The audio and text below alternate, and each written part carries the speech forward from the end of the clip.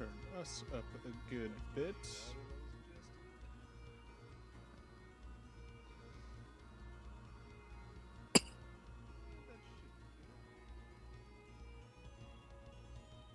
Anthem, speak. All right, let's test this out a little bit. Good bit. Stream delay is hard to get through.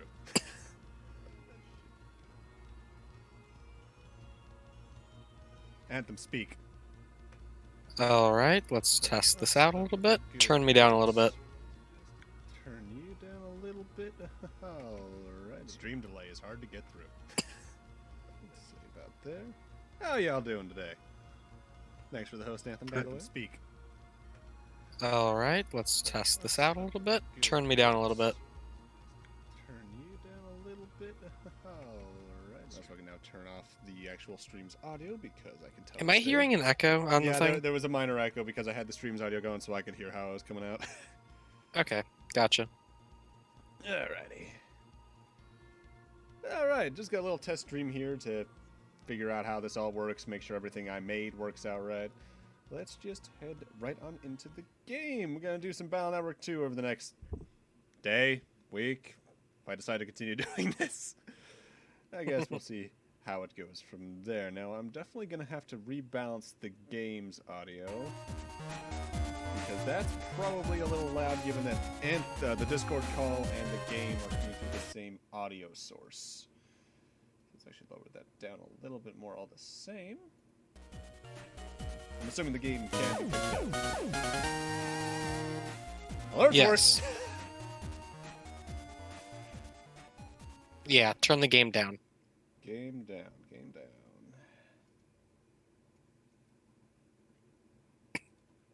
I also might have to play around with getting individual sources of audio for each of these instead of just using desktop audio. At least what the game is assuming is desktop audio. Which, if so, that can be figured out eventually. Smile. Alright, let's not fuck around. Let's just get right on into it. Oh, it apparently captures my cursor. I did not know it did that. Oh boy, I have not played this game in 2 years, I think. It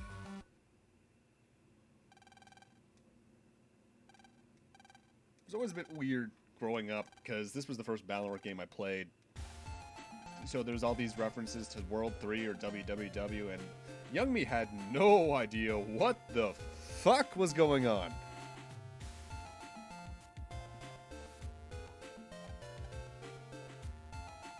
Mind you, that makes it sound like I pretend I know what's going on now. Ever? Yeah. Because outside of gaming, not often. I'm surprised I remembered that panel grab was there.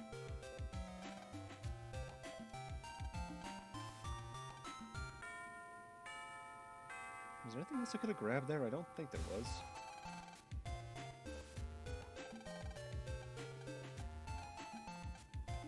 Homework. I'm glad I don't have to deal with that now.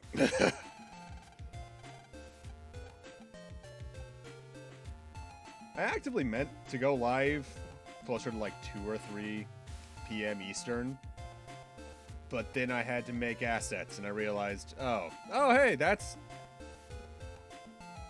that Patrick dabbing. Yes, it is. I love it. I'm sure you do. It's not the I'm classic, sure though. you do. It's not Doug. I think I got everything I could in here.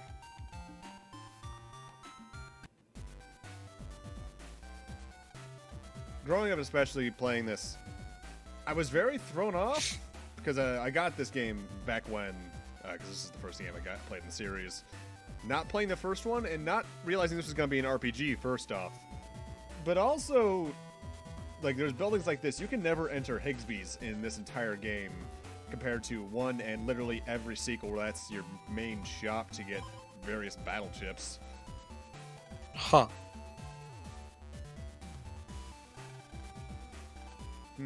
Unique NPC in a Battle Network game. Totally no one of worth. Cack! Oh, wait. I just realized. What? I'm not a mod. Force a habit. Oh. Well, hold up a second. I was trying to make a pyramid, and then I got the fast message. How does one make a mod?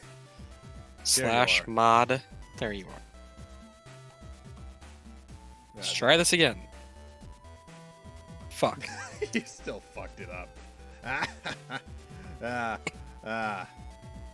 Beautiful.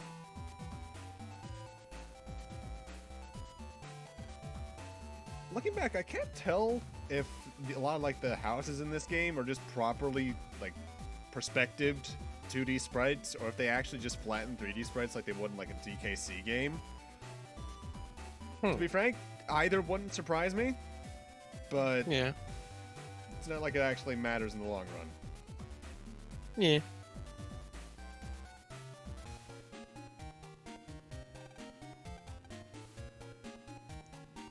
Totally weren't going to ask me on my report card, Mom. Don't do that at all. Don't. Lan is a lot like me prior to sophomore year of high school. In that he neglected. Here, I'm moving us to the stream channel, by the way. Okay. There we go. That works. Just so we didn't have somebody randomly join in. Yeah. Yeah, that would have been bad. Well, not awful, but would Not have been annoying. Bad. But, like, especially if they weren't realizing you're streaming. Yeah. Especially because, no, I don't stream. It's you. Yeah. And I'd like to note, like, I think this game came out, I forget if this game was 2001 or 2002, but just the age of Lan's computer here is ridiculously old. I'm talking, like, the iMacs we grew up with in, like, elementary school, the weird triangular ones. Also, random poster of Duo. It's always weird to look back at Battle Network 1 LAN and 2 LAN, and, like, he was lazy, but he was actively ignoring what he should do lazy compared to 3 onwards, where he had a bit more urgency. Yeah. Tutorial battle. That they have in every game and no option to skip it.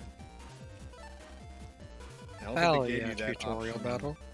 I don't think they gave you the option to actively skip tutorial battles. Until Star Force, if even. Maybe Operate Shooting Star, the remake of the first game on DS. To be frank, it's been a while. Oh god, that's a lot of skitties. I wish Cake was here. Yeah. Especially because if I'm a mod, that means you're the only one who could delete it. Even if he was also a mod. Yeah.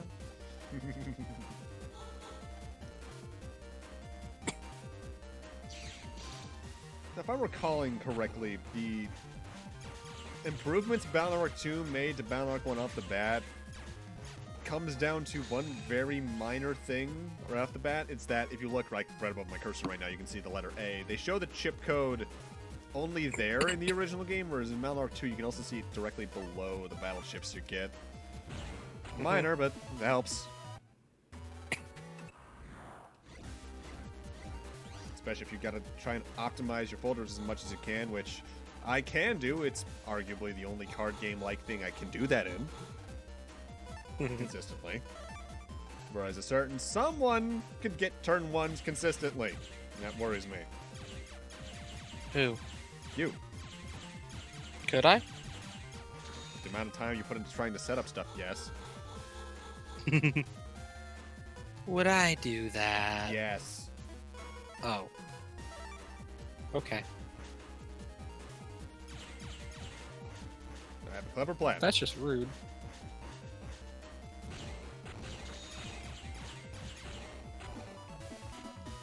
God, I love this game's soundtrack. Oh, hi, Zelda. Hey, kitty. Kitty. Swear to Wait, I God, just you realized. Hmm? What? What? You were going to say something. No, wait, what? I don't know. You said you just realized, and I said I just realized, and we were both about to realize something very different. What were you about to realize? I was about to say, I swear to God, Zelda, I just realized you could jump on me and ruin this all, and you don't normally do that, but you could today just because cat! See, I just realized that because of the way you have a chat set up, I can make larger pyramids. Yes. No! Overdid it by 1. Oh, did I? Yeah. Okay.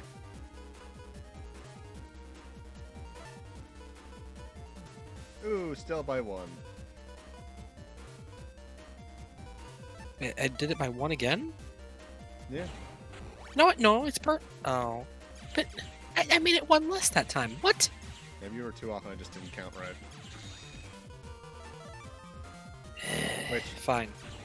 very character for me. 2, 3, 4, 5, 6, 7, 8, 9, 10. Should at kick to see if he'll react to that. Ooh, asterisk chip. You know what? I will consider using that. None of these are good right now, but at the same time, for getting certain things, working my way through a folder quicker does not... no, it is helpful, rather. Area grab's useful. I'm not going to need many recovery chips this early on. Between the amount of damage enemies do being very low, and my hopeful way to... the ability to remember how to play this game, I should be fine. Imagine remembering how to play a game. As a Sky speedrunner, you cannot relate. As a person, I can't relate. Fuck you mean? Fair enough. Yeah, haven't gotten enough. You're not supposed to agree to that, you asshole. Yeah, probably not. But who cares? It's the internet. We're all friends, except those who shouldn't be friends. The more you know, knowing is half the battle, G.I. Joe, blah, blah, blah. Overdone joke. I just realized I forgot to post the announcement that I'm going live on other channels. Ooh, shockwave. I will take shockwave for faster 40 damage for the Metar fights.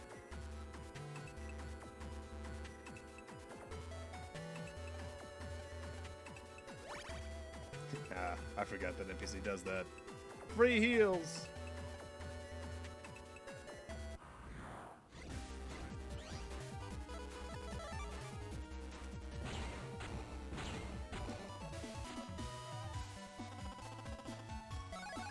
Really hard to get above busting rank 9 this early on because you just don't have anything. That's, yeah, it's kind of how RPGs go, I guess. I don't know what that means, but okay. Busting rank is a stat you're given at the end of a battle, which sort of determines your reward. It's determined by the time you take. If you take in a certain amount of damage, or damage at all in some cases. It goes from 0 through 1 through 10, and then S. So Okay. you'll generally only tend to get S's more often than not in boss fights, where you get more worthwhile rewards, like that particular boss fight's own battleship and summon, so to speak. Okay. This game is weird in that it tries to be both an RPG and an action RPG in the same sense. And while I think it does both decently well, it's very hard for some people to get into because of that. That's fair.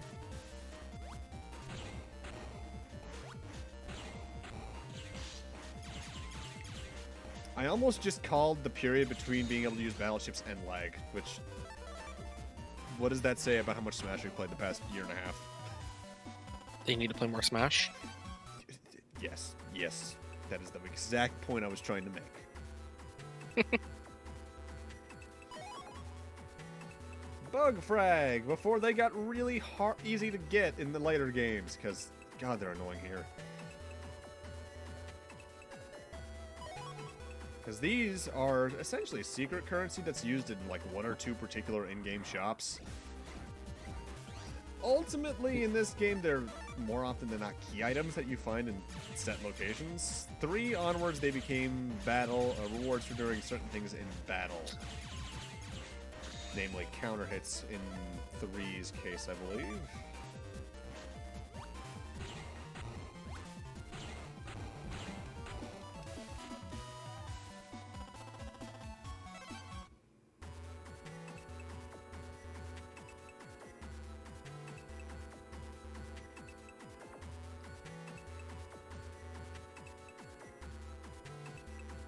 So is the game's bitrate looking good on Twitch?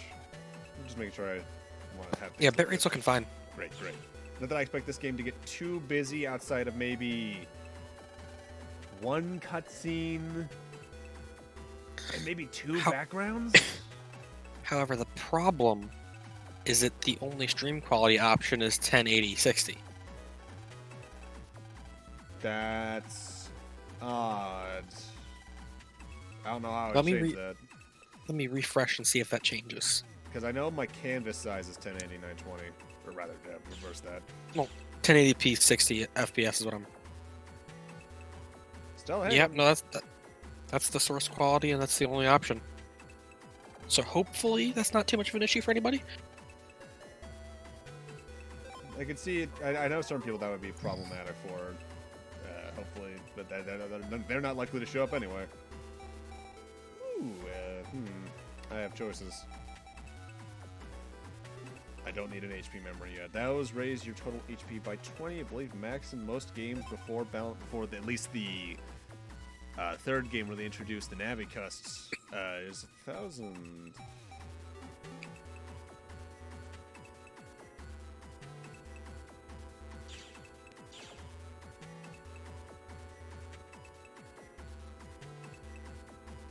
This game's structure is kind of weird compared to other Battle Network games, because usually your first task is to, outside of doing the tutorial virus battle against 2 Metars, 2 Metars, and 3 Metars, is to do something to get you introduced to the starter net, which getting these particular datas for this Z license test is.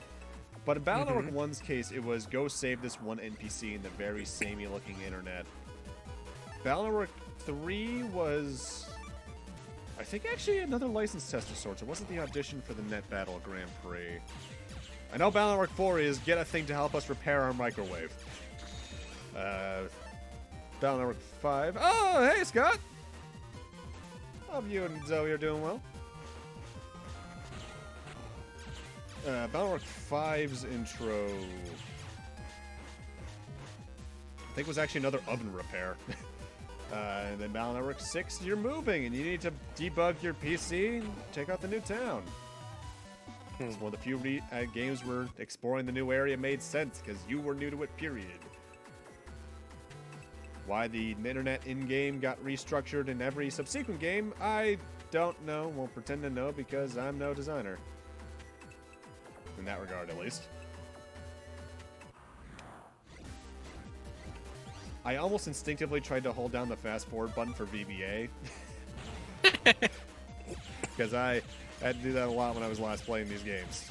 Because I marathoned all 6 Battle Networks and all 3 Star Forces back in my environmental science class. I think that was technically my junior year, but it was 2 years prior to my graduation. Oh yeah, late stream, Scott. We only got started a while ago because I had to make, for instance, the layout you're looking at the stream on, had to make sure everything looked good, gotta get all the audio bits down, such as the alerts, in case anyone follows, raids, or hosts. At least those are the ones I have set up. I don't think I'd be able to get bits. Scott, a full run of this game without being a speedrunner would be a good 20-hour stream. Not counting grinding. So this is just me testing out, make sure everything works. I'm probably going to need to look into figuring out how to add more quality options. Just for those few people that can't do 1080-60.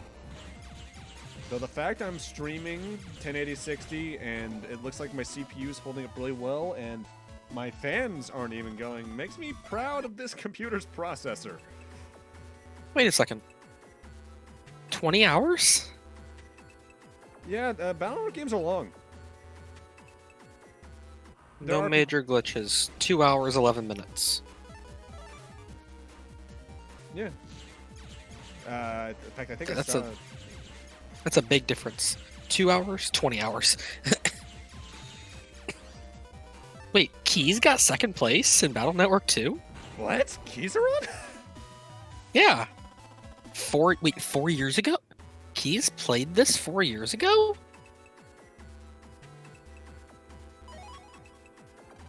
Was it for like a T? No, I doubt it was for a TFS thing because that's not been going on that long. Oh, it's only been going on like 6 or 7 months. How did... I mean, I know he used to also run Robopon, which is another Game Boy Color, Game Boy Advance RPG series, although I think Robopon only got 2 games. But that's an Atlas game, which is a very different thing than a Valor game to run. Not to mention, Robopon somehow has more RNG elements. Yeah, he's second for no major glitches and any percent for Battle Network 2 for 4 and 5 years ago. Huh. And 8th for any percent blue for Battle Network 3. I'm gonna pretend like I know what that means. Blue, starting from Battle Network 3 onwards, the game started getting kind of the Pokemon tree where they'd be divided into 2 versions. Oh, gotcha. Blue and white are the versions for 3, although it was white and black in Japan. Red Sun and Blue Moon are Battle Network 4, Team Proto Man and Colonel are 5, and Cybeast Falzar and Gregar are 6. And that continued into the Star Force games, where it was... Well, Star Force was the weird game, in that there were 3 versions of that game, Dragon, Pegasus, and Leo. And the differences were minor at best.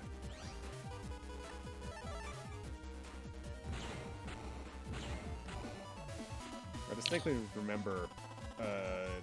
actually, wait, Scott, you might remember... did your class back at Sherwood... I think this was Sherwood. This may have been, like, Year 1 Oak for us. Do that field trip to that one science center elsewhere in Mass where it was for the Challenger, like a memorialization of the teacher who died on the Challenger. That was definitely our school. I can't remember if you were at that trip or even got to do that. I just realized that means Keys had the world record in this game at one point because the first place is only a year ago. Huh. Huh. Neat. That's different. We've got mail. Mail code. Not something you'd expect. Yeah, that's surprising. That's always... as a kid, the names of the characters in this series always puzzled me because you got characters like Lan, Mail, Dex... Almost every major character in this game, at least out of the kid group, is named after a piece of computer electronics, like LAN is Local Area Network. Yeah. His twin brother, who is revealed to have died near birth in the first game, is Hub. Yeah. It's just always weird to look back at that. Didn't go on that yet. I always remember... because I think you might remember at least where the old Game Underground location was near Natick Mall, but not at Natick Mall, what used to be Game Universe. When we passed by that, I was actively playing Battle Network 5 on my GBA at the time. And I forget who, someone in my class threatened to tell me off to the teacher, but I looked at him and just went, "Boy, you're playing on your PSP over there. I'm not going to pretend that you shouldn't be getting in trouble too here." Yeah, the last time I streamed was with you too, wasn't it, Scott? When that weird echo happened, and was that Pokemon Crystal that I streamed back then? I think it was, because that was for graduation. Or I may have, barring the Shovel Knight recording streamed one other time since then, but I can't remember exactly when that was. More shockwaves, and I can't do the registration system on that, because that's another thing you can do in this game that I think this game added. If you have a particular chip in your folder you want to have at the start of a battle, you can press select in the folder to make that show up first. Though, as you may have seen back there, if you look on the folder thing, it says 4 megabytes up at the top, and each chip has a value of 4 and above in megabytes. You can only select something that you can fit. Yeah, okay.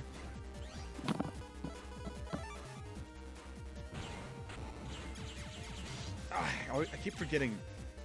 The Canna-Dumb enemies are very inconsistent in Battle Network in that sometimes you can just get targeted and then step back and they'll miss. Sometimes it only targets the exact square you're on. Other times it's the entire row if they hit you.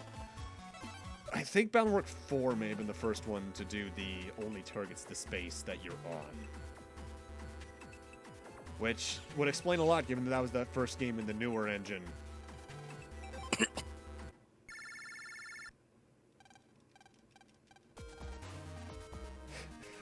I also remember as a kid being confused at Glide's existence, because most other net navies in the Battle Network series are based off Robot Masters from the classic series. Like Mega Man's pretty self-explanatory. Roll is Roll. Gutsman is Gutsman.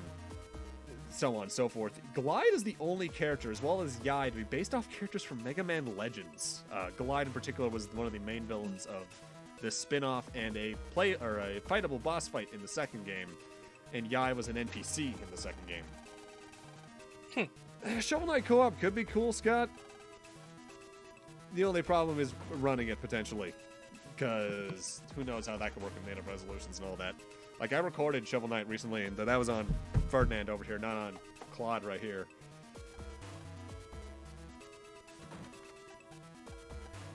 Okay, now for the first scenario in Battle Network 2, which is arguably one of the deadliest first scenarios. We gotta save kids from suffocating in gas.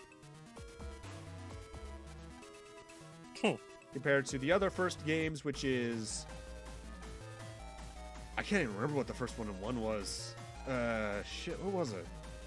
I think it was your oven caught fire as a part of a cereal gas attack, or a fire attack thing. 3 was Flashman, and that was just a guy stealing something from your school's computer system. 4 sucks. And it was Roll getting kidnapped by Shade Man. 5 was a fake infiltration of the Scilab system. And 6 was another fire thing, now that I think about it. And now for the thing I hate most about this scenario. Yeah! The timing to get through these gas clouds is really tight. I got stuck in this first scenario a lot as a kid. But this was one of those games I constantly restarted, not minding the first, 2 hours, just because I'm like, yeah, I'm having fun. Alright,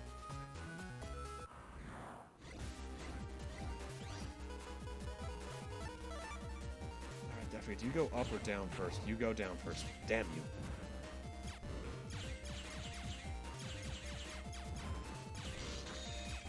See, I hate games where your primary movement is diagonals.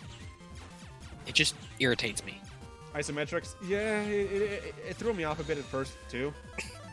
Because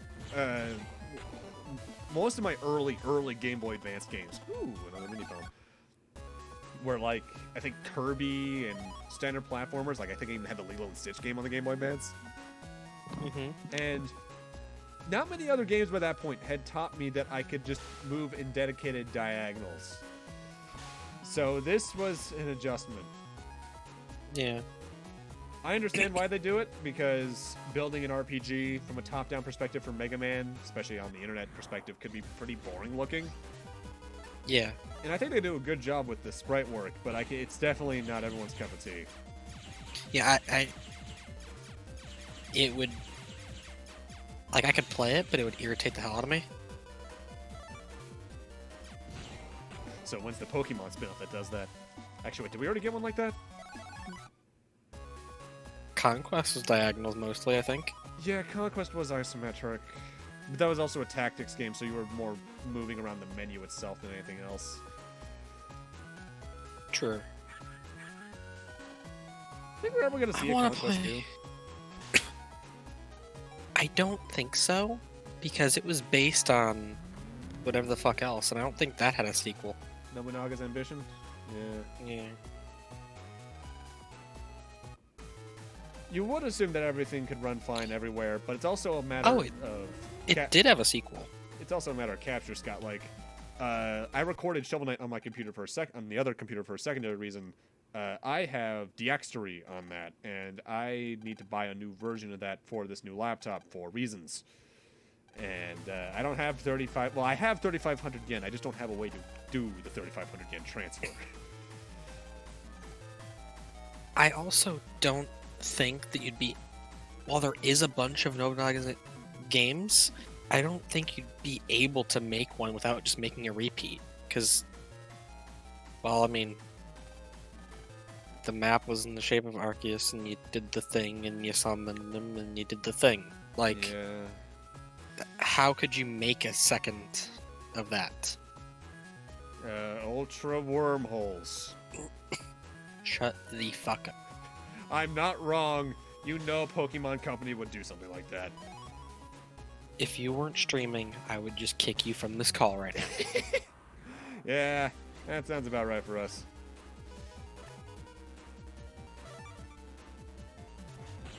Alright, it was Battle Network 3 onwards that had the double delete system.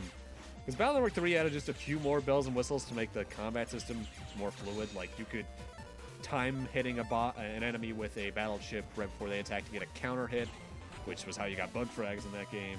Or even get double deletions for extra bug frags. In this, no, you're just stuck with what you got. I also distinctly remember back in, I think, 7th or 8th grade, apparently I had this game's cartridge in my backpack for some reason, and it fell out, and I found it on the floor the next day thinking it was someone else's cartridge. So I took it home just to see where the progress was, then I would take it back the next day. Then I realized, wait, this is my folder. This is my cartridge. Oh, shit. Scott, I'm not talking about getting in the game. The recording, the program DXtra I'm talking about is a recording program. It's what I use to capture footage on PC games because it's lossless in quality to start.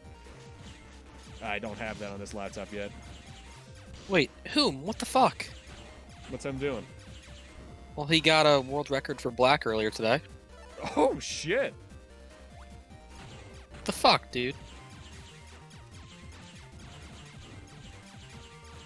They're trying to lure you in with getting world records to be like, join us, Anthem. Come back to speedrunning more often.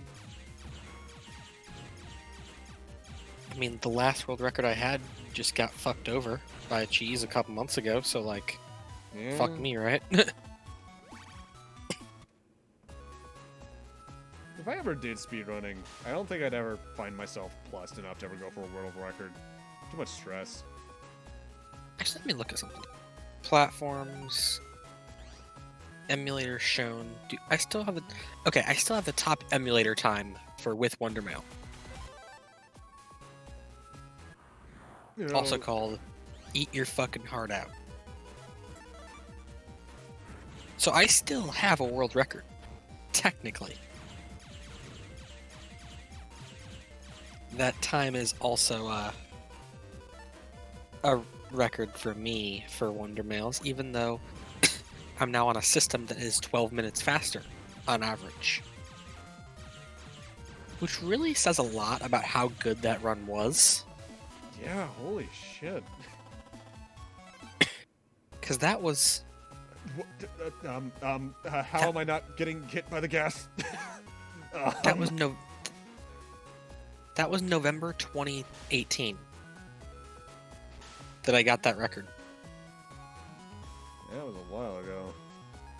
Yeah.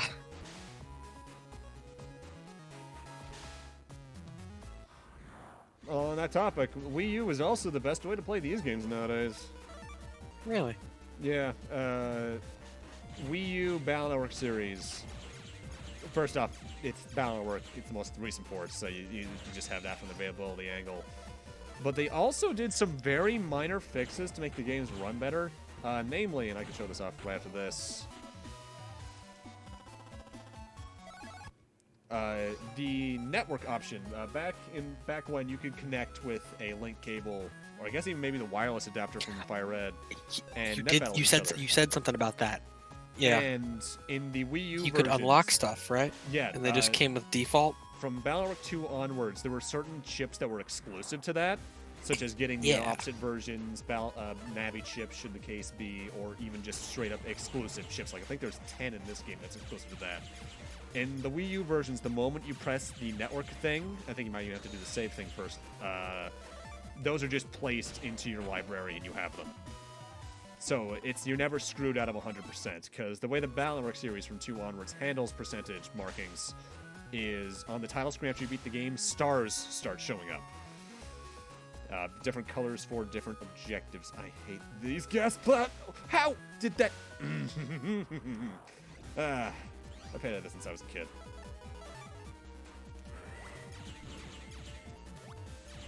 It's not so much that it's too much trial and error. It's too much trial and error, especially for very precise games for world record stuff. Like, I could technically do Shovel Knight stuff. Oh my god, WinG, yes. Because I've done a speedrun of Shovel Knight, technically, trying to get that 90 minutes or less trophy. Which was annoying. super annoying. Though not the most annoying thing I did when going for that platinum trophy. I'd still say that was New Game plus checkpointless. Where you break every checkpoint along the way, because... I think it was New Game plus checkpointless and deathless. Ew. So I had to do everything perfect. And most stages weren't awful, but the Tower of Fate entrance and ascent were objectively some of the most terrifying experiences I've ever had to do. Until Yakuza minigames, that is. Rotation. I'm just glad I finally finished the fucking baseball. All I have to do is do that one last, well, technically two last ultimate battles, and then just do New Game Plus. And God, I hate this gas. No, we're going the cheap approach. We're safe. Oh, hey. Nope. What were you about to say? You know exactly what to say. Insert emote here. But that's rude because somebody else is streaming right now and I'm in call during it. Were you about to do Keys Alive? Yes. It's fine, dude. Given that one is just a meme around in this community at this point, it's fine. It's a force of habit. I've realized.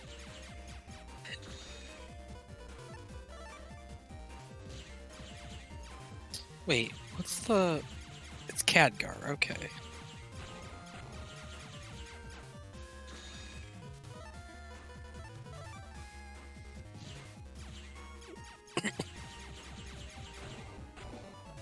I also distinctly have memories back when I first got super into emulation. I think this was one of the first games I did a Game Boy Advance emulation of, just because it was there as a child. Whereas I think the first one I may have done, period, may have been Mega Man 2. Because the way I got introduced to emulation, I'm not even sure if I've ever told you this story, Anthem. Oh god. It was through my brother, particularly. I think it was after I was like listening to Super Mario Bros. Z at some point. My brother heard the Mega Man 2 Wily 1 theme in the episode with the Minus World. And he was like, yo, you want to play the game that's from? And I went, sure, why not? And I don't know from when he had this. It may have been from when he was in college, even. Which was years prior, at that point, I should note. He had a thumb drive with not only FCEU Ultra, which is an older NES emulator at this point on it, but a large majority of the NES's library. And I just gravitated to Mega Man because it's Mega Man, and you know me. Yeah. Wait, Scott, if you got hour 25, you should have gotten that trophy. Isn't that trophy 90 minutes or less?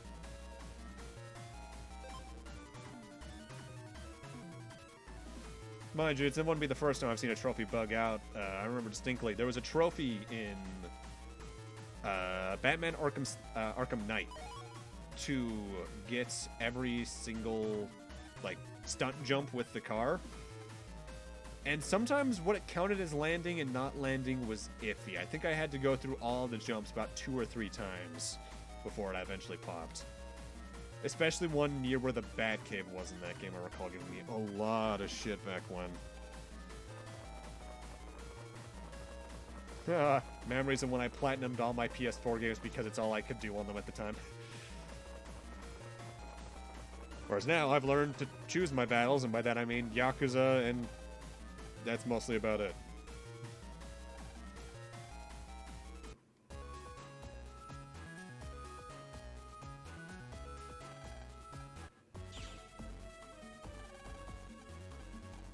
Actually, speaking of Mega Man 2 soundtrack, hey, Airman.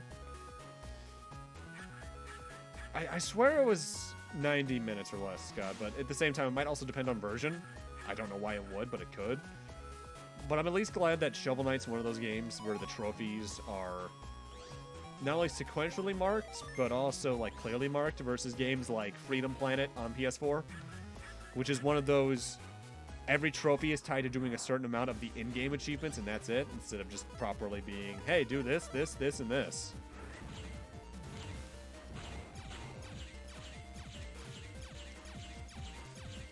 That's a very minor thing I remember doing a lot as a kid. I used to press the B button and try to get a specific frame of when I was shooting. Because they put like 6 or 7 frames into just the very fast shooting animation. Which is just incredible to me. From an animation standpoint that they would go that far. But I'm also very glad they did because these games look great for Game Boy Advance. Alright, save right before Airman.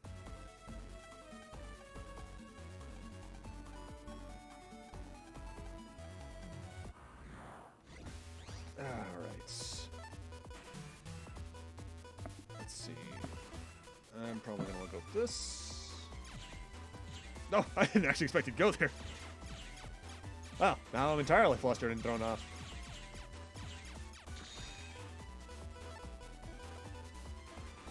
You know what's... No, we'll add next turn. Oh, would you just get hit by something?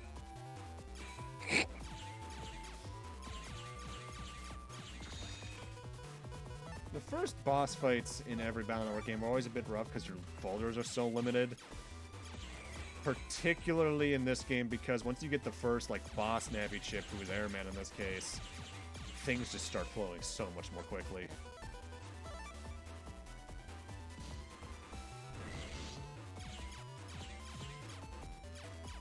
Assassin's Creed achievements especially bugging does not surprise me because Ubisoft seems to have a problem with coding games well.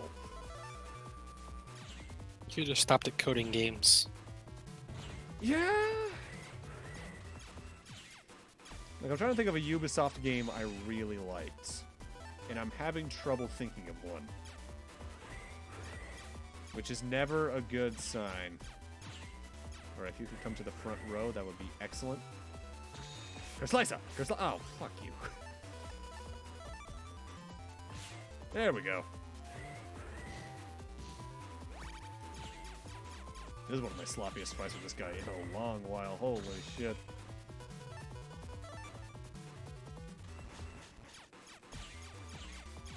It'd be one thing if boss movements in this game had some amount of a pattern, but a boss in this game can go to just about any tile they want at any time they want. I see that. It's only standard virus enemies that are generally limited, like the Metars can only travel along their column. Same with the cannon tanks. Some can only go across their row. Some can go across the entire row into your field as well. What? Those are namely the fishy viruses. What they do is they generally only stick in their column, but the moment you run into them perpendicularly, they just dash across the entire column as their attack. Huh. And we saved a 12-year-old from being gassed to death. I hate Yai. General rich character stereotype stuff. And now for one of the darkest moments in the game. Also would like to note, you can just barely make out his face, but this guy who's talking here isn't an actual... Well, he's a character, but he's not... This isn't his actual portrait. This is just a standard NPC adult male character portrait with the contrast turned down to 2. What? Seriously? Yeah, because like you could just barely make out his face. It was completely pitch black on a Game Boy Advance just because of how bad the screens were. But yeah, Arashi just got bombed. Huh. They imply he's dead, but then in the midquel to this, in Battle Network 3 Battleship Challenge, he shows up fine. Mind you, that game's canonicity is duplicitous at best sometimes. But I like to imagine it is because it's the only time we ever see a Mega Man 4 representative from my memory in the series. Actually, is it? No, wait, Skullman's in Battle Network 1. Dive Man's in 6. Yeah, we've seen a couple of 4 representatives. Oh, wait, I forgot to do something. Jack into the thing. The words you're trying to make with your mouth, Kyle. The doghouse. That's not a real doghouse. The one in the backyard is, but not the one in the front yard. Oh, actually, speaking of which, hey, fishies.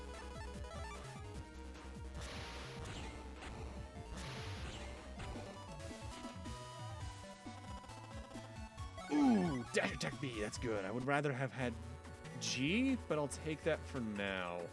Because there's a program events you could do with that in Guts, man.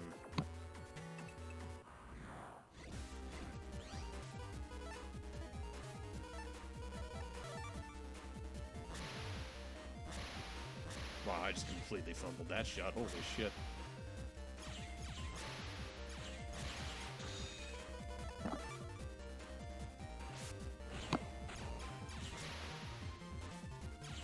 So what you been playing recently, Anthem, aside from Smash?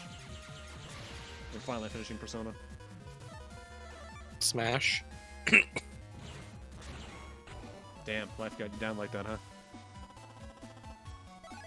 huh? That's one way of putting it, yeah. Sucks that they really did just spring that job on you all of a sudden, but at least you seem to be adapting to it pretty easily. Yeah. Next week is gonna be something though. Well, what's going on next week? Because I'm working 3 10-hour days next week instead of just 4 days, instead of stretched out over 4 days. Ugh. Oh, I actually forgot to tell you, I'm also working 2 days next week. What day? Friday as usual, but then I picked up an extra shift on Wednesday because my boss, Barry, is going to be out of town on vacation for the next 2 weeks, and he tried to see if I could fill in any spots, and Wednesday is the only day I know for a fact I don't have anything else going on.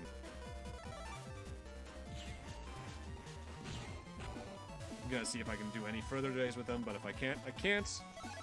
I'm not going to turn down more money, though, because with Paper Mario and Ghost of Tsushima both coming out on the 17th, or having come out on the 17th yesterday, I want to support Sucker Punch because I love them. This is not a good starting setup, but I can make this work.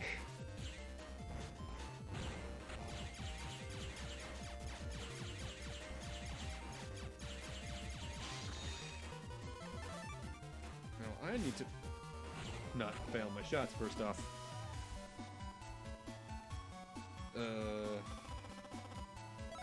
Ooh, guard asterisk. I will actually put that in my folder because that's useful. Plus, it allows me to get through my folder faster, and that's always a good thing.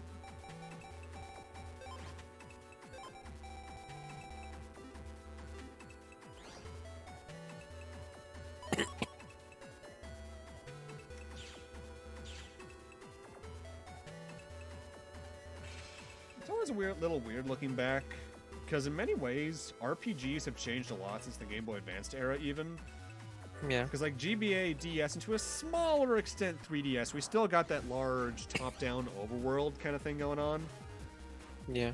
Starting from, arguably, the GameCube onwards, we started getting that thing more often where you had more so just multiple interlinked maps that were their own areas.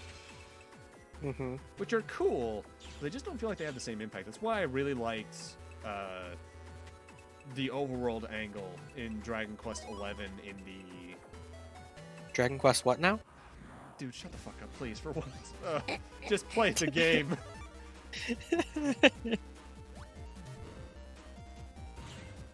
I know you'd like it, too. But in the Switch version, you got that 16-bit look part to it, which has a proper, or at least a more proper world map. Mm-hmm.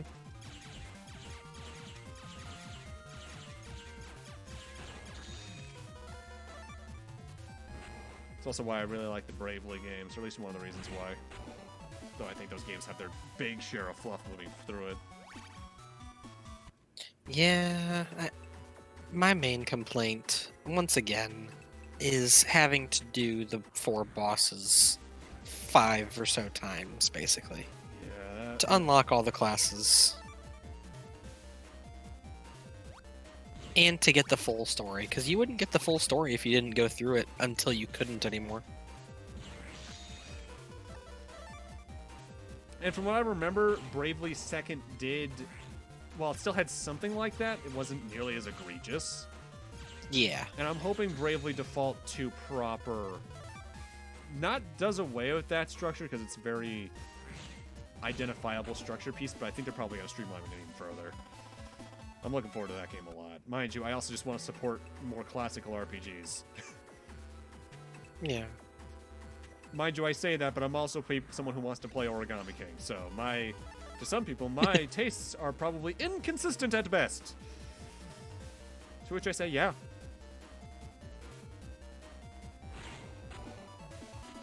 This background creeped me out as a kid, by the way. Ooh, recover 50. That is... That chip code doesn't gel with what I have here at all, but if I need to recover a single Recuv 50, it's better than a Recuv 10.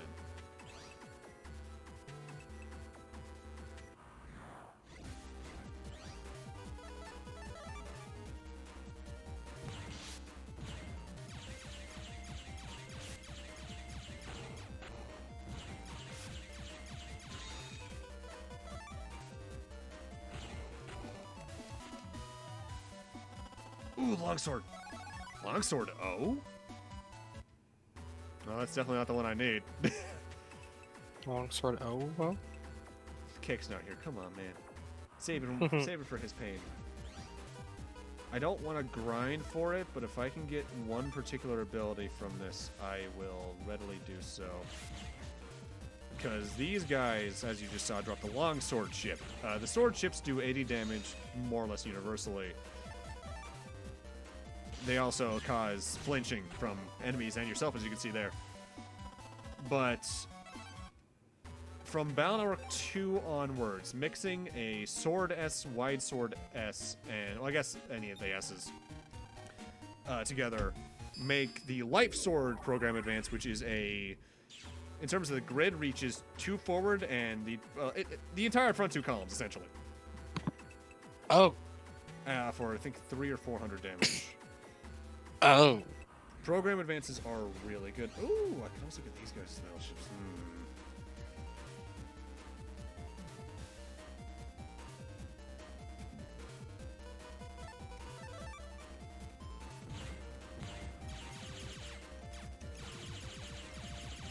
Mash the ever-living fuck out of the controller!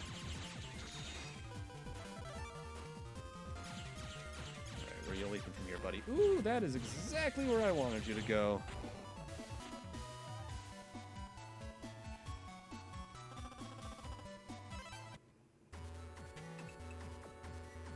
Let's do a little bit of grinding. Not enough to be ridiculous, but just enough to get some stuff out of this.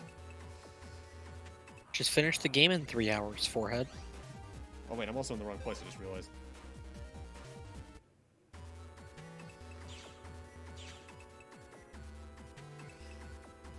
Mind you, I say that, I should probably just get a guide of where certain things are up so I can remember things more quickly.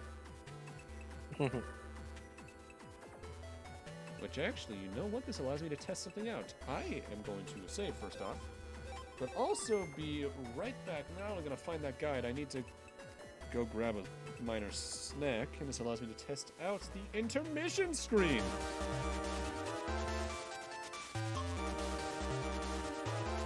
Alright, let's get those guys in first.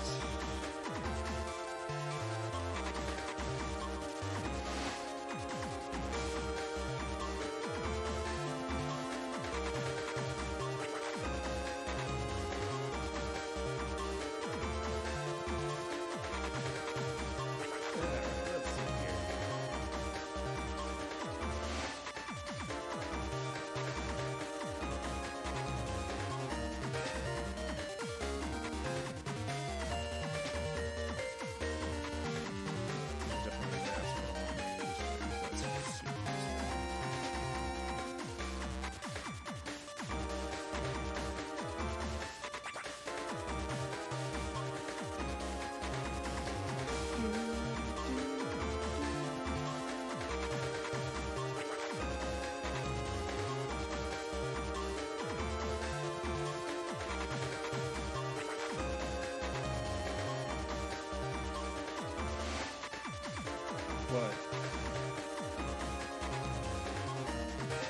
What did the randomizer do?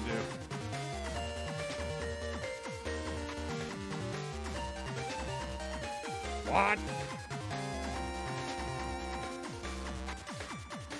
That's inappropriate.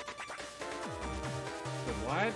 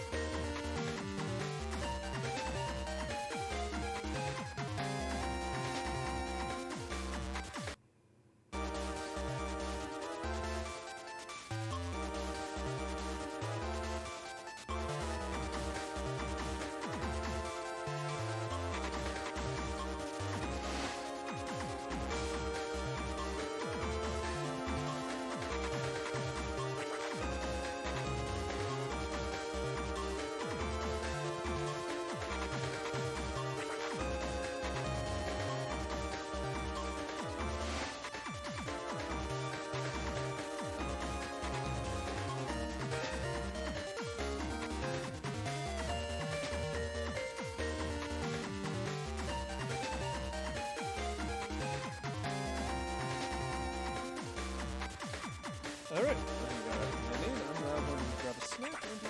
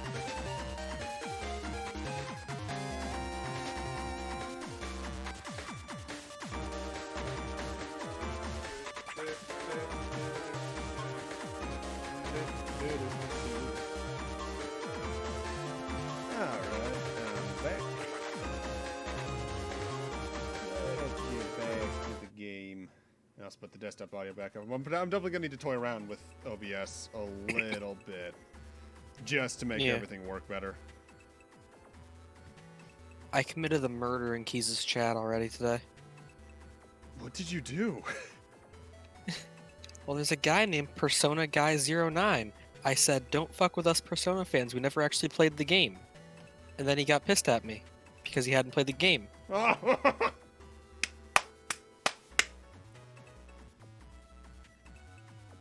Beautiful. Ooh, I just realized one graphic thing I'm going to need to fix between streams. So if you look carefully, the top of the message on top of the chat right now is clipping onto the yellow bar a little bit. Oh, for the love of God.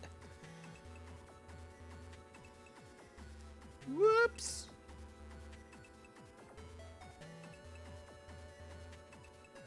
Also, I should probably put that announcement in other chats. What? The announcement went live. I did it in my own and a couple others. Oh, thank you. I'm pretty sure I called you a fucko in mine, so. Oh yeah, you absolutely did. Ah. Where the hell is an AirFly server?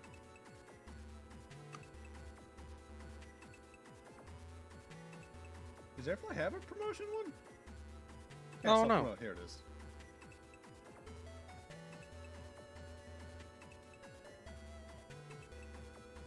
Hey, Bun Bun.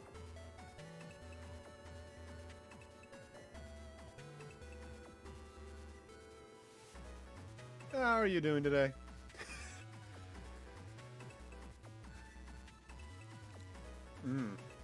Zucchini bread.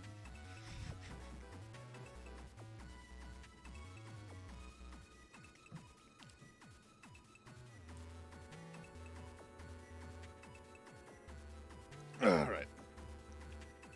Oh, this isn't allowed. You're watching Yu-Gi-Oh! Original GX or anything else.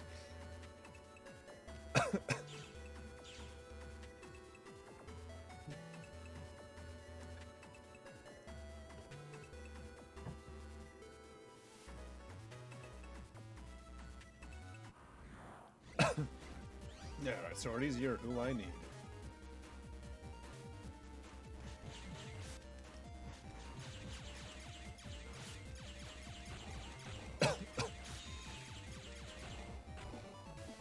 Yeah, which Yu-Gi-Oh? There are no wrong answers here, surprisingly. Yeah, after watching. Oh. Ooh. Join the club, because we watched all of GX. And then we got into Zexal, but we haven't watched that in Month and a half. half-ish now, yeah. We still have 30 episodes of that to get through. I think you'll survive, OG. Original Yu-Gi-Oh! Is relatively easy to digest. The only part that can be a bit rough in my experience is the Orichalcos arc, I feel. Mind you, I say that, but as apparently, Anthem, no. You're not 4 kids riding staff. It's funny the once, it's not funny more than that. God damn it, 4 kids. Wasn't it like 7 times that episode? Yeah, just about.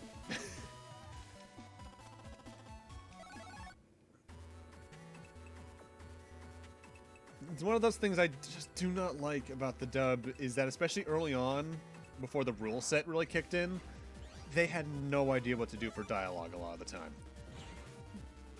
Yeah. And to an extent, I get it. Because it's hard to write. Based off that, Bunny, you just tried to do a pyramid, didn't you? What? Oh, wait, no. I don't know why. I read your message and their message as from the same person. Almost to the Pegasus duel. Oh, boy. Toon World shenanigans. Toon World. It's not that bad. Oh, there's salt on the zucchini bread.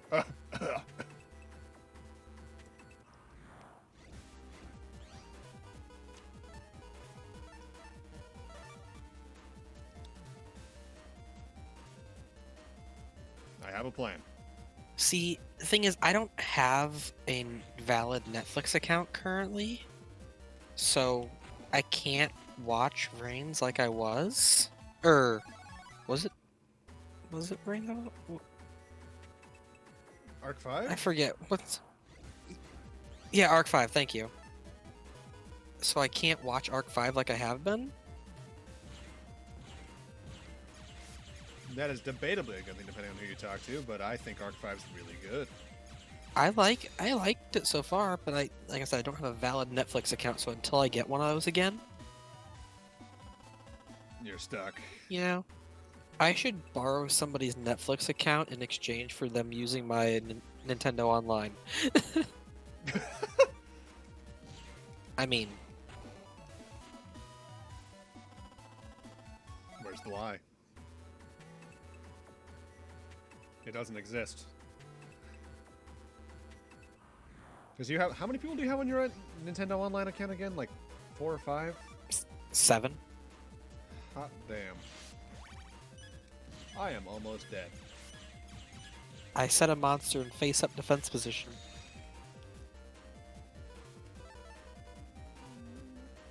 Yes, you should get pizza, Bun Bun. Oh, I forgot Swordies can do this. No, you die now. Swordies are one of the few enemies that can use area grab on you to take a column away. That's, I'm in danger. Alright, I'm gonna go for 2 more battles with them, and if I don't get Longsword S, I'm just gonna continue on. Fight Gutsman, I think I can do that this day.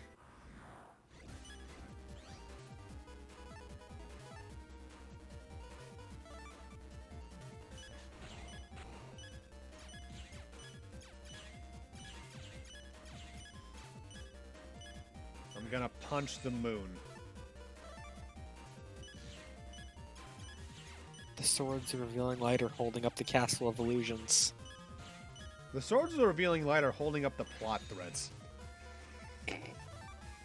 Because, God, that card saves his ass more times than I can count throughout the series. Yeah? Makes Jaden's use of emergency provisions look liberal. Conservative, rather. I was gonna say, well, I mean, not... Swords of Revealing Light wasn't every episode. Emergency Provisions was. Just about, yeah.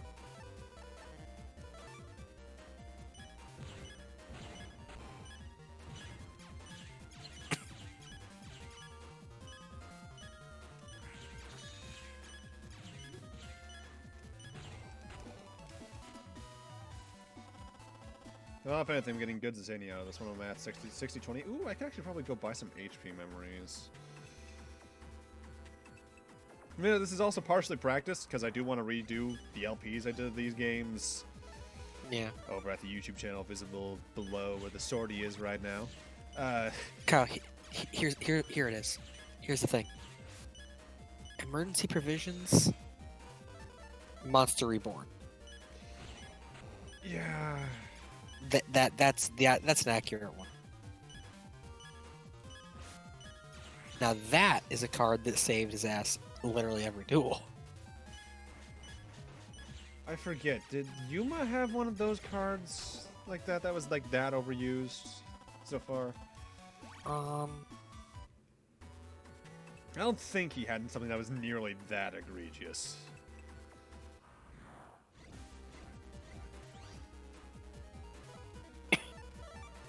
Hang on, I'm gonna look up his deck real quick and see if there's anything I can remember being... Like barring Utopia because Ace in the Hole Monster. Yeah. That's like saying fucking Jaden with Flame Wingman or Neos. Especially Neos. Or, you know. Yeah, but the thing is, Neos wasn't in the first 50 episodes. Yeah, So. wasn't in the season 1 period. Shame because it's a cool card. Yeah. Let's see here.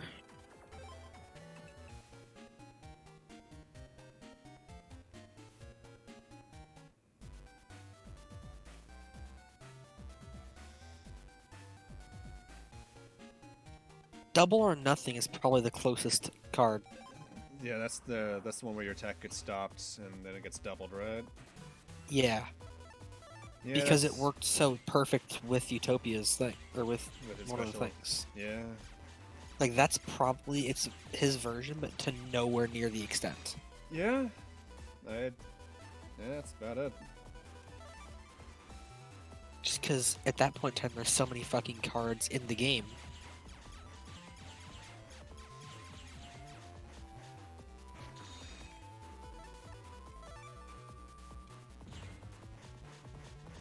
I remember distinctly almost buying an action figure of it. I forget who made it. It may have been Jack specific at the time, even. Of this particular design of Gutsman. To the point where I look over. Oh, or Mirror Force with Yugi. Oh shit! I forgot that punches them. You know how I told you I built like a little Mega Man shelf? Oh god, I accidentally put the emulator out of focus. How I built that little Mega Man shelf on my little thing over here to the side. Yeah. In that, there is about 2 or 3 just pure Battle Network action figures. Huh. Because I like this series a lot, and I've had them since I was real little. I'm gonna need you to get in front of me, not like that.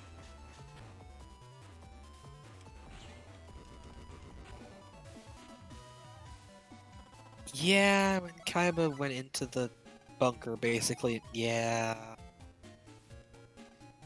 Kaiba is literally, no, only I can cheat. I mean, to be fair, he kind of created the system that it ran a lot of. So, like, he's allowed to do that.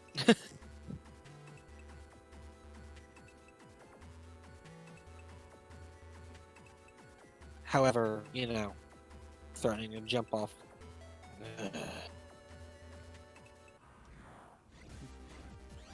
But he does eventually redeem himself by creating interdimensional time travel.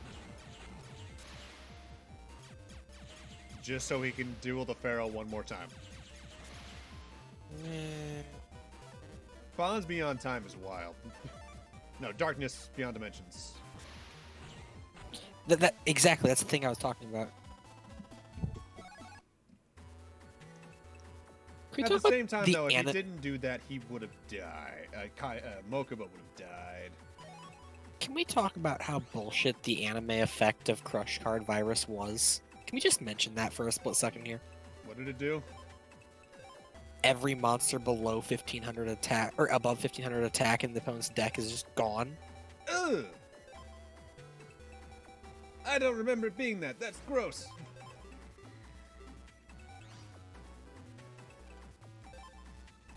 Also, clearly Game Boy Advances.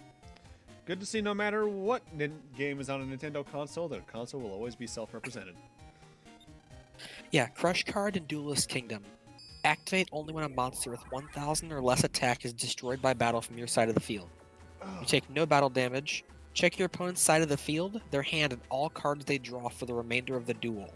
Destroy all monsters with 1500 or more attack and send them to the graveyard. That was the Duelist Kingdom version of Crush Card.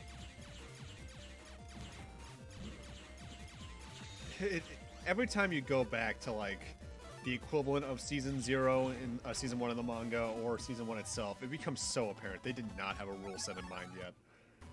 Or at least, like, a super in-depth one. They just had the basic, alright, attack points do this, other points do this. Yeah.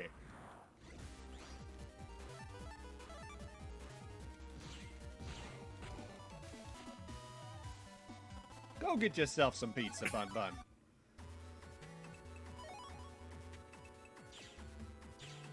I don't have Dex code yet.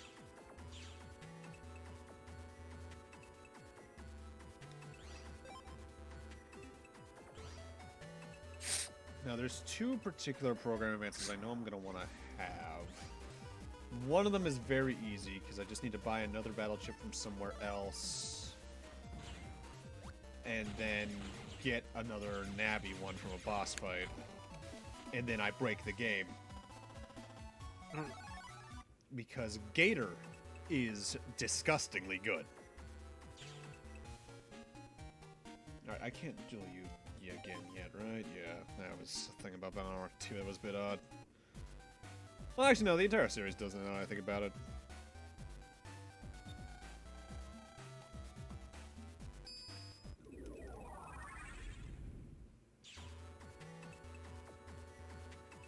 Oh, poor Keys. Hobbs's game crashed. They're just playing Valorant now.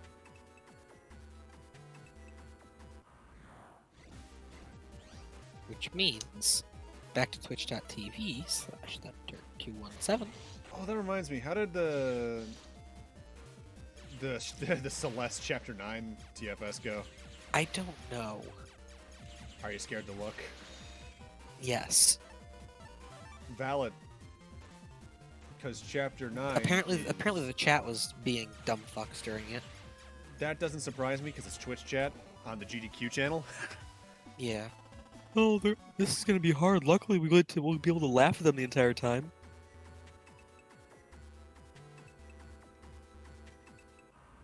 It's one of the reasons I always prefer, at least in terms of watching, just smaller streamers.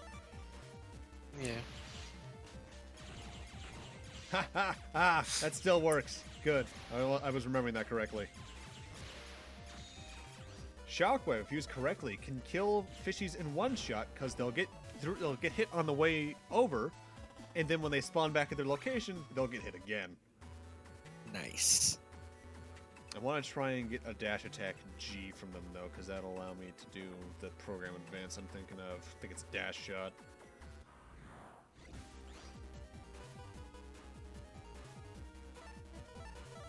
I need you to just dash into my face. Yeah, baby, here we go. Alright, I don't need... Did I get another Shockwave R along the way? Yes, I did. I'd rather have 3 Rs than that. And now we put in dash attack G. Let's organize that, and I'm ready to destroy the game. Well, one of the methods, at least. Is it that ridiculous? Program advances are meant to be your boss killers. More often than not. Oh. So if you use those on everything... Yeah, things can get dead quick. That's the one I just got isn't the worst at that. Or the worst offender of that. That is definitely Gator. But it gets bad. One of them, which I don't think you can complete this one until post game. Its name is Bodyguard, which you need, I think, Anti-Navi, Muramasa, and Shadow Man. You jump into the sky, and you throw down, I think, about 9 shurikens, each doing 100 damage. Oh. To one spot, or...? One enemy. Oh, yeah, one enemy. Wow. Hello, Airman. That's unnecessary. I'll be back in a few minutes. Alright. I'm gonna turn on some lights, because I'm still in the living room here. Because it's cool in here, and my grandfather's still sleeping. Okay. I want to specifically start adding until I get a particular element here. This is the thing. After you've beaten the story boss, the next day, another boss, or that boss has spawned again elsewhere. And this allows you to get their particular battleship, which Airman's in particular is one of the most useful. And after you beat a respective V2, which the V2s are usually just straight up more aggressive and things of that nature, the V3 just randomly spawns in the world, or at least in the area you fought him in. And from them you can get not only the V2 chip, but the V3 chip of that Navi, which is just straight up more powerful.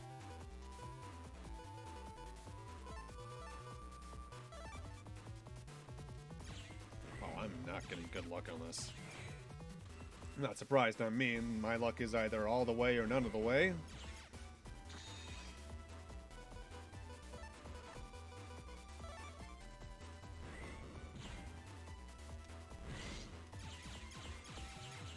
One problem with doing this early is that you can get hurt super easily. Here we are.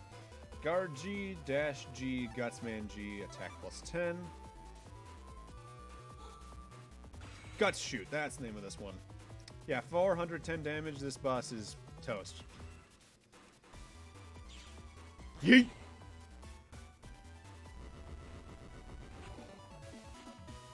The good thing about that particular program advance is that with the other program advance, it codes together since they're all G-themed. Meaning you can wreck some shit. Right, now the L's code with a few other things. You know what, I'm just gonna get rid of escape. I never run away. Well, running away in this game you can do in the actual battles by pressing the L button whenever you're in the custom screen. And usually as long as your HP is above a certain point relative to, well actually more accurately, your level is up to a certain point relative to the enemies, you can get away pretty easily.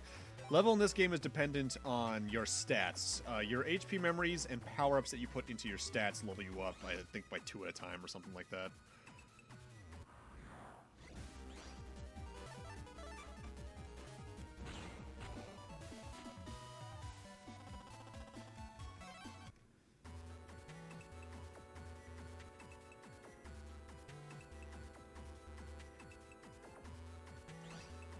With Airman beaten, let's go back to the square, because I do want to buy, I believe, one thing over there. I think. Otherwise, this is just for getting some good Zenny this early on.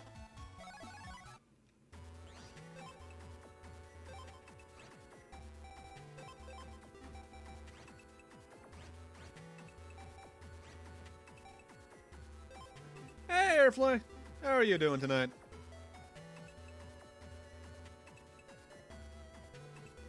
Welcome to the channel, the chat. Got Bun Bun here.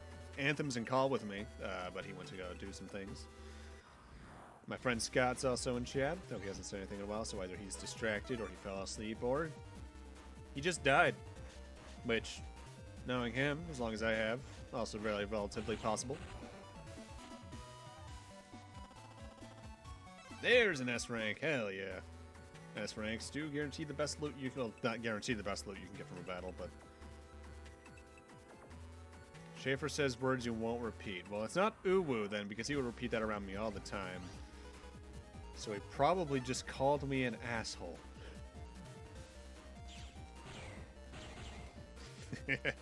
Tell Schaefer I hope he's doing well today. I hope he does well in general, but, like, I already said that I hope he's doing well yesterday and all that. You know how it is. I still can't go in either of those directions. I can't get to the other part of this area until I'm at the other location.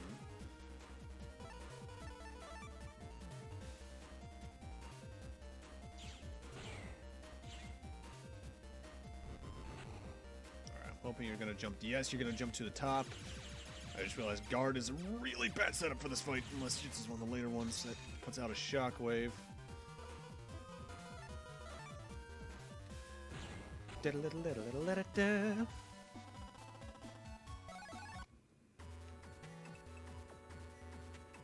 God, I love this game's soundtrack. The Battleworks series soundtrack in general is really techno-oriented, but there's something about this game's soundtrack in particular that just went really hard. I feel like they use instruments the other ones just never did, or at least not in the same way.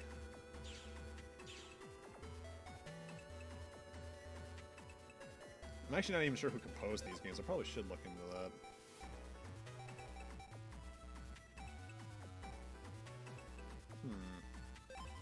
Yeah, I will buy one of those, but not another. Subchip dealer, you got unlockers. Unlocker could be worth it because there's a power-up in the relatively near future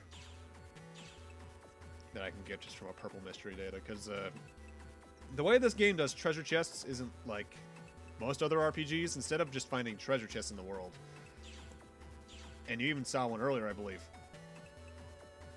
there are these prism-like structures. There's one right there, actually, called mystery data. There are 3 varieties of those from 2 onwards. Green, which is... It spawned... Oh, excuse me. It spawns the moment the world... Or you jack in, and its contents are randomly selected from a list per area. There's blue ones, which are 100% set, and then there are purple ones, which are set. However, you can only unlock them with an unlocker subchip, which costs a decent chunk of Zenny in this game early on. Oh, I got Gutsman G, I got Airman. I guess I'll farm around and see if I can find Airman V3 in here. Maybe get Airman V2 to at least help boost me forward a little bit.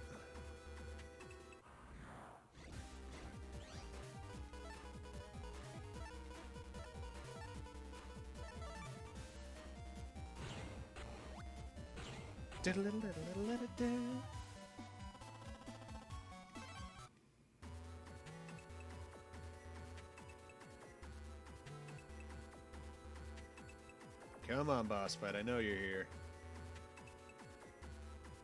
Oh, wait. Actually, there is one way to make it spawn easier, I just remembered. I can use a sneak run. You know what? I'm actually going to head back to that sub-chip shop. The sub-chips in this series are sort of not quite your battle use items. That's just the battle chips, period. They're support items you use from the menu to make your journey easier. Some of them can restore your HP outside of battle. Others unlock the mystery data, like I mentioned earlier, the unlockers. But then there's Sneak Run. Sneak Run is essentially a repel from a Pokemon game, where for a certain amount of time you will avoid battles that are generally below your level. The only exceptions to that are usually just the random refights against the boss fight net navis you fought throughout the game, where they will just sort of spawn no matter what anyway.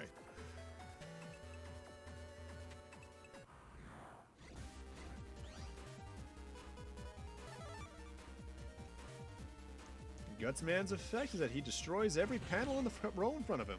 Once the panel, well, not destroys, cracks them. Only when a virus or yourself have left a panel does it become destroyed. You can't step on it until it recovers. Unless you have the Air Shoes battle chip in this game, or Navicust program starting from 3 onwards, in which case, hey, you can just walk on it. Walk on air.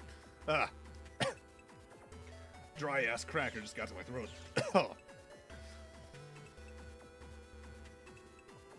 Also, I'm genuinely impressed. Not only is my computer handling this really well, I've only dropped less than 1,000 frames. I'm genuinely surprised by that. Mind you, the last time I streamed using OBS Studio, which was the last time I streamed, period, on my old computer, both its processor just wasn't strong enough to keep up, and in general, it wasn't able to keep up with what I was trying to do with it. Only with video editing like Camtasia Studio 7, maybe even 8, no, 8 and maybe even 9 when I got it, is that a very viable option for like any kind of recording. Still better than Bessie was, because Bessie, oh boy, I love that computer. Started everything I do on the internet with her. But man, looking back, she is rough to use. Part of that just partially due to the age of the computer. Otherwise, just because I miss Windows 7. But there's parts that have been improved in all of them with Windows. Welcome back, Anthem.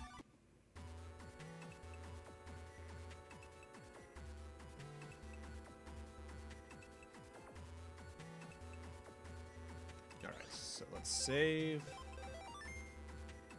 Subchips, sneak run. Now I should have a higher chance of running into the boss fights. Come at me, villain! I'm waiting for you!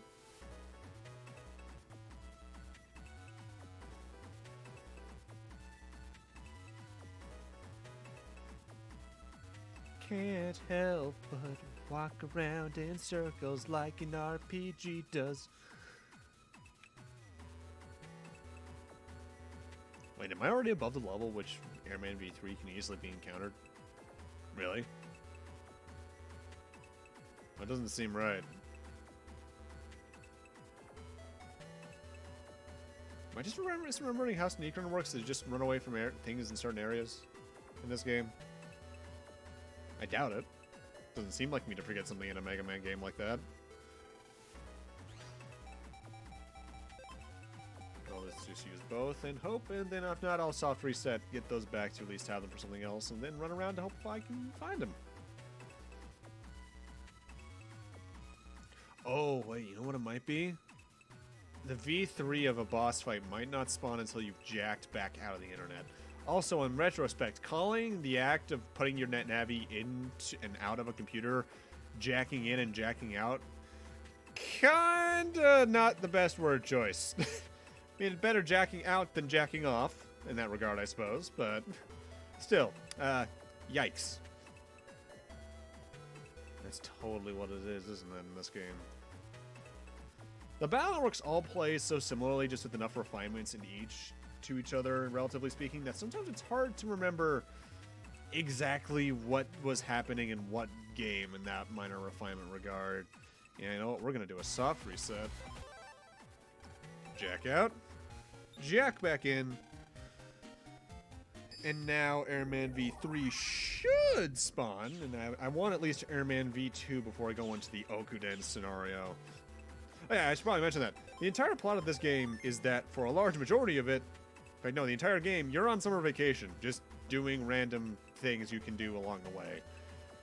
Be it saving the world from a guy who is putting gas into houses for reasons, or going to camp, saving the world from an evil internet terrorist organization.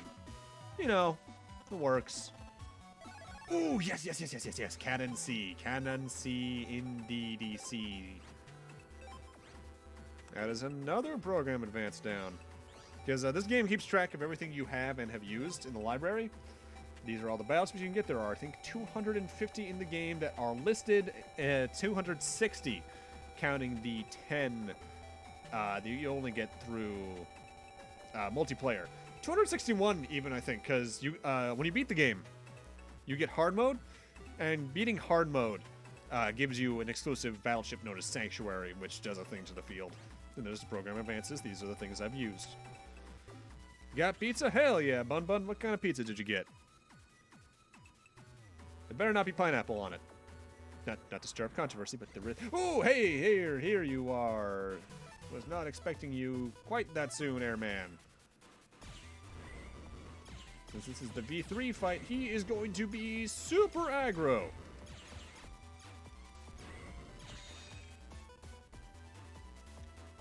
But that only works out the better for me. Buffalo chicken? Ooh, that's a good choice. That's good stuff. I'm really sad. My favorite pizza place, Corner Grill, that was nearby me, shut down due to COVID, and they're not going to be reopening. The owner is considering reopening in like South Shore, northern part of Boston area, but that's a long way away from where I am. And they had really good. Not only was their buffalo chicken pizza really good, their sweet tomato basil was one of my favorite pizzas, period. They had this really good, interesting one called the Harvest Moon, which was like very Thanksgiving-y in how it was made. Really good stuff. I'm sad that they're gone.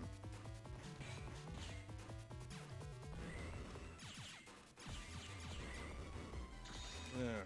Why do I keep getting all of these L's?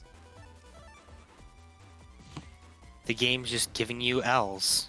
And I knew the moment I said that you were going to be back, and I was ready for it, but I'm still disappointed it happened. Alright. Airman. Yeah, Bonnie Bun, please, play these games. They're excellent. Also, nice little quirk about Airman, as you just saw there. I did like 100 damage. Airman himself, his tornadoes do 50. But if a tornado spawns on an enemy, it does damage. And then when it moves, it does more damage. Interesting. Alright, this is Zeta Cannon. This is just spam the ever-living fuck out of the A button.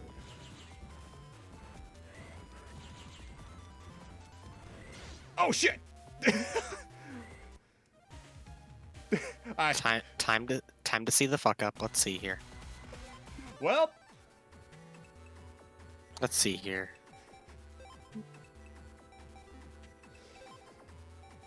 I should note, Airman V3 is technically not meant to be taken on until later in the game. Did you get one shot? No, I got hit once or twice already, but I think I had over 100 HP. 180. And then you went to 0. Oh, that was a one-shot?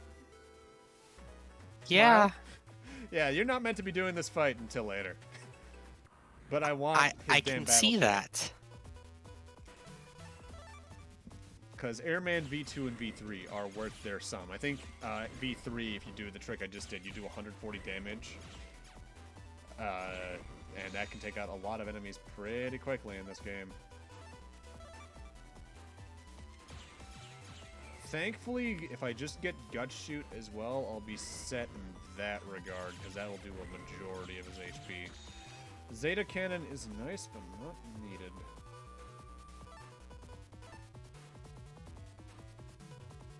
I have enough Cannon Bees in my folder, I'll use these.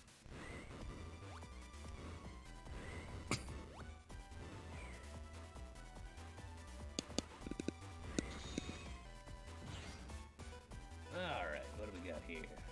Cannon A, Cannon A. Got enough of those in here.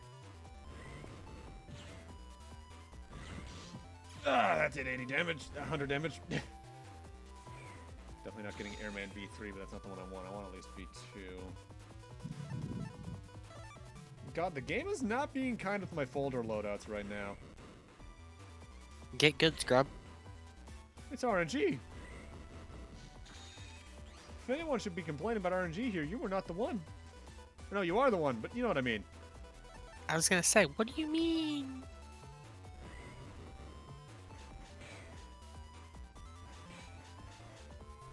Nah. I'm beating this motherfucker.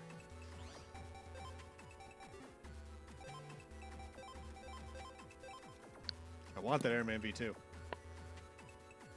It's gonna make the next scenario much easier. Oh, I forget what the limit is on Navi chips in this game in the folder, because they realize throughout the series they changed the way the folder system works a little bit. In 1 and 2, and I think even 3, no, I think 3 was the first to do this. Chips are just chips. The only distinction is support, standard, or Navi. Starting from 3 onwards, they started sorting chips into standard, mega, and giga. Standard chips are your standard attack and recovery chips. They're the cheap ones you can find around, no problem. Mega chips were reserved almost exclusively for the chips like Airman, the Navi chips. And Giga chips were the giant fuck you bombs. Think you played a few as a kid? Same here. The only one I don't recommend going back to, even though I'm going to eventually do it on the channel, is the platformer on the GameCube. Because not Battleship Challenge, it's the weird Game Boy Advance one. Network transmission is clunky.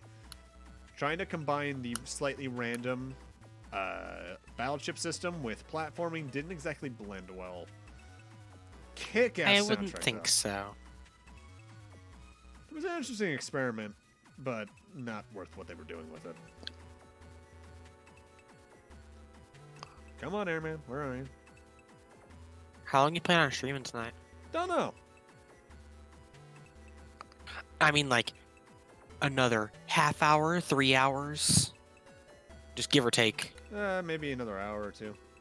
Despite being a test stream, this is also technically session 1. Yeah. Where are you, Airman? You showed up so quickly last time. I want your chip. Guess I'm... No. Reset.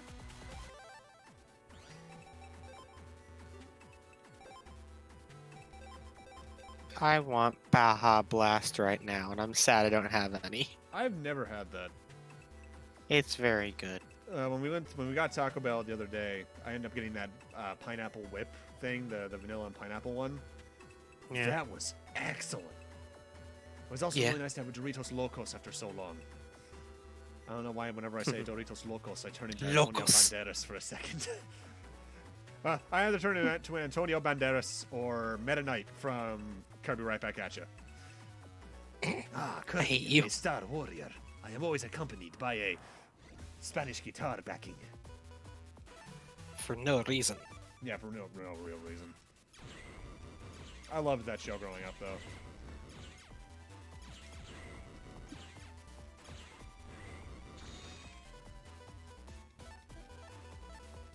Get rid of the L's. Yeah. One of the odd things from, I believe it was Battle Network 4 onwards, is that they actively got rid of the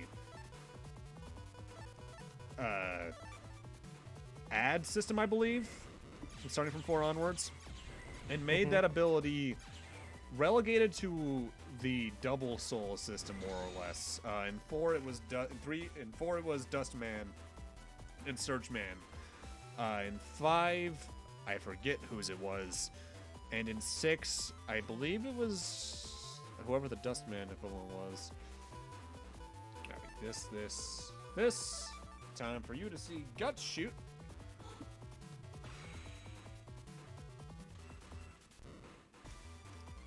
Program advances are really good.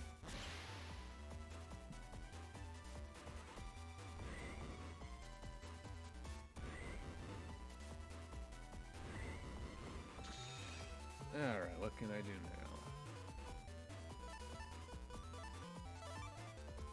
Stay there for a moment. Okay, here we are.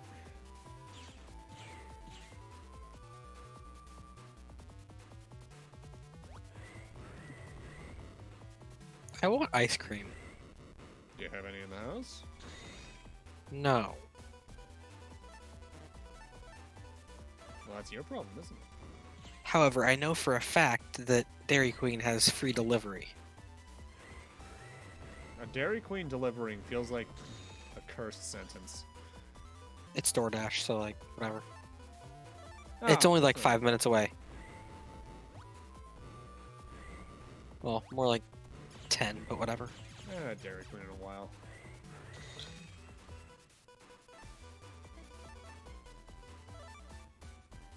It's been, I think, a year and a half at this point. I love the cookie dough blizzard.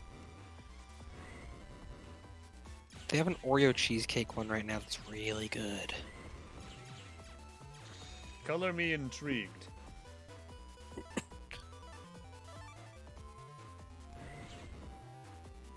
be in line with me. Here we are. Gimme a Mentu. Zenny! I didn't beat it fast enough, motherfucker. Just win faster, forehead. Why am I getting pinged? I swear, whatever Discord message this isn't going to be important.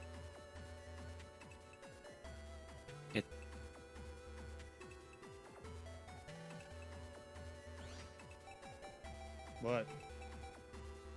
What? The ping. Was it important? No. Yeah, Kinda. I figured. It's... I mean, it's not unimportant, but it's not high priority. Ah, okay, I get you. Did we ever figure out why Zenny is just like the big money thing in a lot of games? Doesn't it have to do with some sort of character thing? Like it's shorthand for money? Something I don't know. Sounds about right.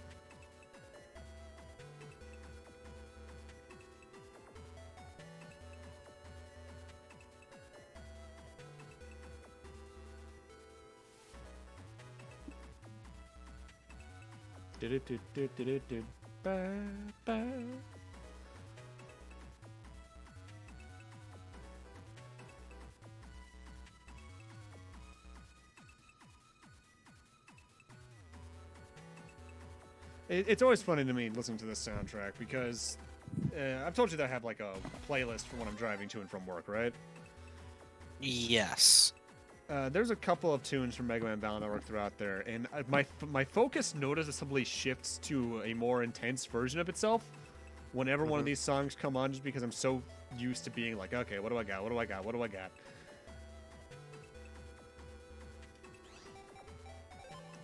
Yeah, I'm gonna give Airman one more try. If I don't get Airman V2, then I guess I'll just continue on.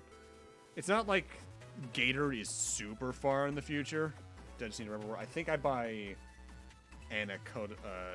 Win G at Kotobukiya. Mm-hmm. Or Koto Square, rather. You can't buy it at Kotobukiya, that's the endgame area.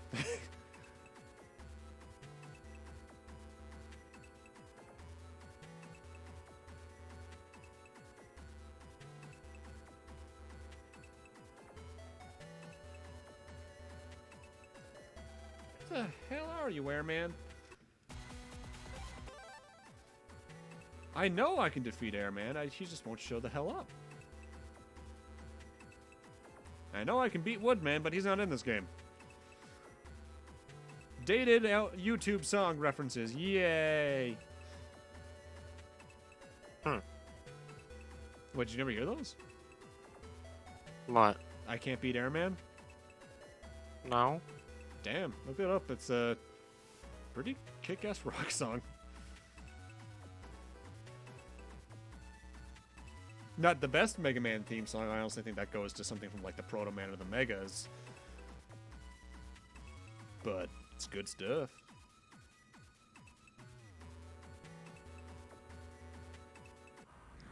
Here you are.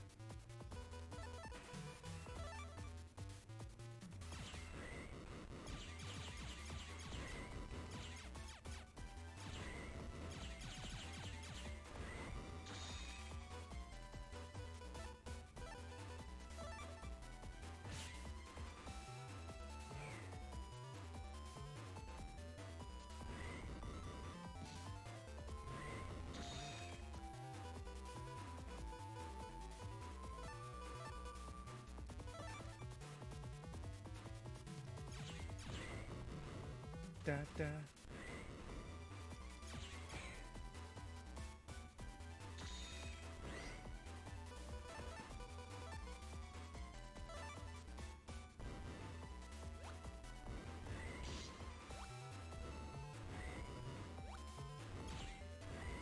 God, your movement is just trolling me right now, isn't it?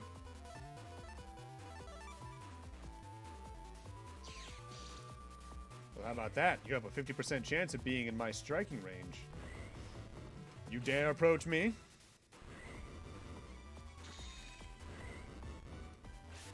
Should have missed. Ignore that boss fight. Oh, shit. I got greedy. I heard that tingle a lot as a kid. Just get this, young me sucked at video games.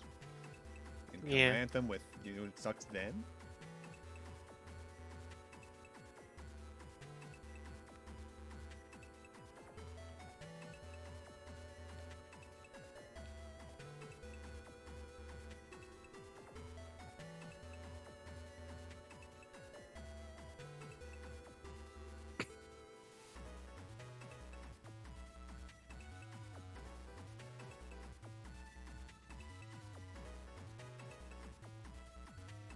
No, I have a sudden craving for. Carne asada. Carne asada.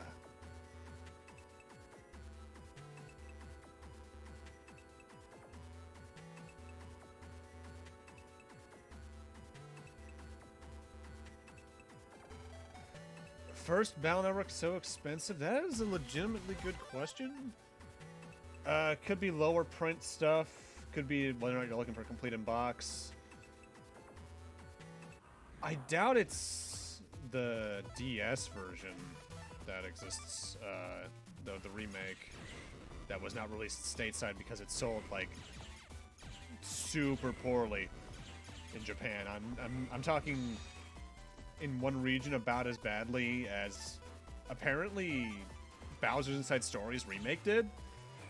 Because I've heard rumors that Bowser's Inside Story and Bowser Jr.'s whatever the hell sold like less than 10,000 units worldwide. Really? Yeah. Mind you, rumors, so I'm not exactly sure how accurate those are, but honestly, given how apparently badly the Superstar Saga remake did as well, I wouldn't be surprised.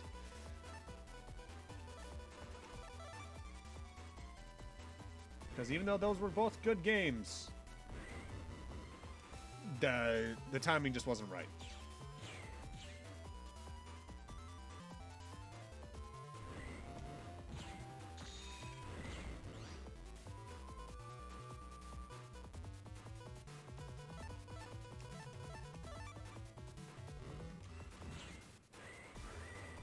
Oh shit, that I misread which way that was going.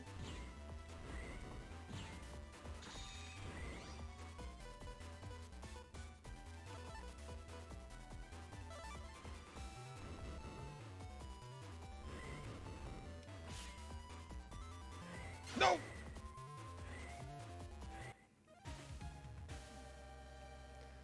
The last time I played this game, I was not doing this. At least this badly. You know what I think it comes down to? I had Battle Network 1 fresh under my belt at that point, so I was just more used to reacting quickly in that regard. Especially since I'm playing Yakuza right now, which is technically an RPG, and that's a lot more of a slower, deliberate thing. Yeah. With that said, I am really looking forward to Yakuza 7 being a full-out, like, RPG, rather than just kind of an action game with RPG elements. It's also coming to Xbox Game Pass, apparently. Or at least Kiwami 2 is. I'm not sure about 7. 7 might just be coming to Xbox, period.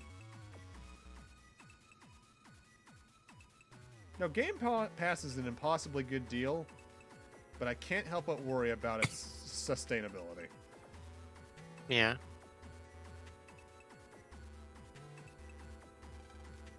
Mind you, this next generation is going to be interesting as it is, because you know how Epic... 70.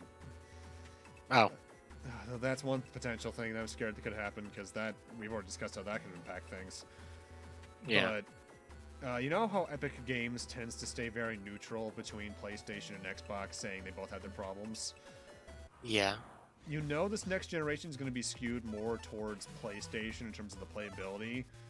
When apparently at that Unreal 5 reveal event they did a few months back at this point, they said the PS5 is just going to be flat out the most powerful thing on the market.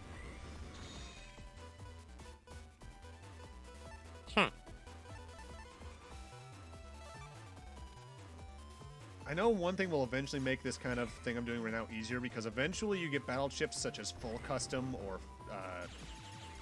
I can't remember the name of the speed up one, Fast Gauge, which speeds up the way that the bar at the top scrolls. But that's then, this is now. And I want my Airman V2.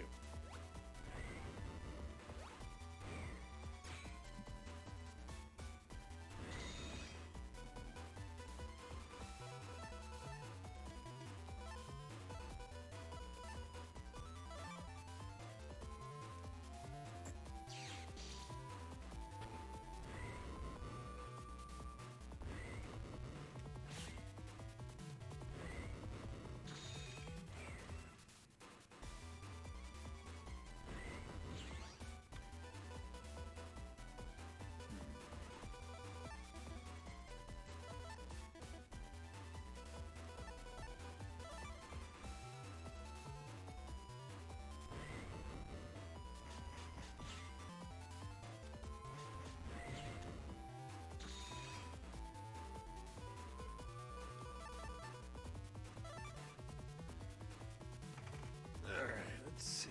Oh, my neck. Okay, Anthem. Yes, I say it to myself even when I'm not in call with you. Damn. One of the funniest things you can do in this game, you could even see some potential for it there if I had another attack ready. It is very possible in this game to kill a boss while their HP is still scrolling down. Huh. Because this game technically works similarly to Earthbound in that the scrolling HP scrolls, but it's a lot more immediate. Yeah. Right, this might get me Airman. Well, it got me Airman 1. You know what? I'll take another Airman 1. Airman 1 is still real good. I'd rather have Airman V2, but luck's just not working out for me in that regard. Let's see. What can I get rid of that really doesn't match with anything else I have?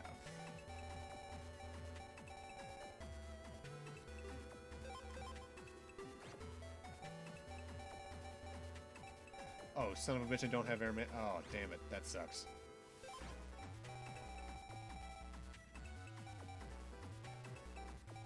Well then. That's limiting. Because while you were gone, I ended up getting a... what's it called? Cannon C. Yeah. And I died without saving. The first time. Ow. So I don't have that anymore, which kind of sucks, but oh well. Time to continue on in the game. Also, this game has a feature I think every RPG ever needs. Where in this game, if you press L, either LAN or Mega Man, depending on who you're playing as, will give you a reminder of what's the thing you should do next. Please. I, I, I understand that the game is linear, but Sword and Shield had that. Very nice, very appreciated. Fire Red had it, and it was really good, albeit a lot more limiting in how they did it. Because you had that like previous 5 major events thing, which I really liked. Okay, that's a bit different because like, didn't you still have to like close and reopen the game to see if you want to see those? Couldn't- Yes. Yeah, with like Sword and Shield and this, you can just hit the button anytime and look. Yeah.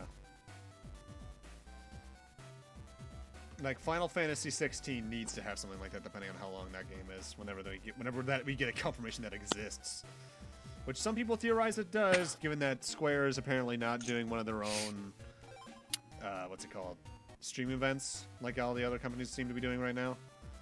Yeah. They just didn't want to show it off. I forget where Melo is during all this. That's actually the reason I brought up the name thing earlier. Mail's name is Mail in the game. She's the girl. Her name is a pun off like email. Ha ha ha. Mm-hmm. The anime, at least the dub of it, called her Meilu because they were using the lip movements from obviously the Japanese audio of the dub or of the anime, and because of how Japanese pronunciation works, her name was Meiru. Uh-huh. So they were just kind of stuck with calling her that. Where the hell is Mail? Isn't there something in this trash? No, I'm thinking of a different game. Oh, hey, that's one of the bird bots from Legends 2. I don't think I ever noticed that. And that's,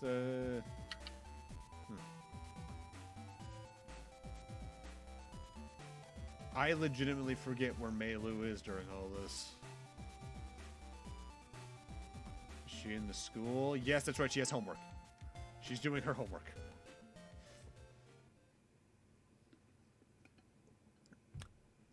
I'm so used to not entering the school.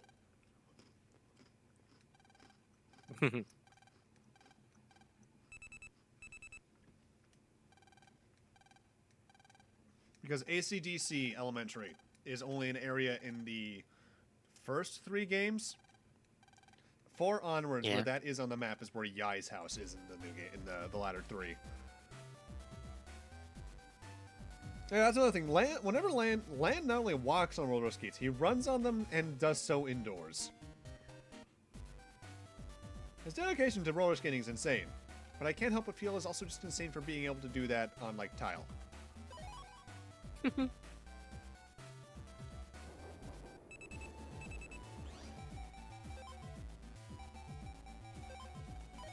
Ooh, roll R. That is a good battle chip.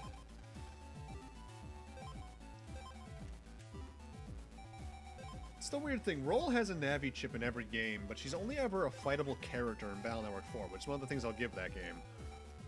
In terms of, like, really cool stuff.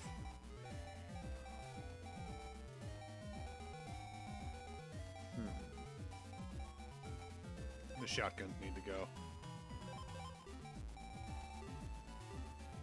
I need better coatings.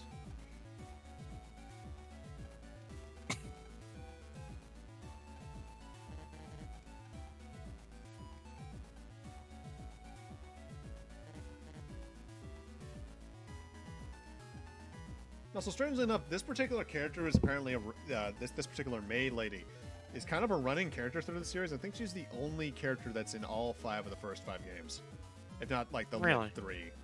Because she's in this game, I believe she shows up in 3. I think she starts working with Higsby starting in Battle Network 3 and onwards. It's kind of weird.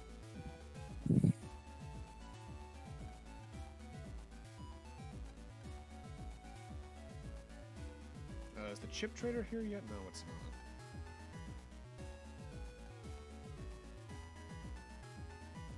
not. Ow, my knee.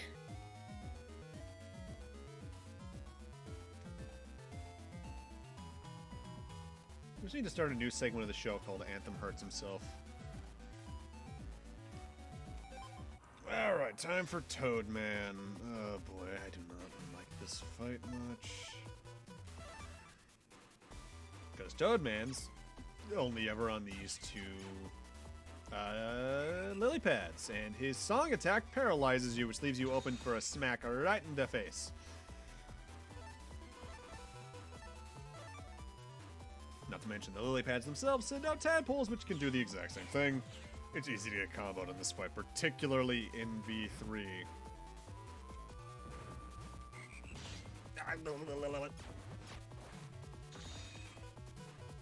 Bap, bap.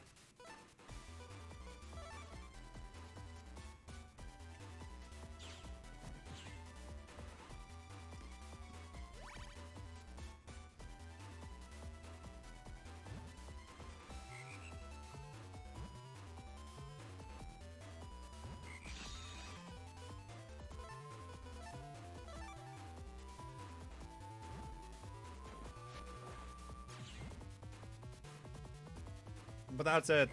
Toadman ended up being one of my favorite characters in Battle Network 5 to play as, just because he works so well for that game's main mechanic.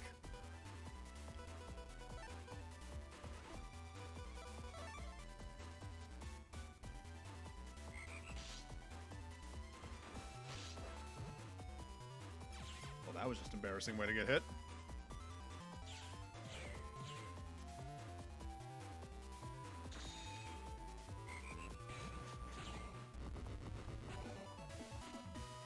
Give me that Zenny. Ugh. Whenever it comes to navies, you just fight through like the people. Usually, if you don't get the Toad, their Navi chip the first time around, you can't get it until the second time around. In which case, you can only get their V2 and V3 chips on the third round.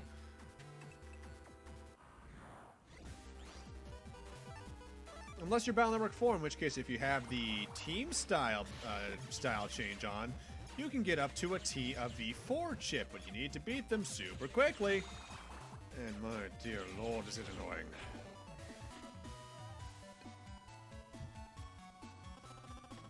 Battle Network 3's post-game is the definition of too much.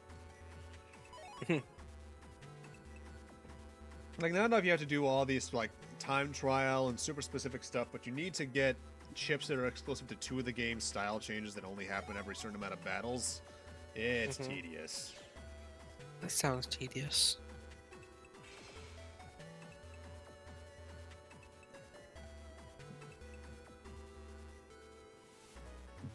Shame too, because I think 3 has one of the best main storylines.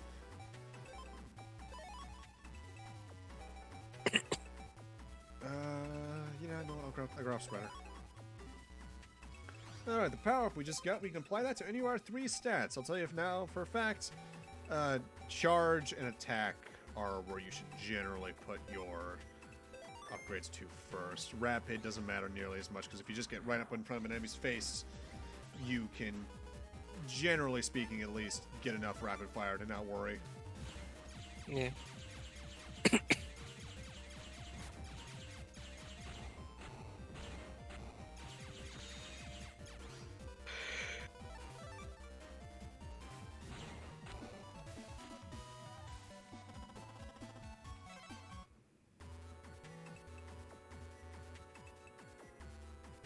But now that we're on the top portion of this particular part of Den area, I believe this is called, yeah, we can grab a few more goodies, namely this green mystery data allows us to come all the way near where Kodo Square is, but that path's under construction. Trust me, you don't want to go over there yet anyway, because some of the enemies are super annoying.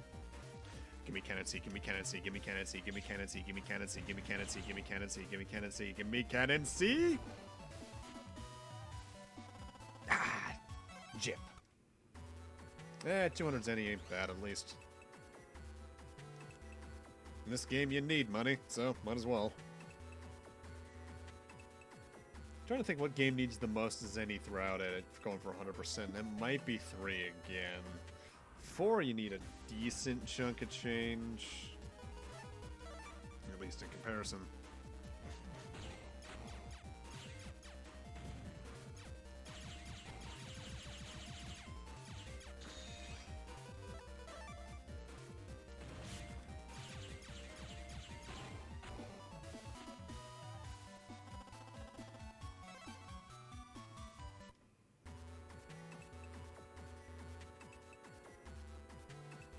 Alright, is this also where we can get access to the next portion of the square? Yes, it is. No, I don't have enough money to get anything, though.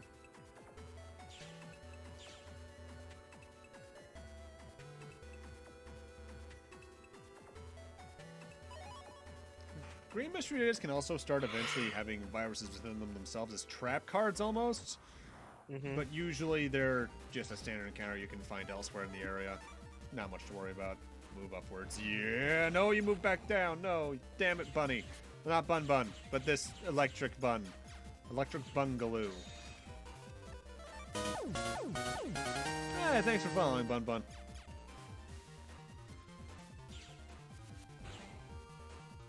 Welcome to our unnamed group that we don't have a name for. Redundant, but appropriate.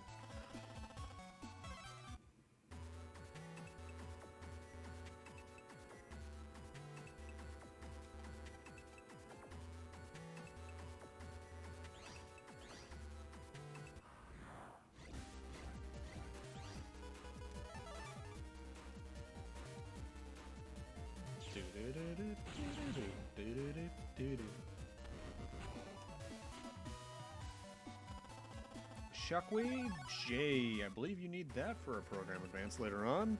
Or I might just be pulling that out of my ass, which, not unheard of. Yeah. Alright, official center. Jack into the coffee machine! 2 number 9s. Stop it. Ah.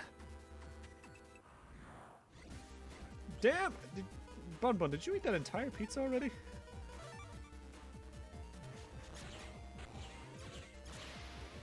Ah, you saw that? That was the case I mentioned where you can take out a fishy in one shot if you just placed your shot well enough. Really effective. Would you say it's super effective?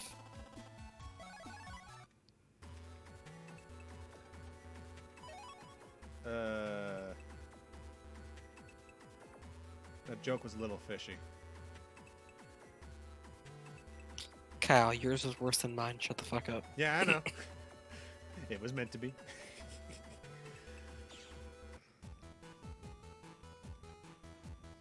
A kid who's a bat. Oh, hey, it's time to learn about Chode. What? Okay, the character's name is actually Chod. Eugene Chod, Chod Blaze, depends on what you're reading. But when I was a kid, I read his name as Chode without knowing what a Chode actually was. So when I forget if it was my brother or my mother heard me say that, they just started, like, losing their shit chuckling. And I had to go, what? What'd I say? What's the deal with hairline? I hate you. Whoa!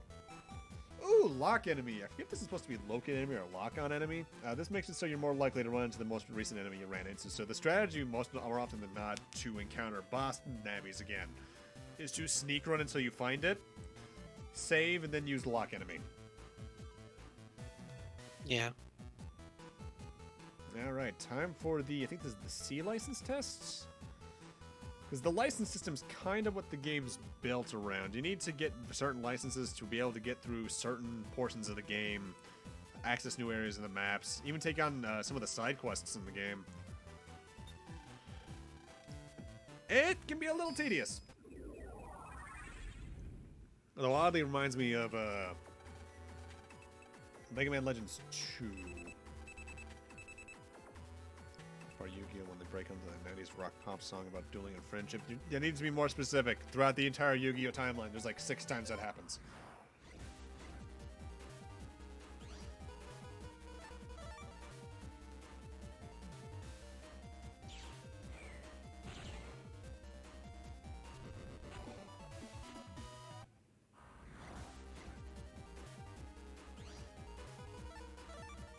Damn game, you're giving me all the battle chips I need to win these fights one turn.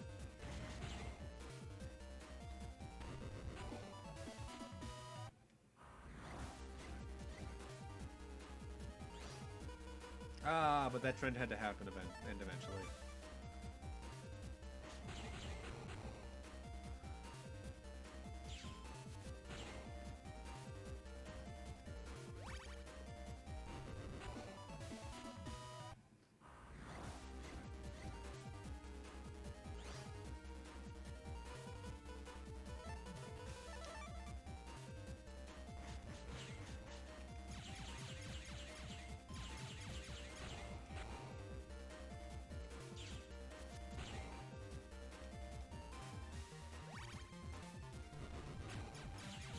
Oh god.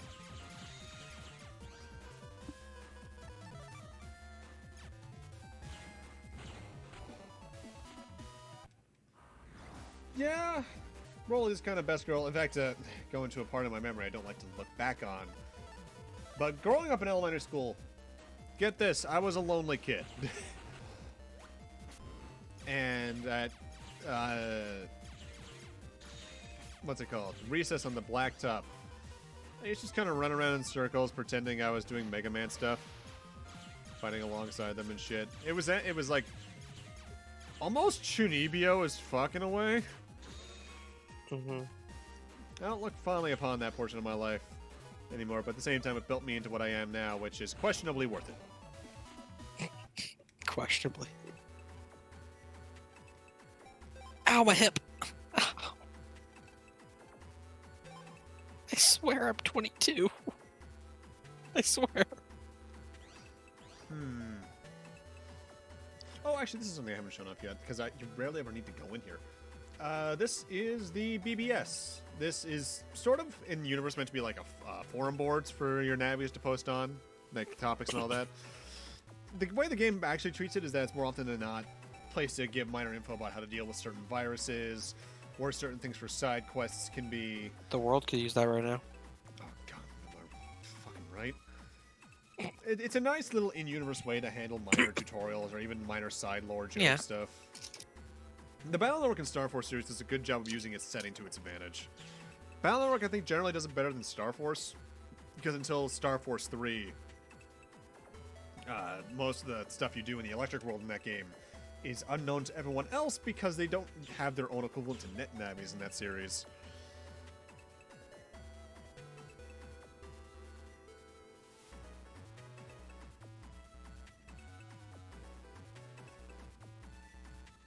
Kappa.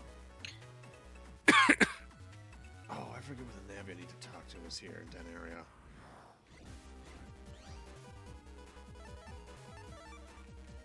I'll be back in like 5-10 minutes. Alright. Good luck. Whatever the hell you're doing. Alright, I need you to jump into a very specific... That's specific enough, I suppose.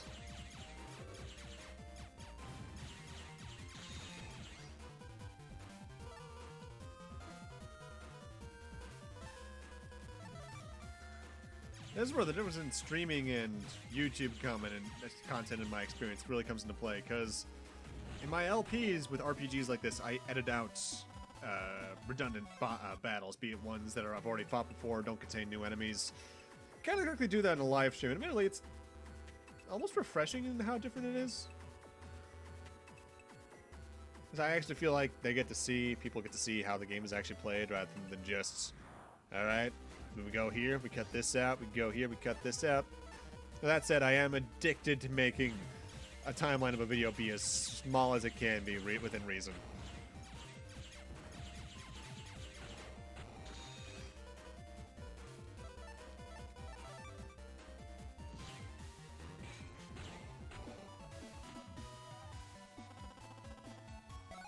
Mickey Mouse indeed. You're the Navi in need? No, you are not the Navi in need. I cannot remember from looking where this person's supposed to be. 1500 Zenny. Holy shit, it took me a second to read that.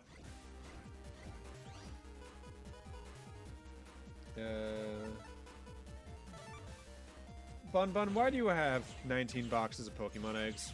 What are you breeding for?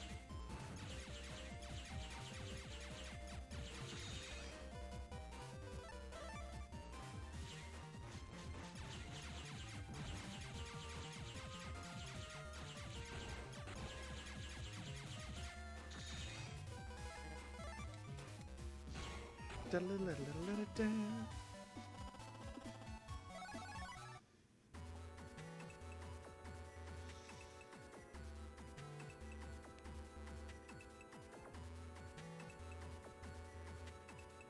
you over here? No, you're not. Oh, you're going for Dreepies. Good luck with that, my friend. That is...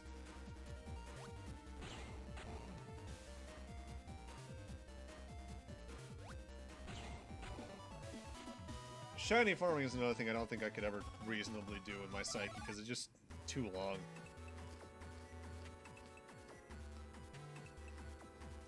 Not sure if Scott's here, but he can definitely attest to his trials trying to get a certain shinies.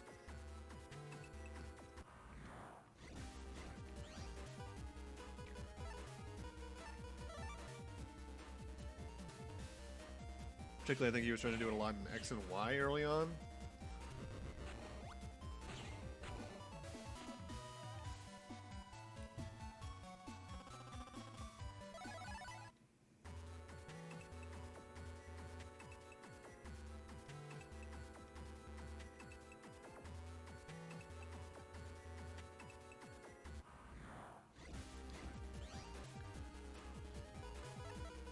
Shiny Spoopy Team, what you building up on it?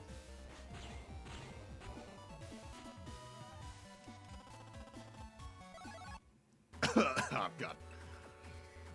I should not be eating chicken and a biscuit while streaming. They're delicious, but man, they dry out your throat like nothing else.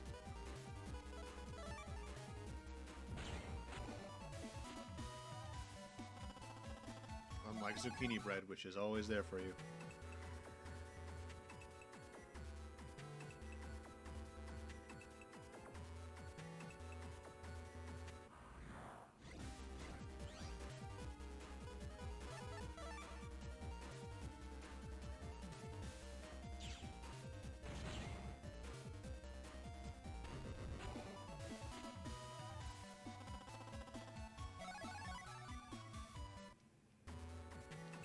I forget if the series ever implemented a proper sell feature for, like, if you get too many of a certain chip.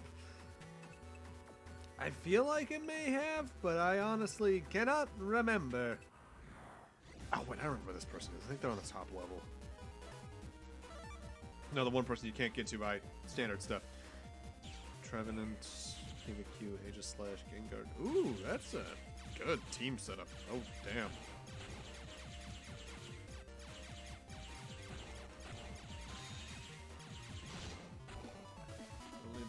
Too shiny.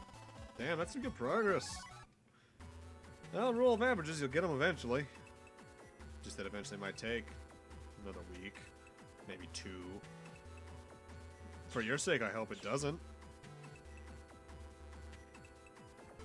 But you never know with the law of average, don't you? Law of average? Law of averages. There's supposed to be an S at the end of that word. Spreader? Oh, hello. Mind you, I need Spreader M and N first, I believe, to be able to use Hyper Burst, I think it's called. But still, it's good to have, good to have.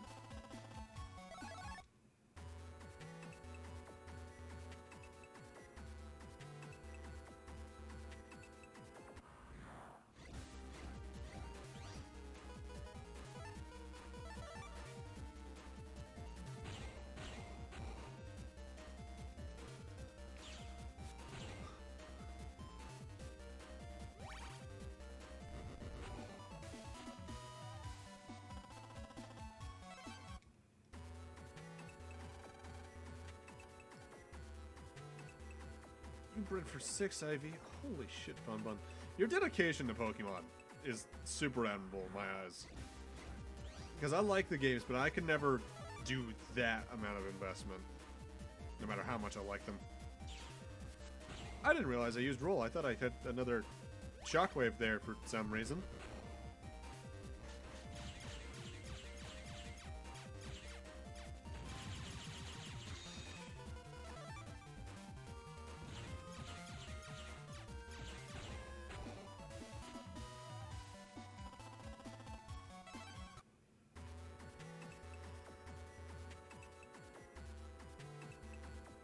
You like right here.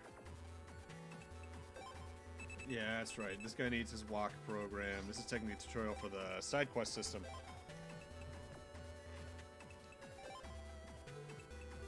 Because we talked to that guy, we need to know we need to find his walk program. Then that purple Navi I talked to earlier has it. That's right. That's right.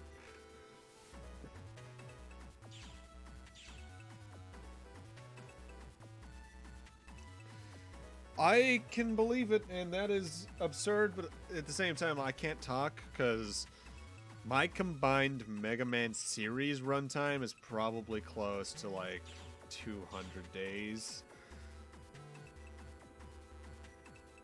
Because I have played a lot of this franchise. Like, there's two things you can do to make me want to play a game. Is be Mega Man-like or Metroid-like. Third in lower placement, but still a notable third, is also be a Castlevania-like.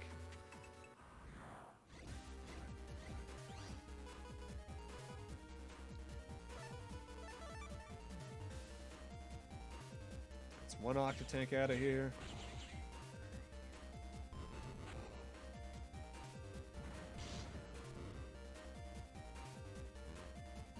No, that was a failure of timing. Alright, Gutsman.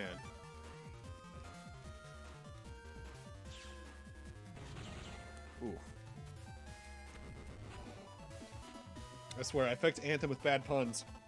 He infects me with walk breaks.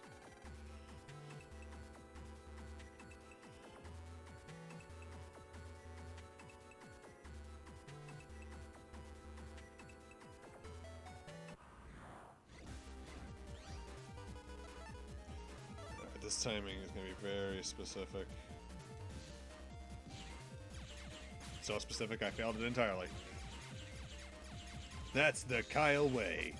Either do it perfectly every time all of the time, or never the time, yes, every time.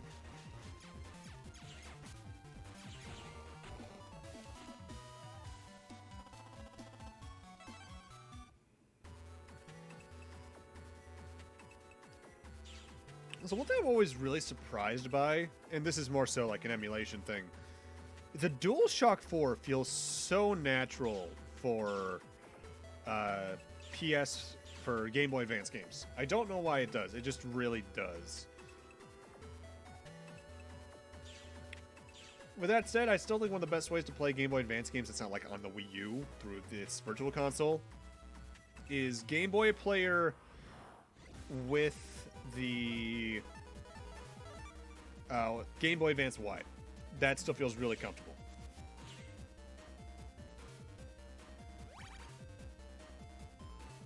Where are you jumping? Where are you jumping? Jumping mid-row.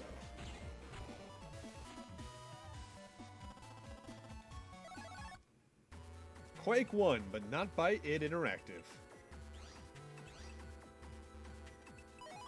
We got the nice data. Nice. Yeah, I don't really... I think I'm not gonna get that. I can get, depending on how much it is back at the square, I can get myself a... Oh, an I win button. I can get myself an unlocker if I have enough, then just go and get that power up to the north of me.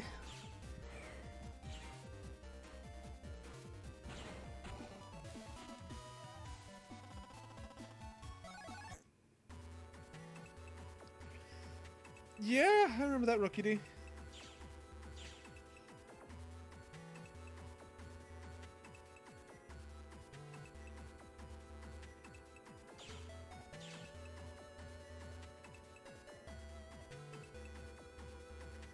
It's been a while since he did that, if I recall correctly, but at the same time, time is relative.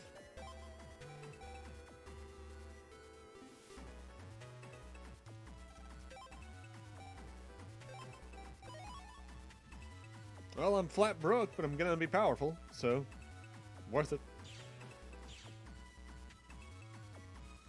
I think that's what really stands out about the Battle War 2 soundtrack compared to the others. There's no other soundtrack like this that you can really just do the standard kind of rave to. It just feels really boppy. Oh shit, I didn't expect that to be the one to move first.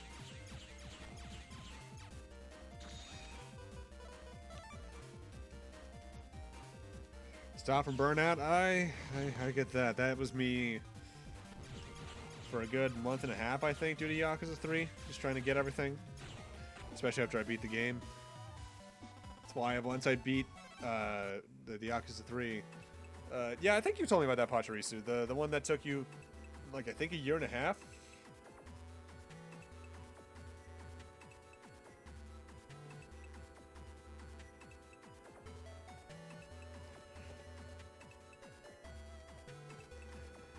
All right. This is another very minor thing that later games will find. In this game, in order to unlock mystery data that is locked, you need to go into your subject menu and use the unlocker. Starting from, I think it was I forget if it was 3 or 4 that did it first. You just have to investigate the locked mystery data if you have an unlocker in your inventory to use it. But yeah, about a year and a half. All right, I'm kind of surprised I remembered that figure for some reason. This doesn't seem like a figure I'd be able to remember, but hey, here I am. I am the Eggman. That's my master plan.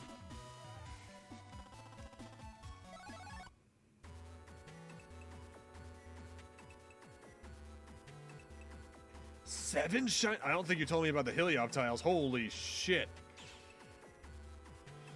I mean, hey, GTS trade fodder at the time. Or whatever Gen 6 had instead of a GTS, I honestly can't remember.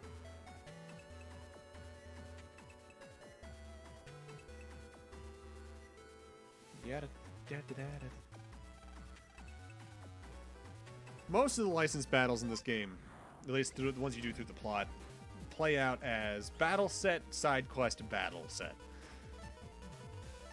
Once you get to post game, you start dealing with like A and S level licenses. I think it is. You start just dealing with long battle set, long battle set. I think the longest one's like 15 battles in a row, or something absurd like that.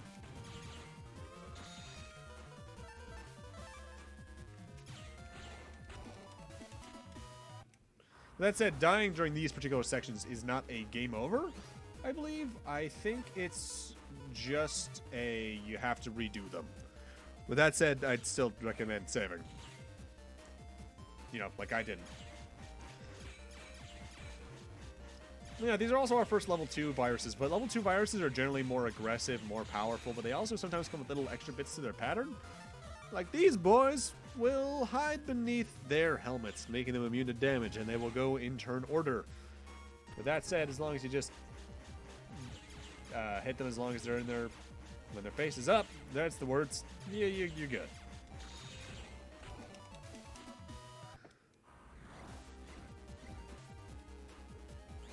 Alright, what did I get? Goodbye, electric buggy. Buggy? That's not a bug. The amount of times my words fail to form into complete sentences, or even complete words sometimes, is honestly shocking. Makes me wonder if I ever No, it's not. No, Jesus Christ, you scared me. Fuck you. Oh, hey, Airfly, thanks for following. Ew, who would want to do that? Motherfucker, there is outright proof you followed at the start of the stream. Report stream. Get it taken down.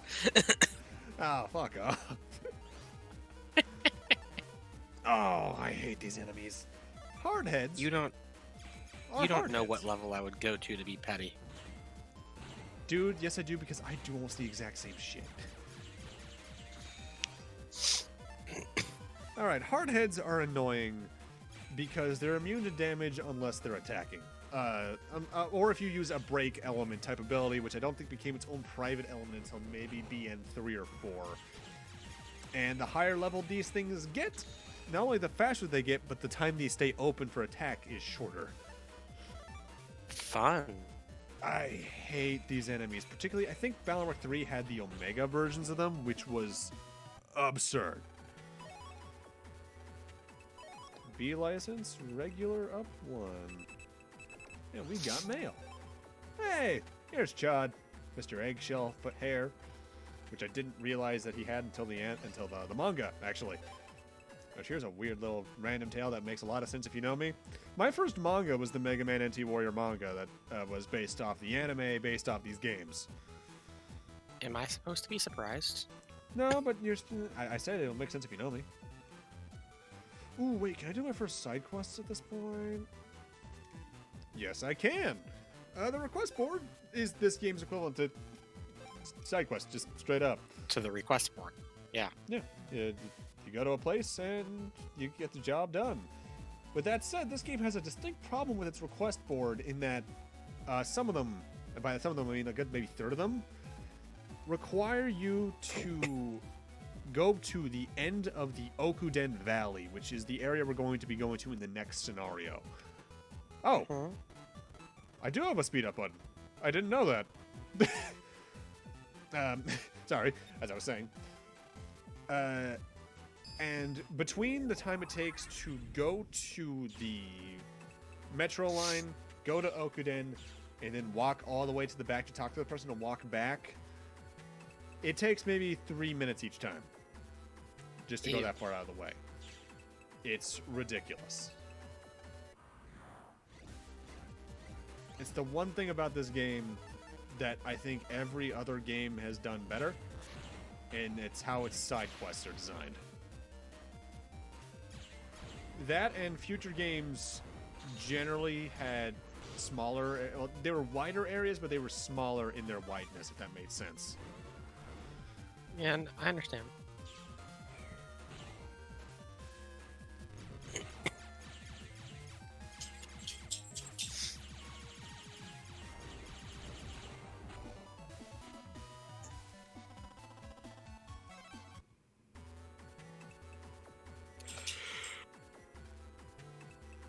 Gotta get sleep. Camping's tomorrow. No, Lan, we must stay up forever.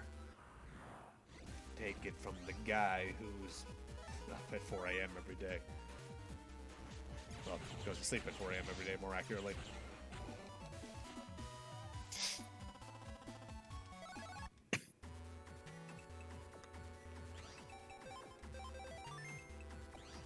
Also, I really appreciate how just fast this game saves. Games with fast save times make me very happy. That's one thing you can never give Gen 4. God, why does it save so slowly? Like, I legitimately want to know what behind-the-scenes reason was for saving a lot of data. What in the engine caused that kind of an optimization? I don't know. I heard theories for a while was that it was due to the box system, sort of as the adaptation of the saving before you move Pokemon from boxes in Gen 1 and 2, I think it was. I know it's whenever you got a badge or caught a Pokemon. Like that, I know what caused it, but I don't know why. Like, what is it about those specific flags? Because, like, for Pokedex stuff, what would that do for catching a Pokemon in the Pokedex? You would put it in the boxes, of course. It would flag it as red or as available in the Pokedex. Man, Yugi and Joey are dueling. I wonder who will win. The answer may surprise you. In an off-screen duel that they never talk about again after the end of Battle City.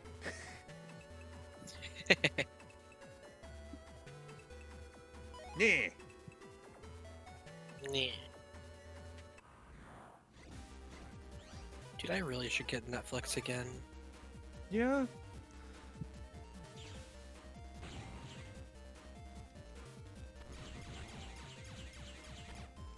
But I'm sick of being the person who lets everybody use my stuff. I want to be the mooch for once.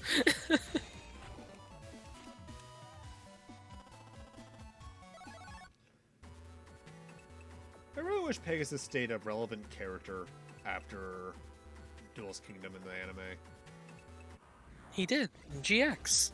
Yeah, in GX. In like 4 episodes. Maybe 5. He at least showed up. Yeah, which is more than you can say for Kaiba, barring like an episode. Definitely more than you can say for Yugi in the dub. Yes, I had to add that qualifier. Oh, my neck. I was about to say, was that your neck? God damn, dude. I'm convinced when we ever all meet up, you're just going to have an elongated neck like a giraffe because of how much it's cracked and regrown. be easy to find you in the crowd. It's not that loud. Fuck off. No, I meant like with the elongated giraffe neck. Oh. You're a bitch. I'm rude, but I'm not an asshole. Actually, was that the end of that side quest? Was really just the one dude in this game? Am I thinking of a different one? I might very well be thinking of a different one. HP memory.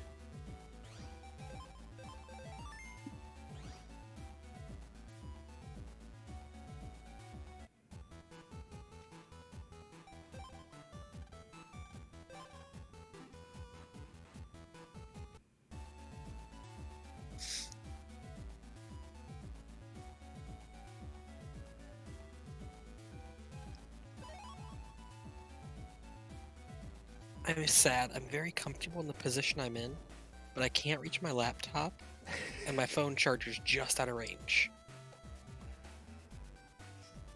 I would say stuck between a rock and a hard place, but you're kind of just stuck between, like, 2 feet between. There's a rock to your left and a hard place to your right. You're just kind of between them without anything to do. And my phone's at 3%. Oh, hey, it's Lance Teacher. I actually completely forgot Miss Mari was even in this game past the intro cutscene.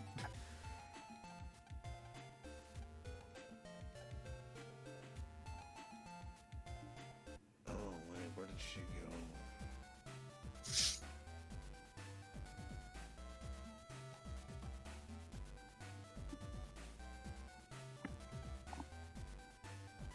My brain's trying to remember, because there's a Metro Harbor area in 2 and 3, but I'm trying to remember if they're supposed to be the same place. Because they're very radically different looking, and they have different things, but given that AC/DC changes a little bit between each game, I wouldn't be surprised.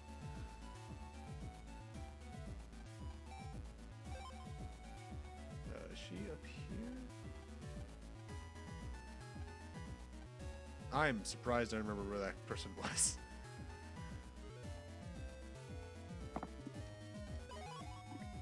Yeah, what we're looking at right now is what a lot of the side quests are structured like. Go to Area A, find person in Area B, fight person in Area B to should the case be, go back to place in person A, go back to place to get new quest.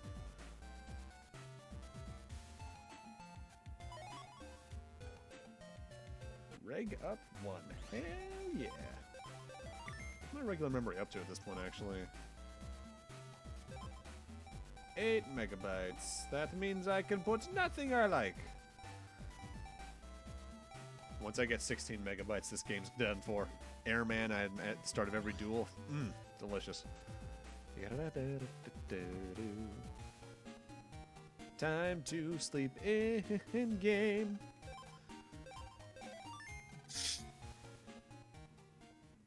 I remember there was one particular LP I've seen in this game where, hi Proto Man. They structured the game's LP into day 1 part whatever. Mm-hmm. And that was their way of kind of organizing the amount of recordings.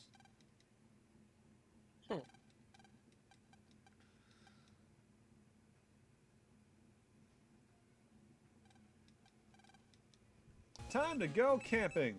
Oh god, I'm already in Okuden. Ugh. Well, there's good music at least. Actually, one of my favorite things in the themes in the game, period, now that I think about it. Now, I'm not certain. Can I go to Metro Harbor? No, I'm railroaded into plot. Hey, Dex. Hello? Hello.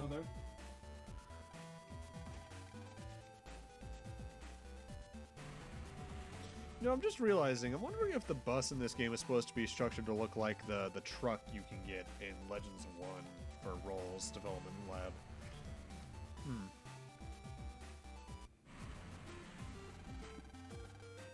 Okuden Valley. My god, I hate this place. So much it turns me into Zep Renegade. Hey, Chode!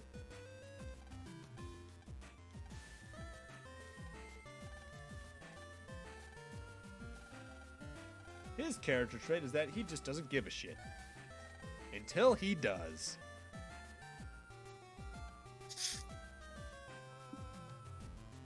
No, I'm thinking later in the game.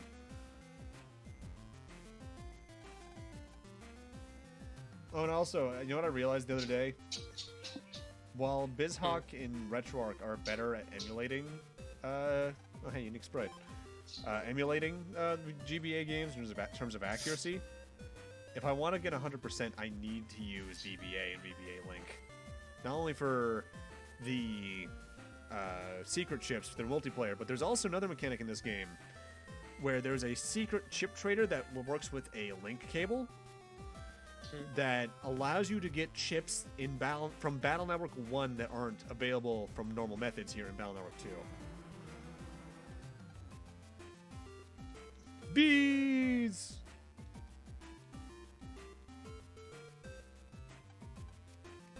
Random lighter littered. Welcome to the structure of Okuden. You find one thing, you find another thing, you find a third thing to do with the other two things. For instance, we got paper, lighter, and a stick. What do? Make fire.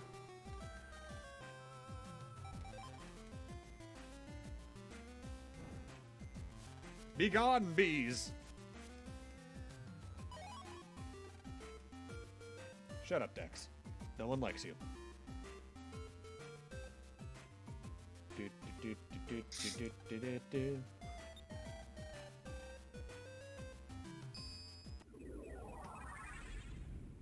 Also, mash the R button whenever you're playing this game next to anything, because there are very often hidden jack-in points that you could just grab items from. Huh. Usually subcomputers like this only have one Blue Mystery Data and one Mr. Program, but you can never be too certain. Alright, Spooky, I need you to walk right in front of my face. Shit, I mistimed that.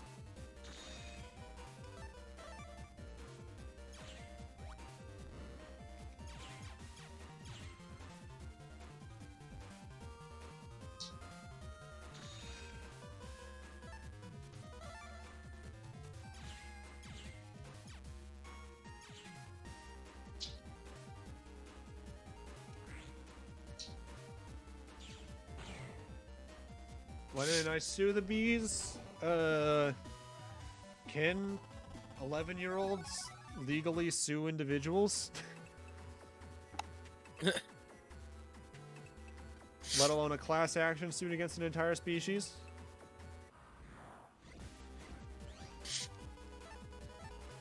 I mean, Chad might be able to get the officials, which are the, like, skilled elite net battlers that are actually hired by the country to do stuff, to do something. And Yai's rich, so I don't know, maybe her dad could do something, but the land probably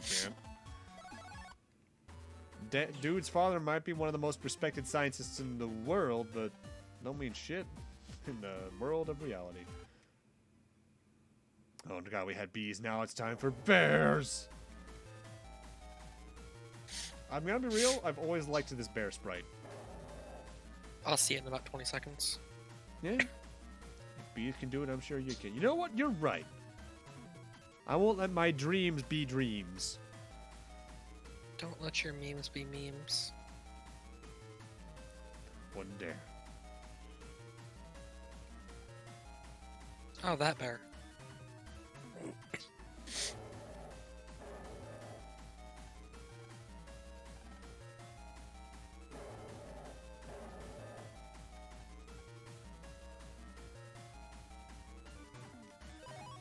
We got binoculars. There's always something behind a waterfall. Yeah. Except in I think Overblood 2's waterfall in your endgame didn't have anything in it, or am I thinking inverse? Overblood 2 is not a good game.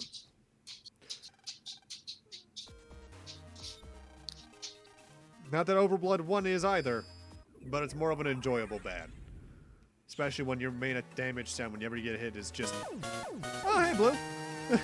Thanks for the follow. Especially when your main damage sound and whenever you get hit in Overblood 1 is just, oh, what the hell is your character's name? I can't remember, but it's you going, bro! Who knows, maybe I'll stream that garbage. Alright, Spikies. Time to take care of some fire dogs. These enemies are annoying because they are one of the few enemies that can go wherever the hell they want in their field. It's not like a boss fight. Thankfully, their attacks easy to dodge because you just need to not stand in their row when it happens. 2 for the price of 1. Die!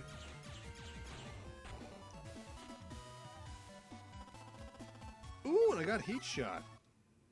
That is debatably worth putting into my folder for the main areas. Debatably. Because despite being a forest, most of the enemies in the next area are themed around fire. Of course. Which you'd think they would be themed around the wood element that the game has, but no. Because Battle Network as a series has 4 main elements that are consistent. Starting from, I think, 4 onwards, they add stuff like break and sword to existing battleships for like a secondary weakness chain. But the current weakness chain is wood beats electric, which is thunder, beats ice, beats fire, beats wood. And nice little thing they give you here. I think you can even go into Rabita's news van and find yourself back at the main net in case you need to grab money or something.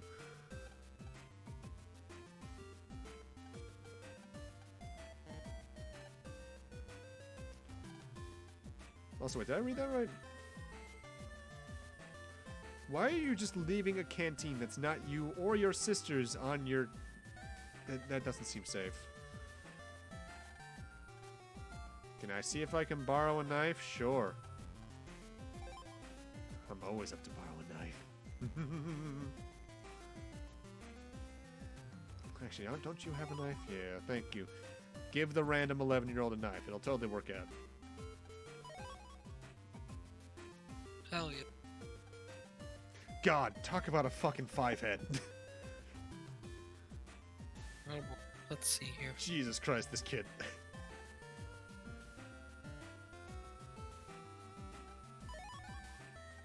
Terrifying. Okay, right about now, I assume?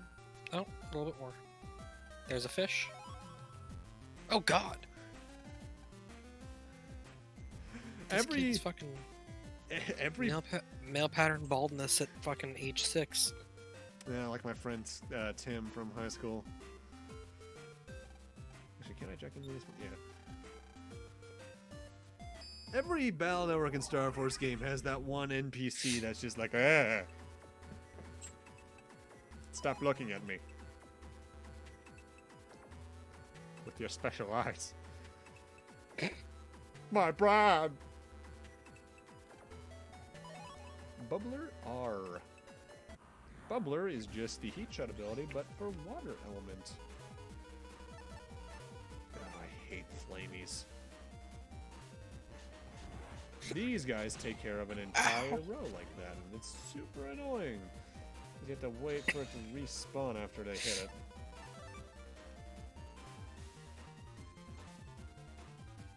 Do, do, do, do, do, do, do. Mind you, there is technically a way around that, but it requires getting hit yourself, and I'm self-destructive in Smash. Not so much in Mega Man Battle Network when I'm trying to get a good ranking. I feel like I would enjoy these games, but I also... I don't like emulators for the most part. Wii U Virtual Console. Dude, I don't even know where my Wii U is right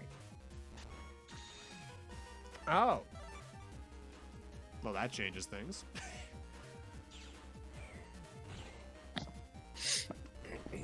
Let's see what happens. The Battle Network games are generally like slow starting, same with Star Force, but they're worth the investment, I feel. Especially if you're good at building folders, figuring out what new abilities and battle chips you get through either shops or fighting enemies well does. Pattern recognition, all that. It's good shit. Or just don't get hit forehead. Not getting hit is a part of it, but you also need to strategize how to kill quickly. Yeah. Barbecue sounds great about now. I feel like I would enjoy the games, but just like Like I said. With that said, the first one is definitely rough. Mm-hmm. Because, like, you saw how the net looked here, like the main online area. Yeah. In Battle 2 onwards, every unique like area, like Den area versus Kodo area, or things like that, have a unique aesthetic to them. In Battle 1, all of the internet looks the exact same. It's like meant to be a unified internet. And while that's cool from a theming perspective, it makes not only navigating harder, but it makes remembering what's where harder and figuring out what way is where. Yeah. Battle 1 is fine, but it's every other game is better. Yeah.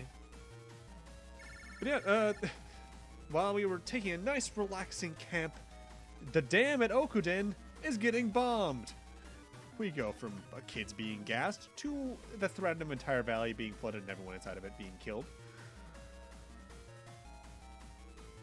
2020. Yeah, it is kind of 2020 as fuck, isn't it? We need to find 4 bombs that are hidden throughout the area. Sometimes they're pretty obvious, like this PET wasn't here before, so you can jack into it and find the first main area. Others, you need to have paid attention to where things could have been before. Alright, now, I'm going to get a map up just to make this simpler. Oh my, that's a sound being made by my controller.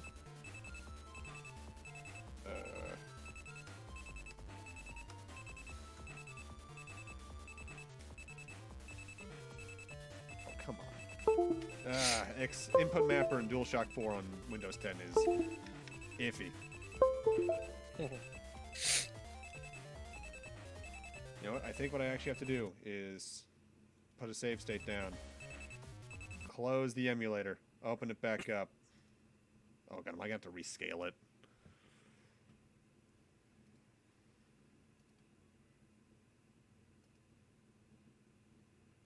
Oh no, it doesn't need to rescale. Oh please, input mapper.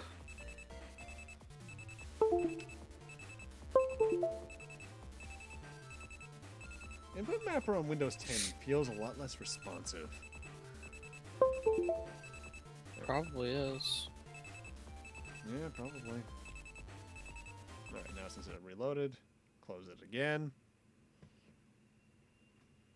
Intermission. Da, da, da, da, da, da, da, da, da, da.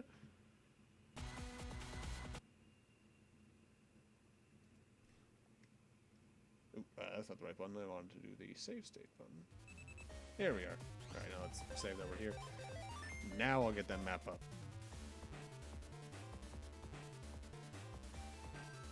Because this area's gimmick is quite a bit different from the gas.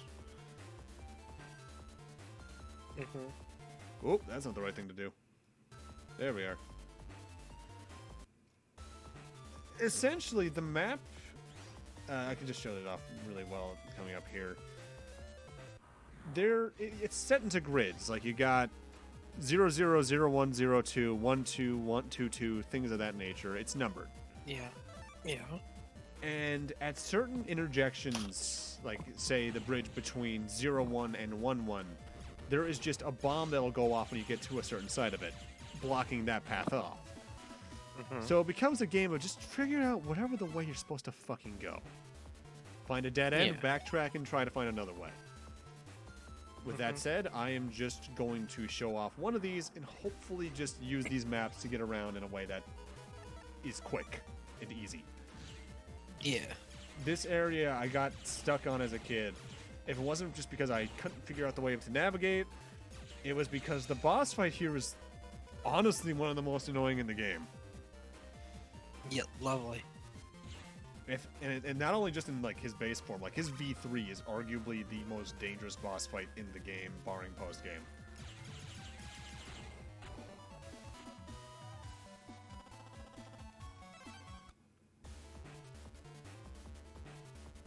Do-do-do-do. But I gotta say, fucking love this music. Do-do. Aside from the spikies, there's only really one more notable enemy here, and that's this pandy enemy. They will come to some part of the front row on their side and place down a bomb that explodes after 3 in-game seconds. And that In-game seconds. Yeah, and that just does mass damage to your entire side of the field. Annoying, yes, but also pretty easy to deal with because the bombs themselves don't have much HP. What really gets annoying is when you have 2 or more of them in a battle. Ooh, we got a bomb. Hey, Kick! Hope you're doing well tonight. After you muted, and then we're like, yo, I gotta go do something. Which, hey, glad you're doing the thing you need to do. Alright, that's detonator number 1 down. Time for detonator number 2, which is that very obviously evil canteen. Wait, Kick followed? Yeah. I'm not seeing Kick. Oh, there he is. Okay, I was gonna say he's not in the user list. What? I think delay's at 15 seconds. All right. User list, not a. Yeah. This particular portion of the area is where we start getting the other main gimmick of it outside of the navigational one, in that there's now going to be bombs that show up on either side of the field that if you hit them with a fire attack, they explode and do mass damage. There's one right there, actually. If used well, this can be a pretty easy way to get high ranks on the enemies. With that said, it's super tedious to do it, because you need to make sure you have a fire type attack in your arsenal, which not everyone will.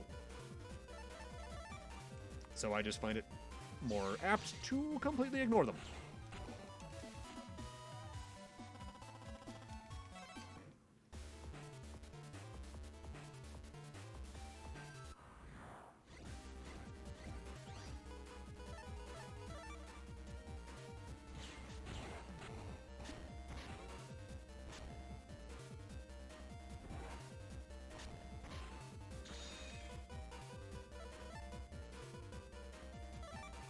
If I can get either Airman or the Wide Sword, I'd be great game. Especially now that he's at 40 HP.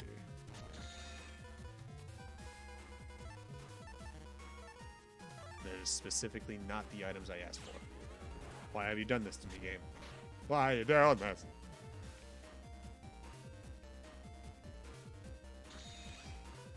There are many times I'd say the game turns into kind of a waiting game and just waiting for the right thing to show up. Yeah. The only times that really tends to happen is if you're going for higher level Navi chips, in which case if the game doesn't treat you well with, at least prior to you getting like fast gauge or full cust, just waiting for the right chip to show up. The flamey battles are some of the only ones I remember actively being like that in the main game's normal battles. Wait, was an HP memory? Why did I remember that?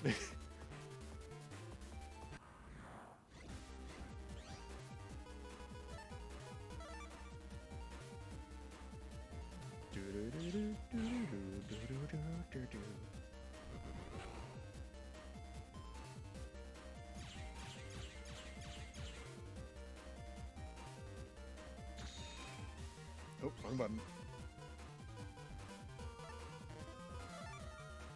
I didn't take a battleship there accidentally. Shit. Ba boo ba ba. The moment this, what's the word? Panel restores, you're dead, punk. I'm mashing down.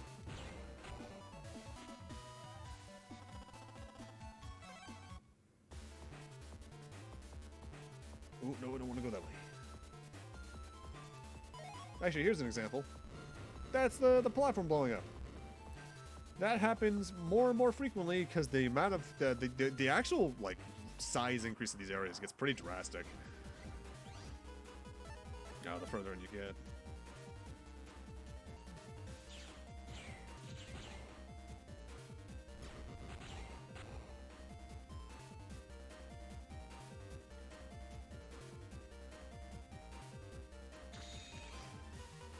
Oh god, I hope this is a fast enough attack. You just pressed enter. Did you just uwu? I don't have my eyes on chat right now because I'm looking at the map. Yes. All right. Computer 3 disabled. Like this in like one other area in the game. The only places I'll probably be using maps because I just have a hard ass time remembering where to go in them. Like the airplane computer later on is just the same amount of tedious.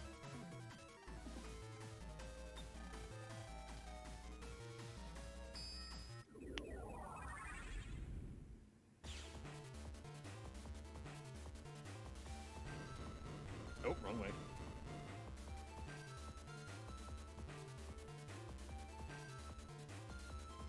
With that said, while I like this game's soundtrack, it's not my overall favorite. That probably goes to Battlework 5 or 6.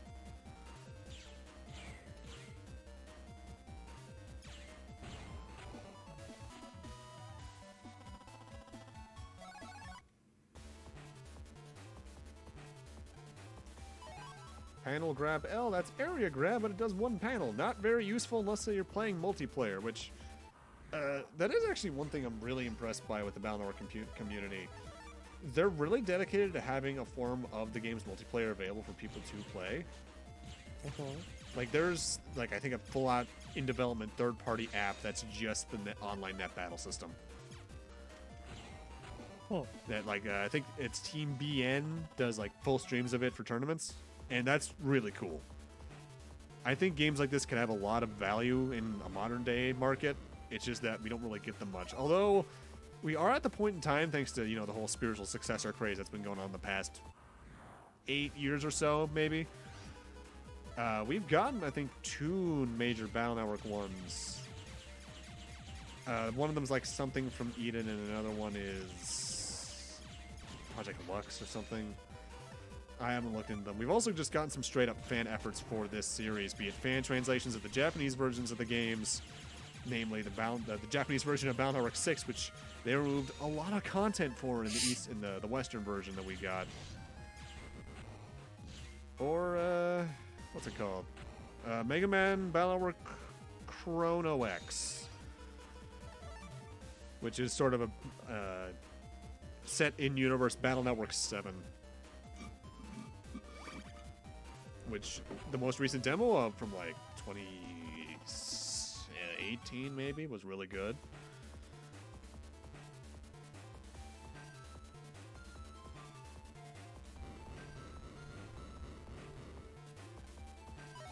Reg up 2. Hell yeah. More regular memory so I can get Airman onto my starting sets, please. Wait a second. Okay, here we go. That's one virus down.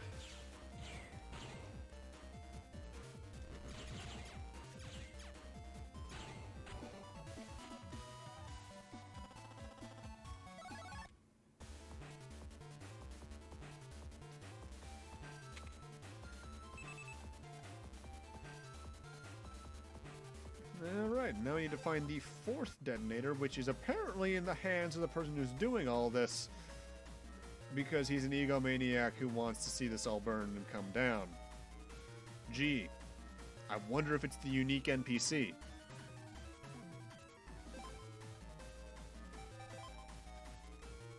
This is Dave. He's a bomber. And his net navi is Quick Man. I hate Quick Man.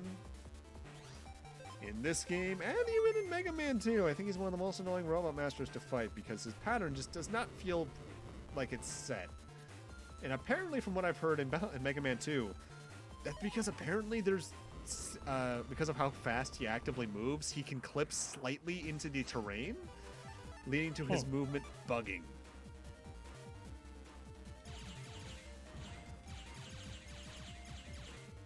Right, now, the interesting thing about the Met Fire enemies, when they attack, they go into a little crouch position and start having meteors fall from the sky.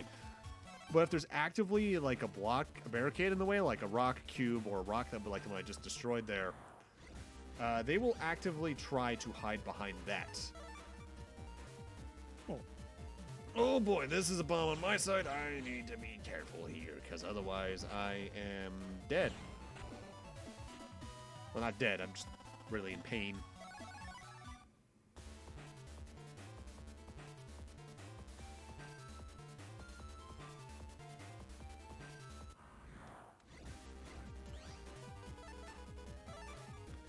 Come to the front row, you two.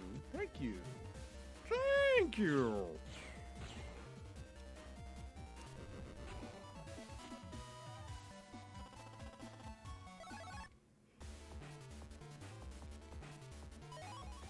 Ooh, another power-up. I forgot there was one in here.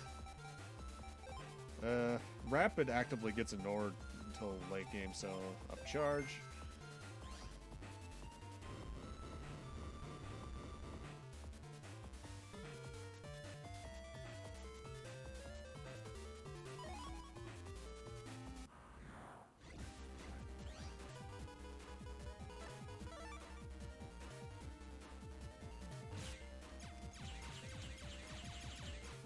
Oh shit.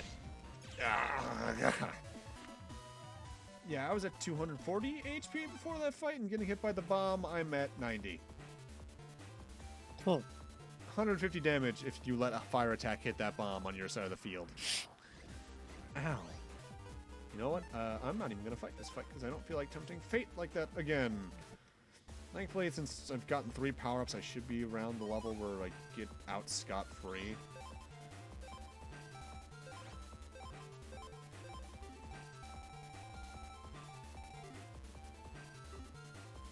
I need to get rid of all those shotguns. J codes do not mesh well with anything else I have.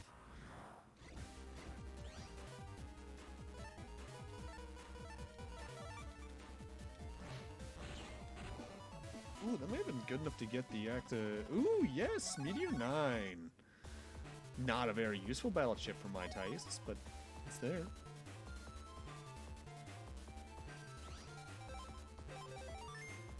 Alright, now we're at the boss fight. Let's get OBS back up. And now I can see the chat again. Yeah, you definitely spammed uwus at King. I'm proud of you. And this is where he usually would respond with a Timp Pout.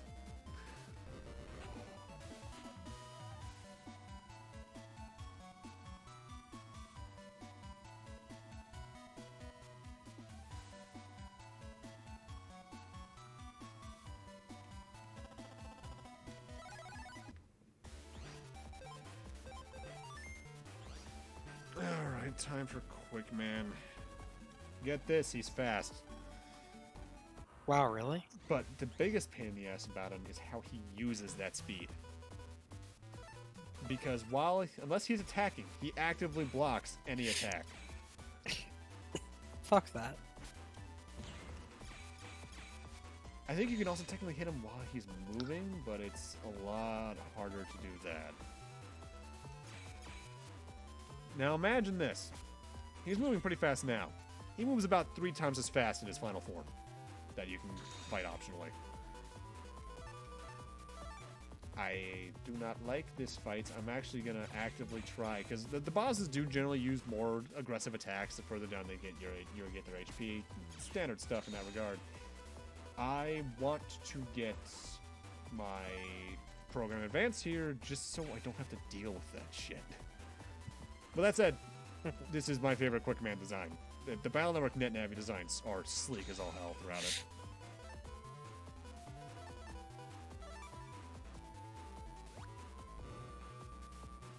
I think you can also hit him while he's moving like this. Yes, you can. Nice.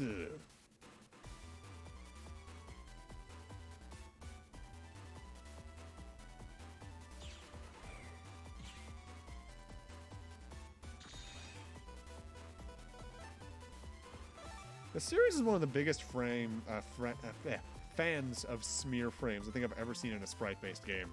Because like every movement you make, there is like 2 or 3 different smear frames, and it looks so good. My controller disconnected again. Not this time, Quick Man. I'm pausing here. I'm ready for you this time. I'm going to... If it's Input Mapper again. Yeah, Input Mapper. What the hell are you doing?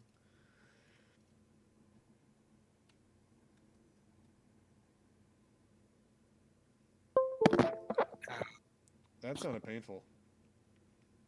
Yeah, my phone fell on my face and then the mic. I'm ready for you, Quick Man. You ain't gonna be so quick when I'm done with ya.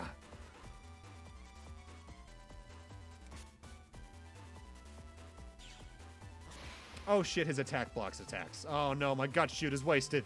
Well, this is turned around. Oh, how the table. Oh, the turntables.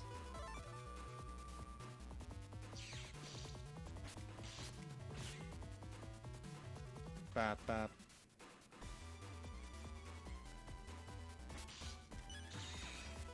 I'm almost dead.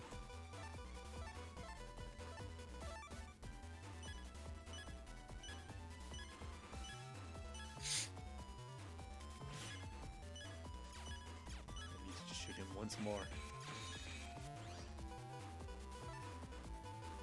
Just in case, though. Alright, quick man down.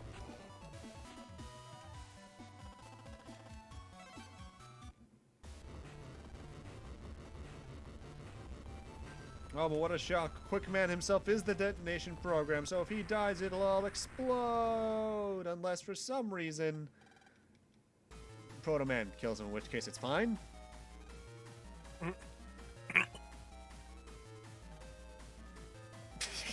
How could two kids beat me, future head of gospel, IQ 170?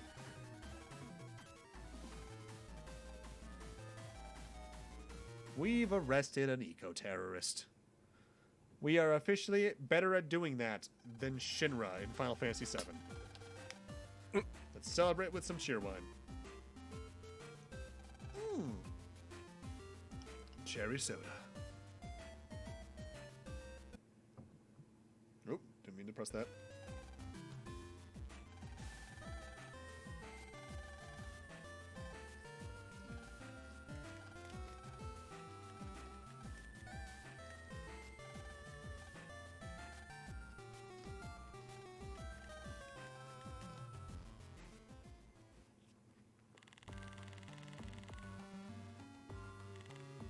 Also notable in the anime that adapted this portion of the series, they didn't call gospel gospel, they called it grave, because any religious references were bad for 4 kids apparently.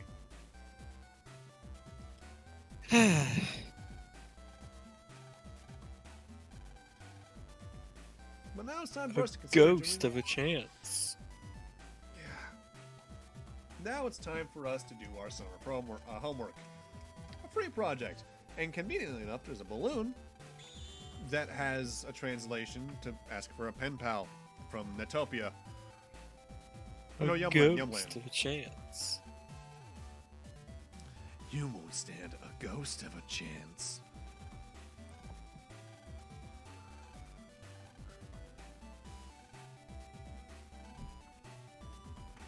What do you mean there's 1,000 more episodes after me?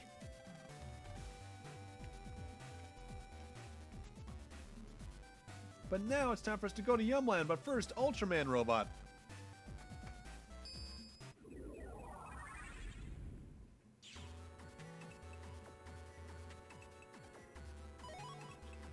There are times where new computers you can jack into just sort of show up. It's a little distracting, but I get it. I want to save certain things for after certain other things show up, like this where you can fight Spiky 2s to get Input Mapper. What is up with you today? I was doing this when I recorded Mega Man 11 as well. Have to close the program, restart it, and then it automatically detects it. I have to wonder if it's because at this point my USB to mini USB or USB-C, whatever the fuck the controllers use, is just old.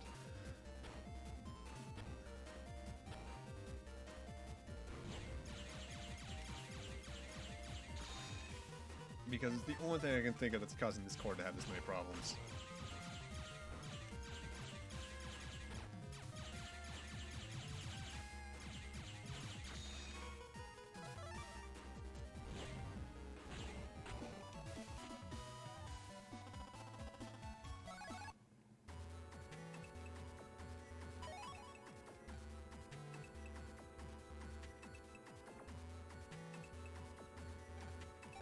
Anyway, that's all that was in there.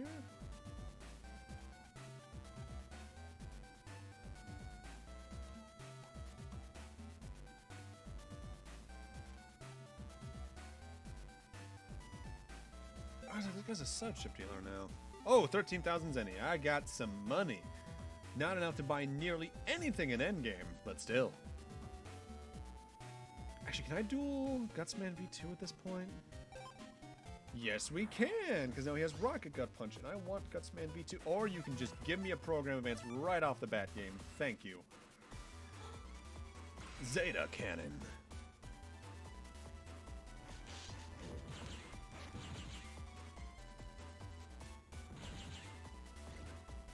Oh, that's just over half his health gone.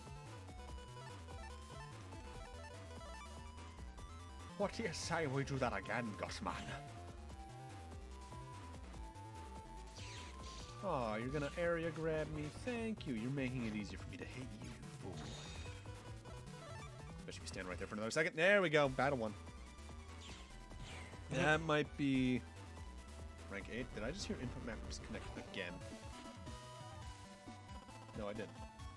Gutsman V2.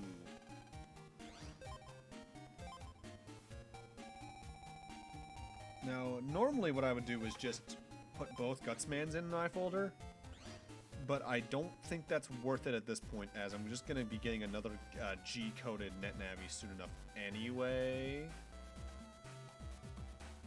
Alright, I want to head to Marine Harbor, as to get to Okuden, not to get to Okuden, to get to the next portion of the game. It's just faster to go from the square itself, and you can get right to the square from this area as I showed off earlier.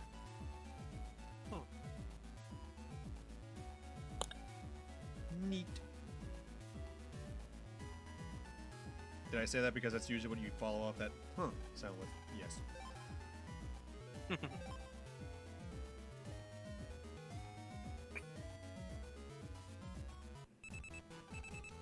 Oh, there you are.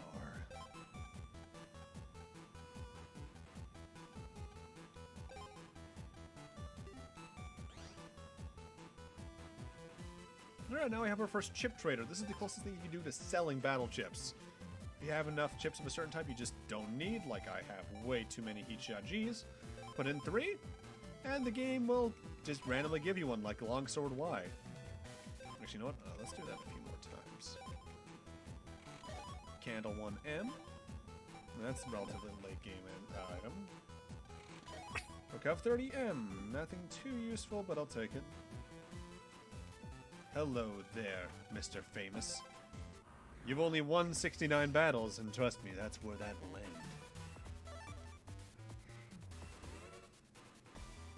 Gateman's an annoying fight later on.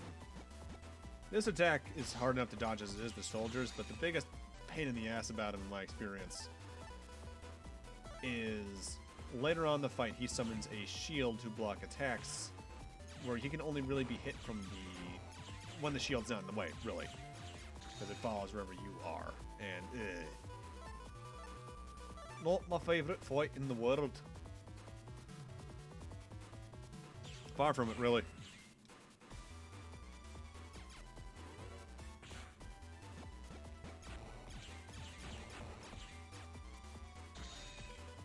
Win G, Dash G, Gutsman G, Bomb G. Kanji? Alright, senpai. Stop it. Alright, here we are. Remoge. Yeah, blocks the front row. If you stand still for too long, it attacks you. And it's really annoying.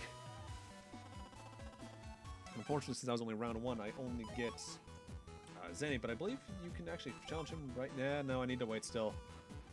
Gator will be mine eventually. You're damn right it will be. Need to get I'm sorry, did I just see you do 400 damage? Yeah, that was gut shoot. That's program advances. That's ridiculous. It seems ridiculous now, but then you realize endgame bosses can often have like 2,000 or 3,000 HP. Yeah, but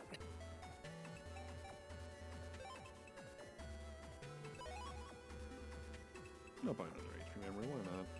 I got money. Now. Alright, to get to Yumland, we're supposed to head to Den Area 3. And then head west. That means if you count this direction that I'm heading right now as west. and this way is north, which I do. Mind you, in isometric games, I've seen either this way be north or this way be north. It's always one of the top two directions.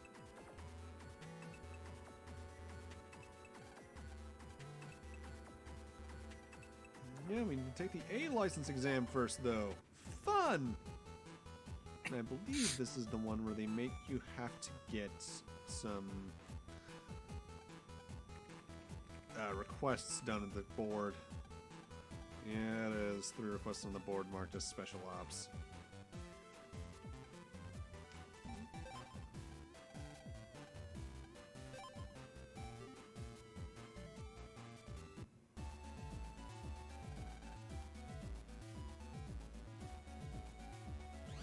Should save first up.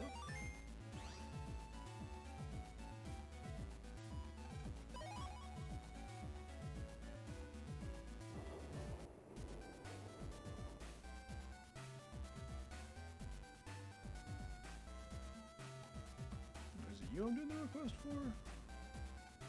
Yeah, this is one I have to delete 3 maps across AC/DC. Fun. I love these games, but every one of them has like that one section that's just super tedious. Like in the first game, it's having to grind out for a certain amount of power-ups and HP memories to access the end game because Miss Muri is annoying, like that. Battle number 2, it's the Freeze Man scenario in general. When we get to that, what would it be in Battle number 3? Bubble Man was really annoying. Battle Network 4, Foot Bomb, without a doubt. Foot fucking bomb. Battle Network 5 didn't really have one during its main game, I guess.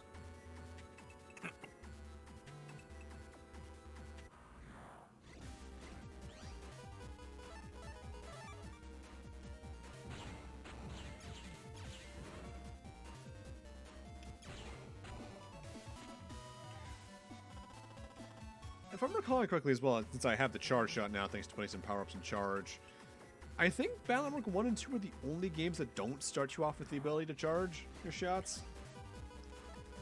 Which in some regards is a little odd, because Mega Man's been known to be able to charge his shots at this point in the series for 10, 11 years? No, wait, more than that, because I think Mega Man 4 was like 1989? 1990, somewhere in that range.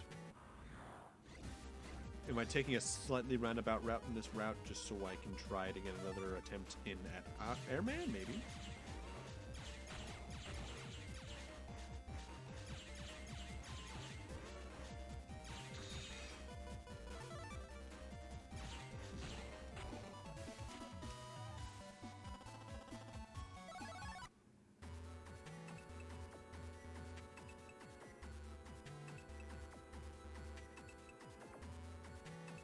Is there one up here? Am I remembering that correctly? No, there's not. Cannon! Boom! Sonic Boom. Sonic Boom! No, I have a feeling someone's already done this edit. But do you think someone ever put Guile's Sonic Boom quotes to the Sonic song? Yes. Good. Good. Sonic Boom, Sonic Boom. Actually, is there one for Shockwave? JRU. Doesn't seem like it.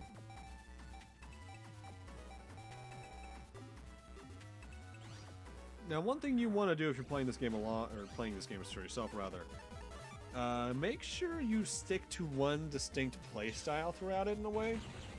Once you start getting enough chips to do stuff. As starting from technically the next scenario, you gain access to a mechanic that entirely depends on your playstyle.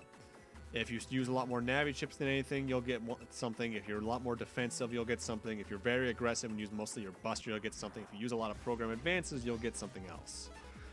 I always want to aim for the something, well, either the defensive or the program advance set.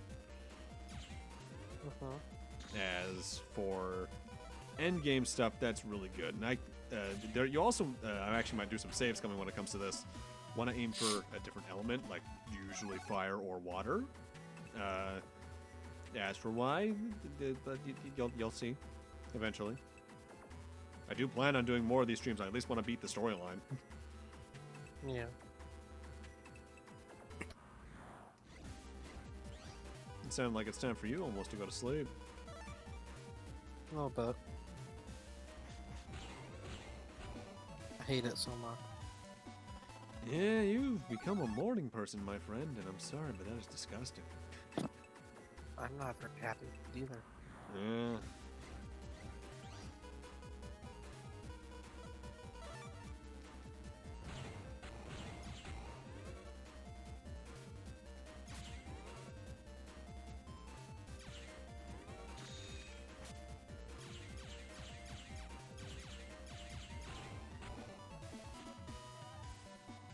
Also, that reminds me I needed to do something about it a few moments ago, but I never did. Let's scroll up here. And Kick has been modded. Still can't delete my... Yeah, still can't delete your shit. But he's been modded. And then when and if Kenny shows up in chat, he will be modded too. I doubt we're gonna need moderators too much, because I doubt we're gonna get bots or any assholes. Yahar indeed, Kick. Yarhar indeed.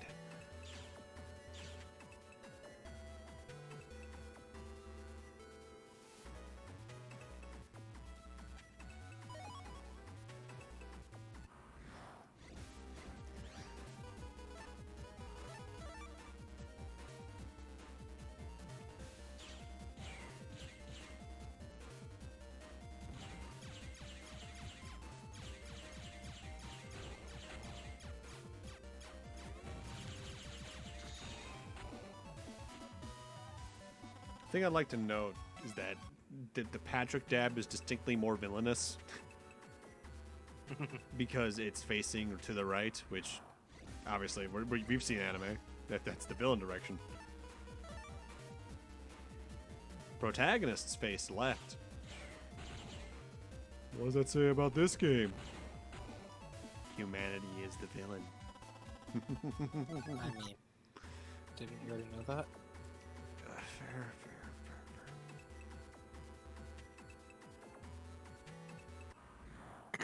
I think I've gone through this entirely reverse. I think you're supposed to actually go from the lab to find these three guys I'm hunting down. 'Cause I think they only spawn in sequence. Whoops. Yeah, no skin off my back, I suppose. I'm not gonna say no to more money.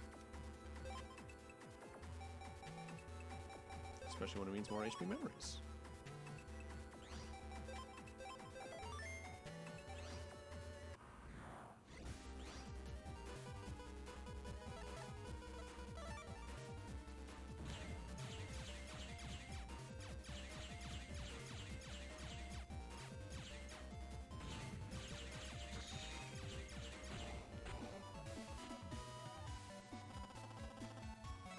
Also, I have mentioned you. I'm sorry if you can hear some minor buzzing in the background. That might be my air purifier. Because I just noticed the mic is getting a little bit of input even when I'm not talking. Oh, are they in Kodo Square? Well, we get to come here at least. Do I feel like actually fighting him? Because this is where we can encounter Quickman V2 and us V3. However, Quickman's chip ain't bad, so I kinda want it. Also, I wouldn't mind more Sonic Waves. I forget, is he over here? Power Wave! What? Power Wave! Okay, Kirby.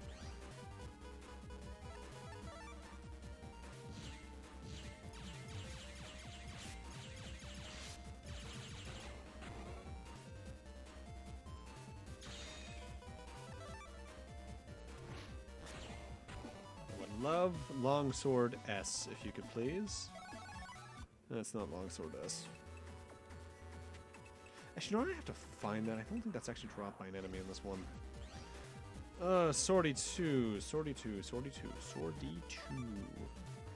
These guys are fire elemental.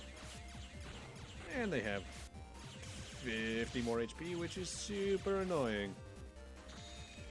And they use aircraft faster. Oh, I've died to these guys a lot in the past.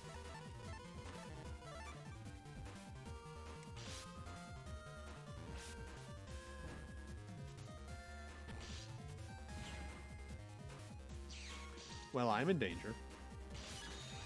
I'm in super danger. I'm in super danger. I'm in super danger. Don't fuck with Swordy 2 or 3s. They will fuck up your day. Just don't get hit, forehead.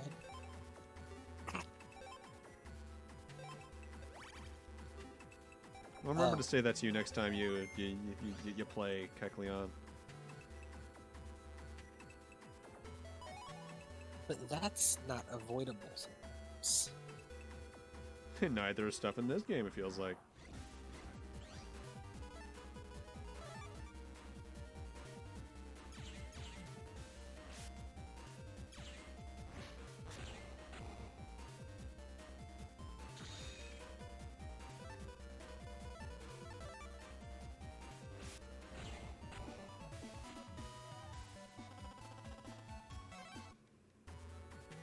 Isn't there a bug frag back here? Yes, there is.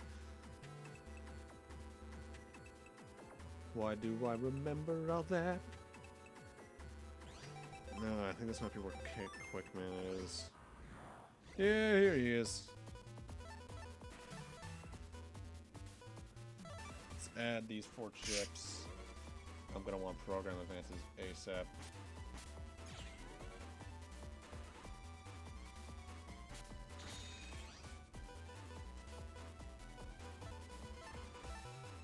Like that. Thank you, game. I'm gonna use Zeta Cannon ain't the most useful against him, but I'll take it.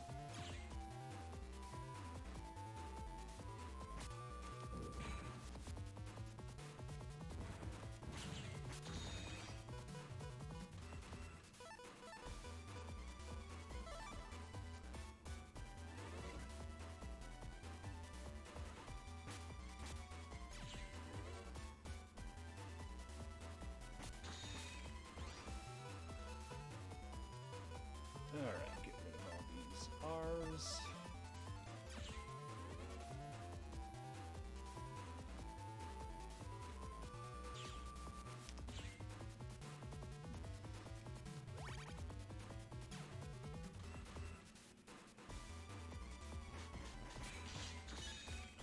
Ow!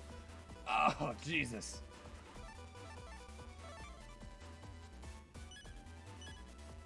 You alright? Define alright. Let's see here.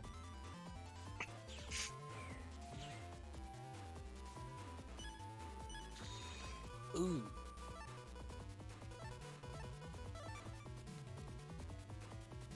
Was that the thing referring to? Did you just pause buff? Yes. It's a valid strategy. Says the speedrunner of a game that doesn't need pause buffering, but still. Pause buffering is lame.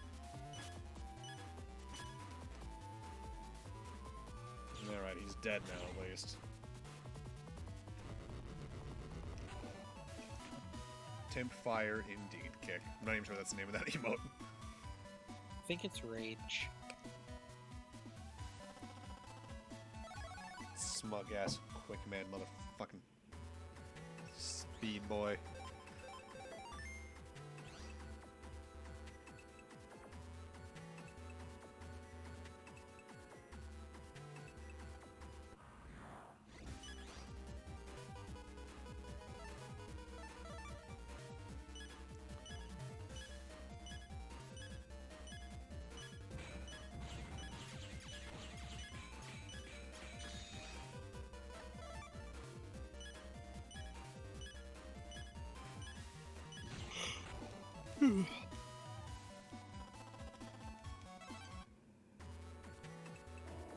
Not the lowest I've been on HP in this game in these games, while still just wandering around. Yeah, isn't this longsword L? Oh, I need sword L. Where the fuck do I get sword L?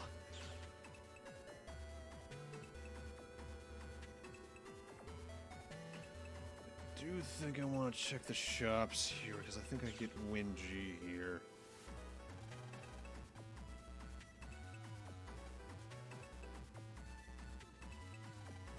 Bug Frag Trader.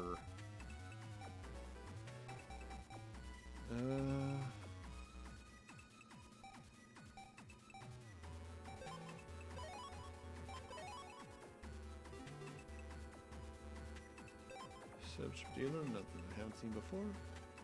Net dealer.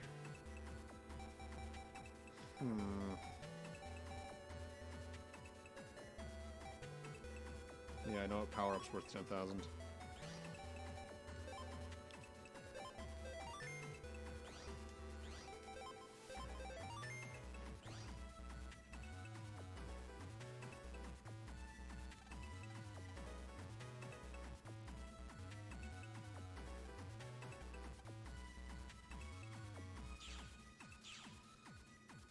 Also, ignore the shape of that previous area.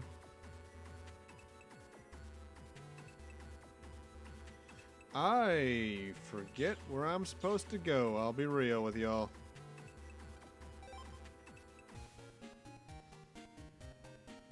Did I miss the Navi I was supposed to talk to?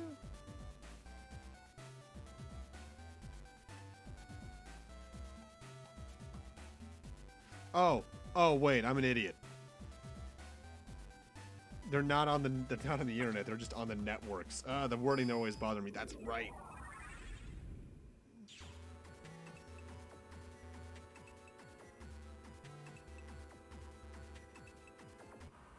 Yeah, still got quick man out of it. I'm not gonna be too mad.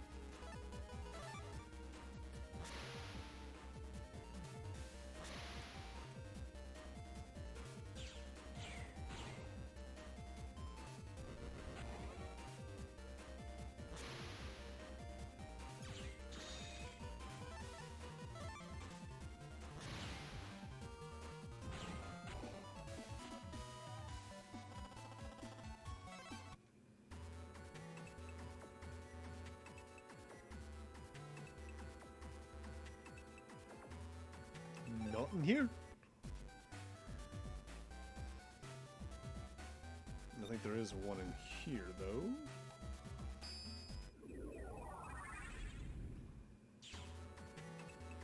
I think I'll get that license and then I'll end off.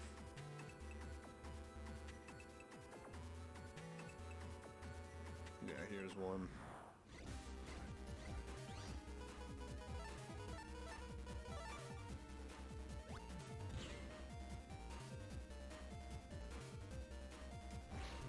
Shit, my plan failed. Well, this just got interesting.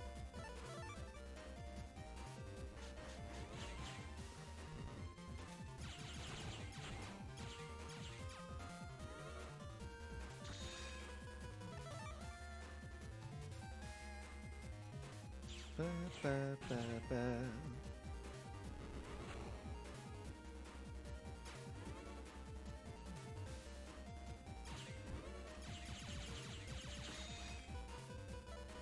Also, I should note, the way that the charge buster works is that it's your level, the level of your attack times, I think it's 5 or 10. Then the charge, the higher the charge gets, the faster it shoots.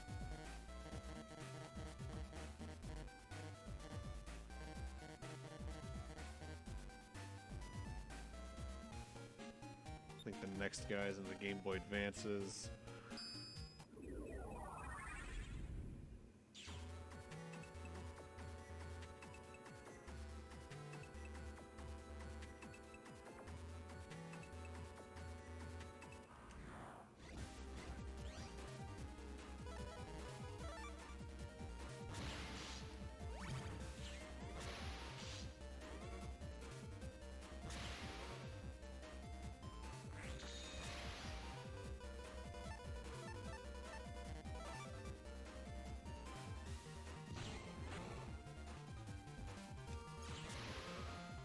Yeah, no, it's charge level. It's attack level times 5. That's right.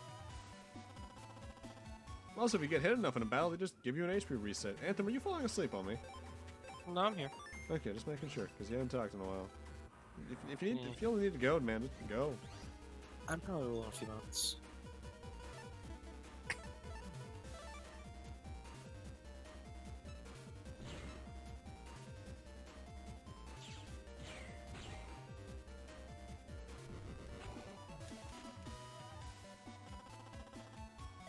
Time Bomb 1.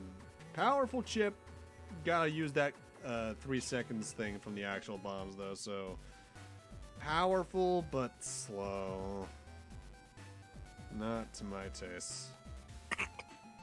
I prefer my power in this series with big speed. Like Do Hero, or Master Style in Battle Network 3.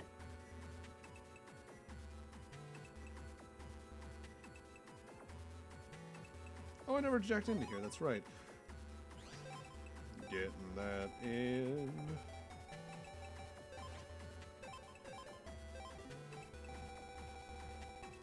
Sword, wide sword, L. Long sword, L. That is another program advanced ready for use. That means I can get rid of you for something else, probably G-coded.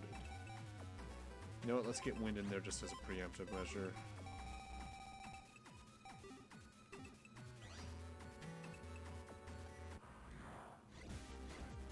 Ugh, flamey 2 and 3s, ew.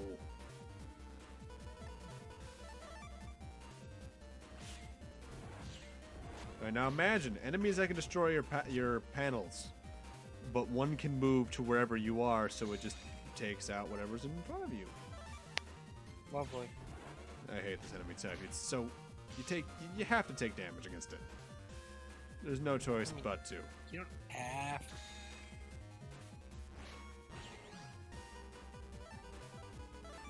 Just get good.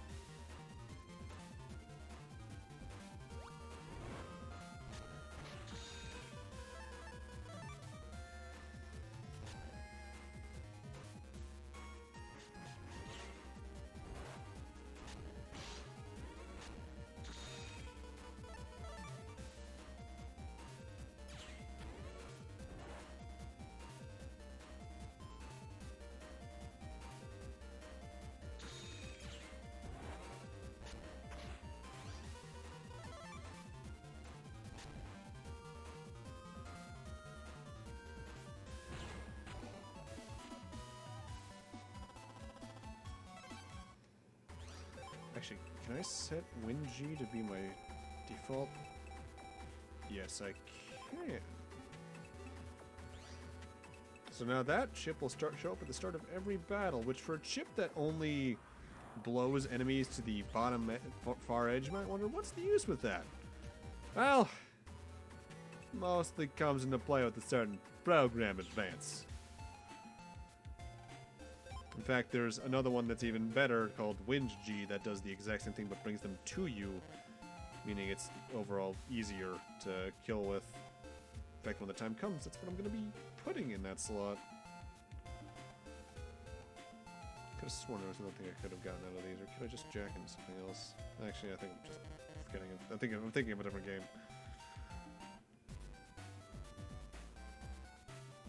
It happens.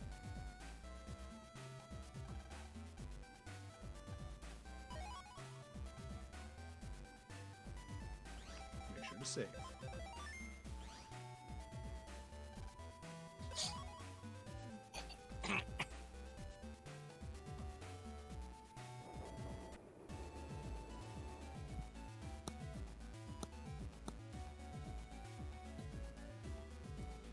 I just realized that when the time comes, I also don't know how to rate someone on OBS.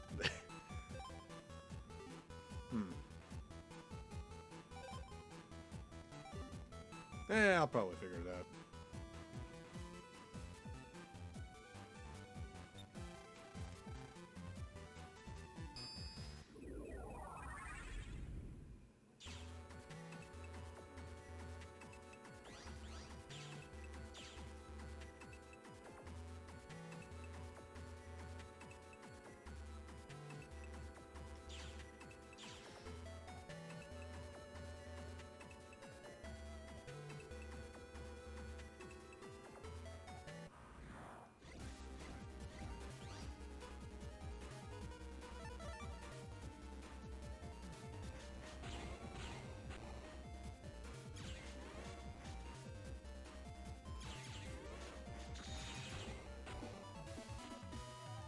Oh, I'm in danger. Oh, no, I've made a mistake. Oh, this is gonna be bad.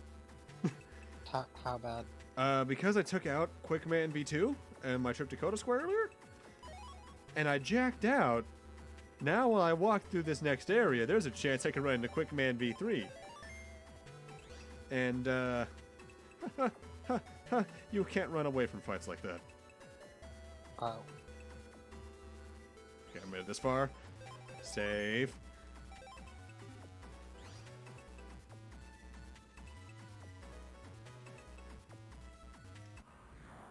Okay, I got just a hard hit.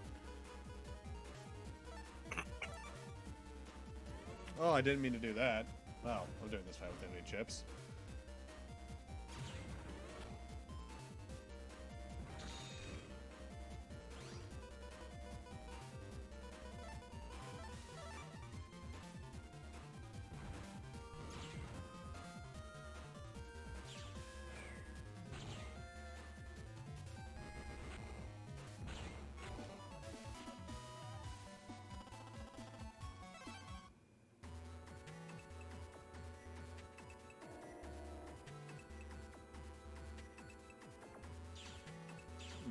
Kodo Square meet the evil-looking Navi, who's totally not evil, and they narc themselves as evil-looking Navi on the square map thing. I believe he's down here on one of these things. Yeah, here you are. Because according to Battle Network, anything purple is evil. Alright,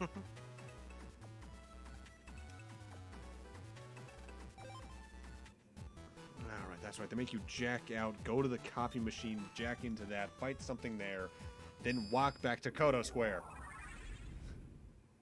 I'm in double danger of fucking Quickman V3.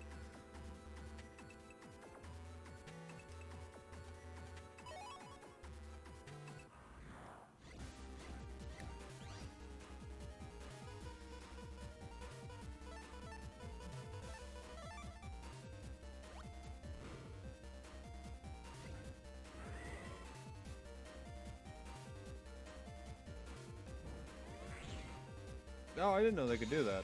This is troublesome.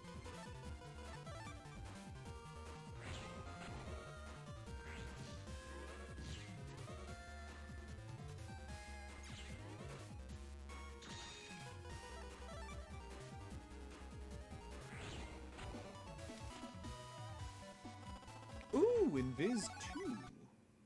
Hello.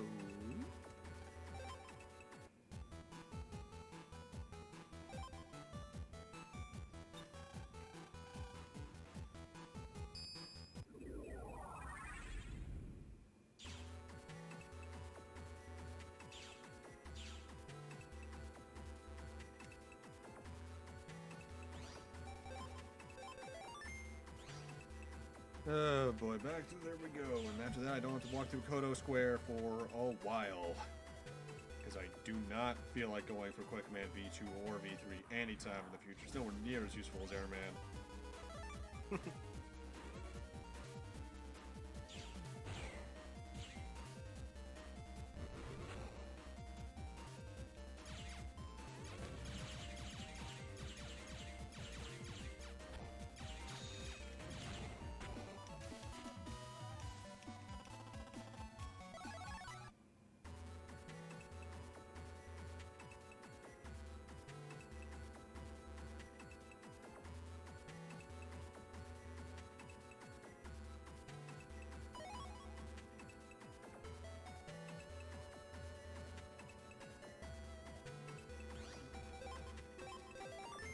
Yeah.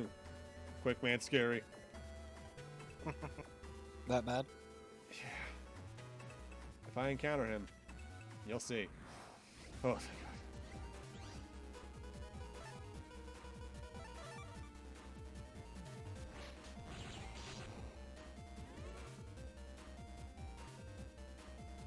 Shake your head.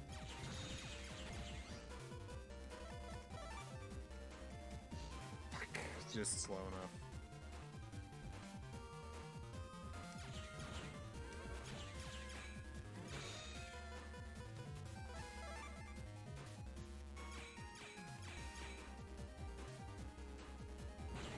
You'll very often see me move or dance to the music, should the case be.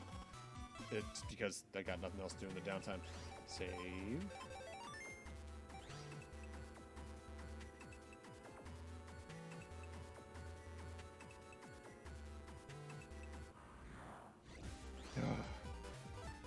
God, just fuck Quick Command V3.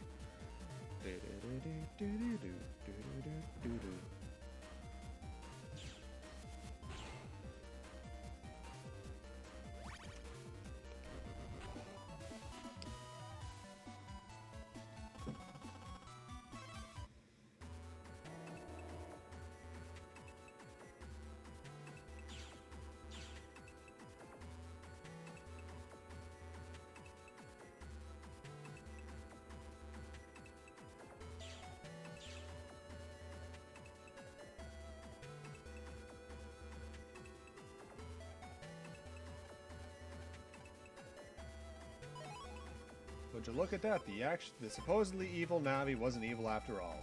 See, this is what you get for judging a book by its cover. For cover 30, put that on because it's asterisk code, and asterisk codes are interesting because, as I mentioned before, every chip has a letter code. You can match it with chips of similar code when fighting, or just use the same chip type. Asterisk can pair with anything. Huh. Oh, here we go, the first of many.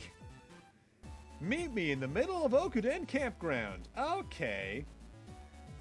Gotta leave the center, come over here to the metro line, choose Okuden, walk through. And now we do the walk to the back. There are some quests that make you do this 2 or 3 times per. Why? I don't know. I get why they would choose putting people in the campground. It's a vacation spot. But they should not have done it the way they did. Put the campground near the start and then maybe make a hiking trail to the back is what I would have done.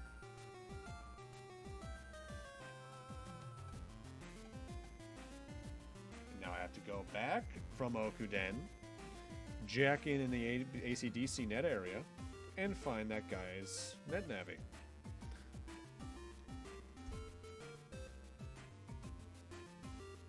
Don't mind me, I'm walking because I'm typing something on my other computer.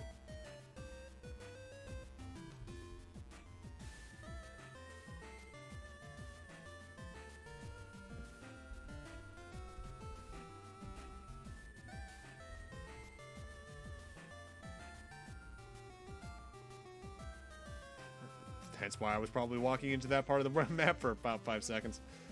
Whoops.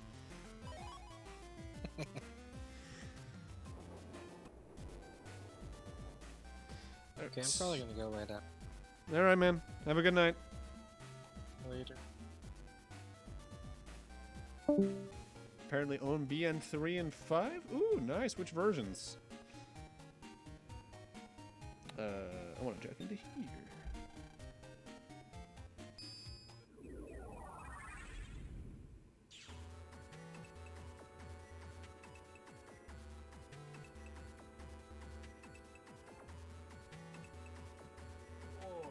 Actually, wait, no. I'm jacking in from the wrong place. I want to jack in from Dex's house, I think. If I'm remembering this correctly.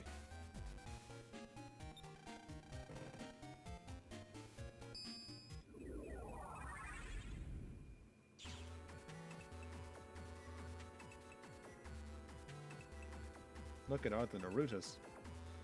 Blue and Proto Man, that's the same versions I had of those games.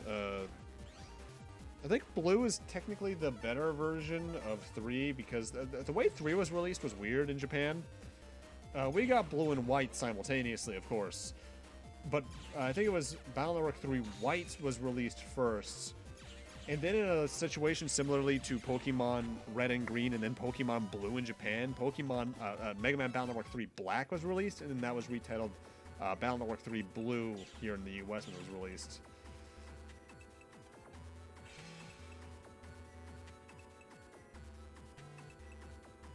Whereas Battle Network 5, Battle Network 5 you can really go either way on, in my eyes. I think both of them are really good. I think Colonel has better net nabbies that you work alongside, but I like Proto Man a lot more than I like Colonel. As a character and gameplay style, though, I think Colonel has the more interesting charge shot.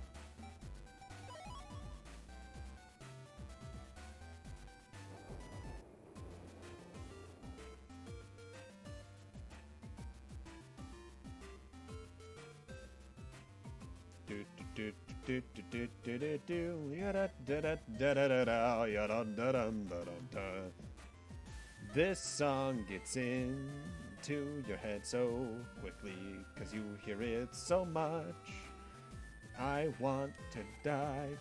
This song makes me realize the other games are much better. That's all 3 of those missions done, so now we can go and take the actual license exam. Honestly, the license exams in some ways for the plot feel like the most egregious padding the series ever had in terms of like how blatant it is.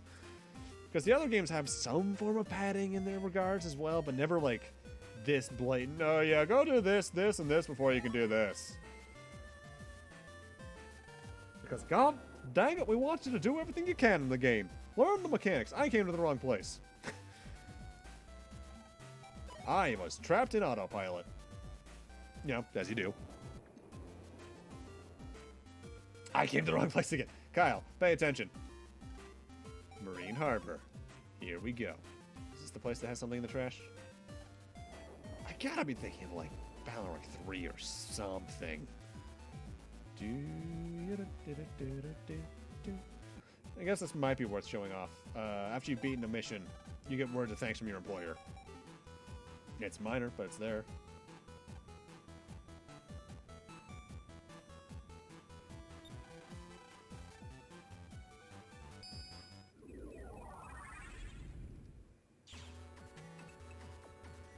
Alright, time for the A license exam. We got from Z to A just over 4 hours.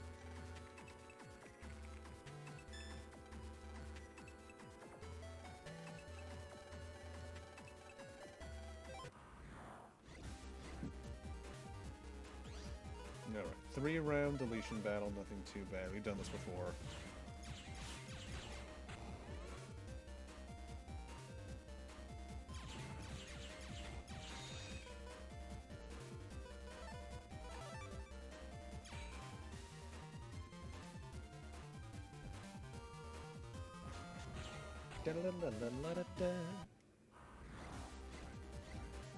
Oh, I remember this region being annoying.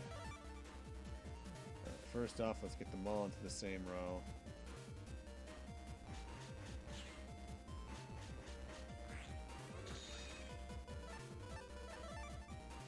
No, you don't. Good news is, while the spookies can obviously recover HP to other viruses, they can only do it once per battle with the lower variations of them. I say, and then I'm immediately wrong. Fuck you, game. I didn't realize they could do it more than once in a battle. I don't think I've seen that in a long time if they've ever done it. Well, that's just plain rude. Not right. I will blow my gusts of wind at you because you have honestly pissed me off. Haha, farewell, Avita Saint die. Alright, time for some handies. One of the most unfortunately named enemies in Mega Man history.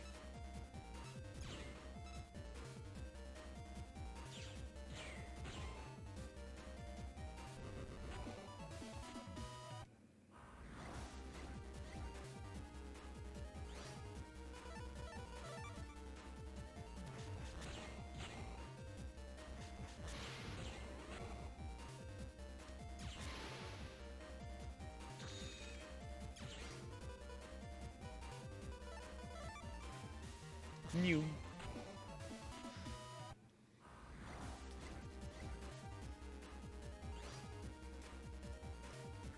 I'll be real, I completely forgot this was more than 3 rounds. I was not paying attention to the number they said. I think it's 5.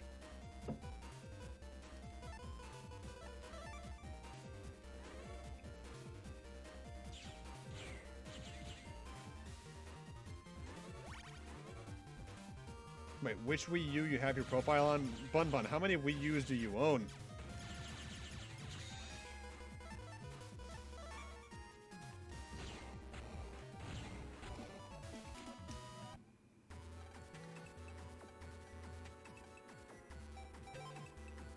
More enemies to find. Padding! I don't even have enough to buy an HP memory here. Fun. I love this game. I actually do love this game. It's just that with age, I've realized that things have not structurally aged as well as they have in later Battle Network games because we're used to better. Alright, I think... You have 4 N60... Holy shit! Oh, fuck, it's this one. You know what, though? I have a strategy. Get them all there. Blow them the fuck out with Airman.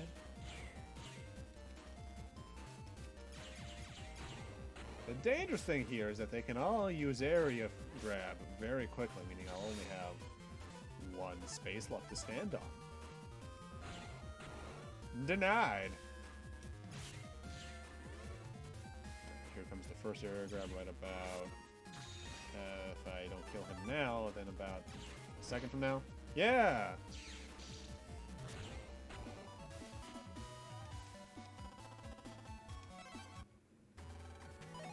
Bad data A, and I believe the second one's on the top route. If I'm recalling correctly, at least. And I think, oh yeah. If he's not on the top route in the area towards Koto Square, he's on the area near Yai's PC. Just want to make sure he's not up here, is he? No, but this is here. Holy shit, Bun Bun. Please both go up and down. Yay! I like it when the AI does what I want it to. It makes me feel good inside. I never owned a Game Boy Micro. It's one of those I just never felt the need to invest in. Even back when.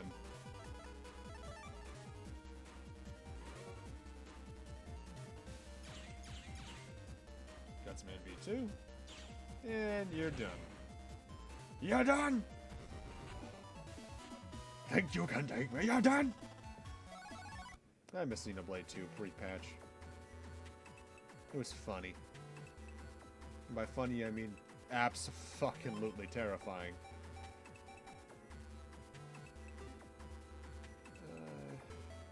Yeah, I don't have enough for anything I want. HP members are like the only thing I have my eyes on in most of these places now.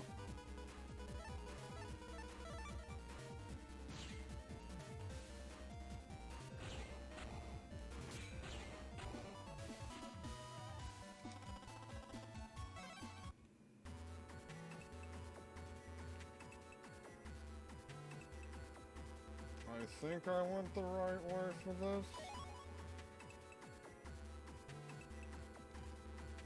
Oh, I don't think oh, wait. No, I think he actually is in Koto Square. Or Koto area. Not Koto Square. That's a very different place. I think he's up near where that long sword was. Oh. This is actually the best program advance to get here for at least speed reasons.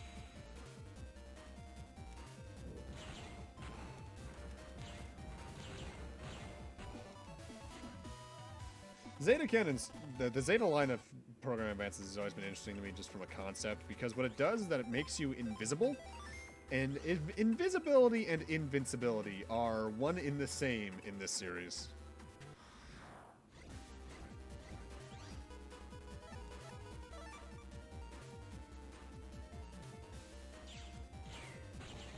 Now, I'm used to people having multiple switches at this point. It just seems like a very common thing to do.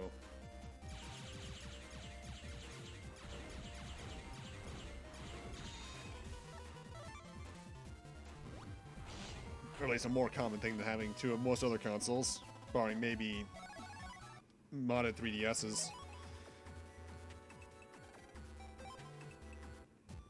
I believe that's both of the bad datas. I think there was only the two.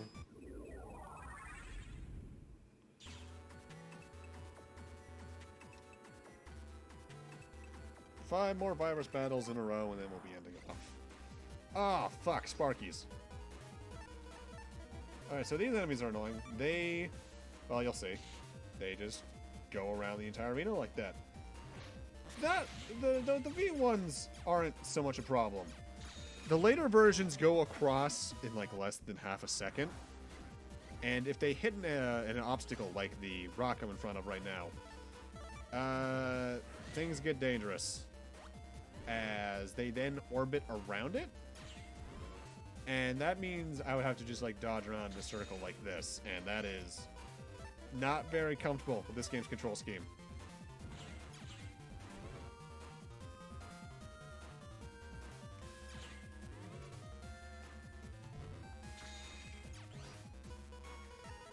Alright, let's get life stored up in here. We can take care of these two, then just gun down the fan with no problem.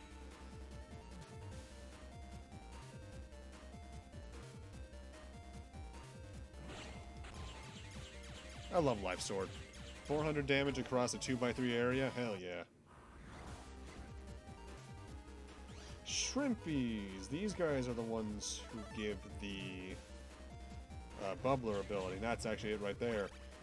Fire out a little bubble, and if it hits on the barricade like the rocks behind me, the spot behind it also gets hit.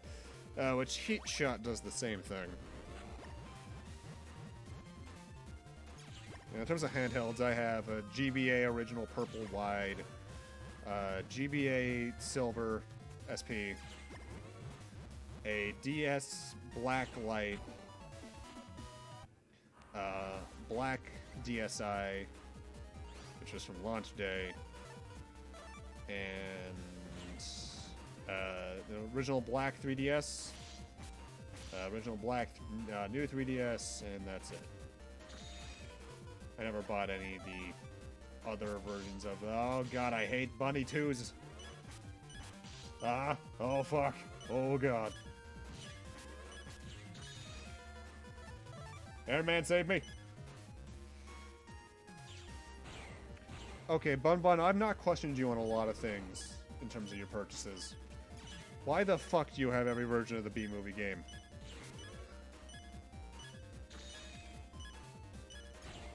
Like, what? God, I still have one more to go through. Fuck, this is not a good setup. Okay, thing one, make sure that longsword user cannot reach me immediately. And start gunning down the Sparky.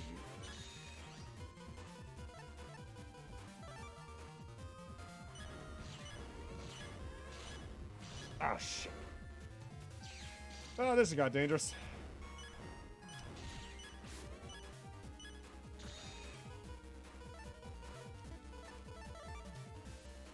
Spawn, spawn. Okay, we're safer, we're safer.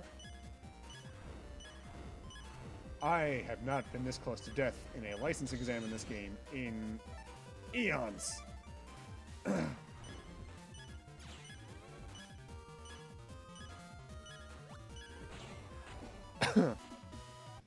I don't know why not. You know what? That's a better reason. That's better than nothing. Oh, okay. That makes a lot more sense.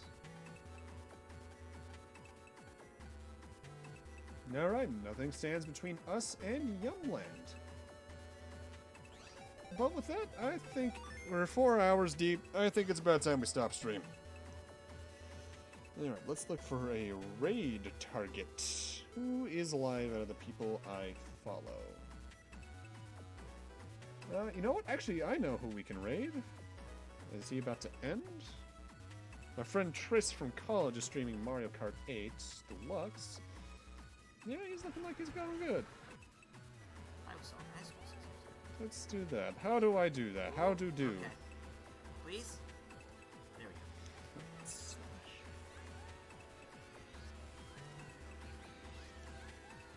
I was really worried that Mitchell was about to hit me when I was defenseless.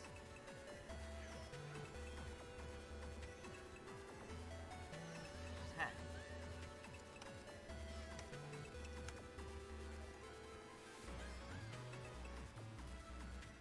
We got this, Ulu. Valid and fair. Get out of here, Daisy. Alright. this should work. With that, I'm going to have to ask you guys to have a great night. Take care. And thank you for watching. So with that, let's raid my friend Triss. Have a great night, everyone.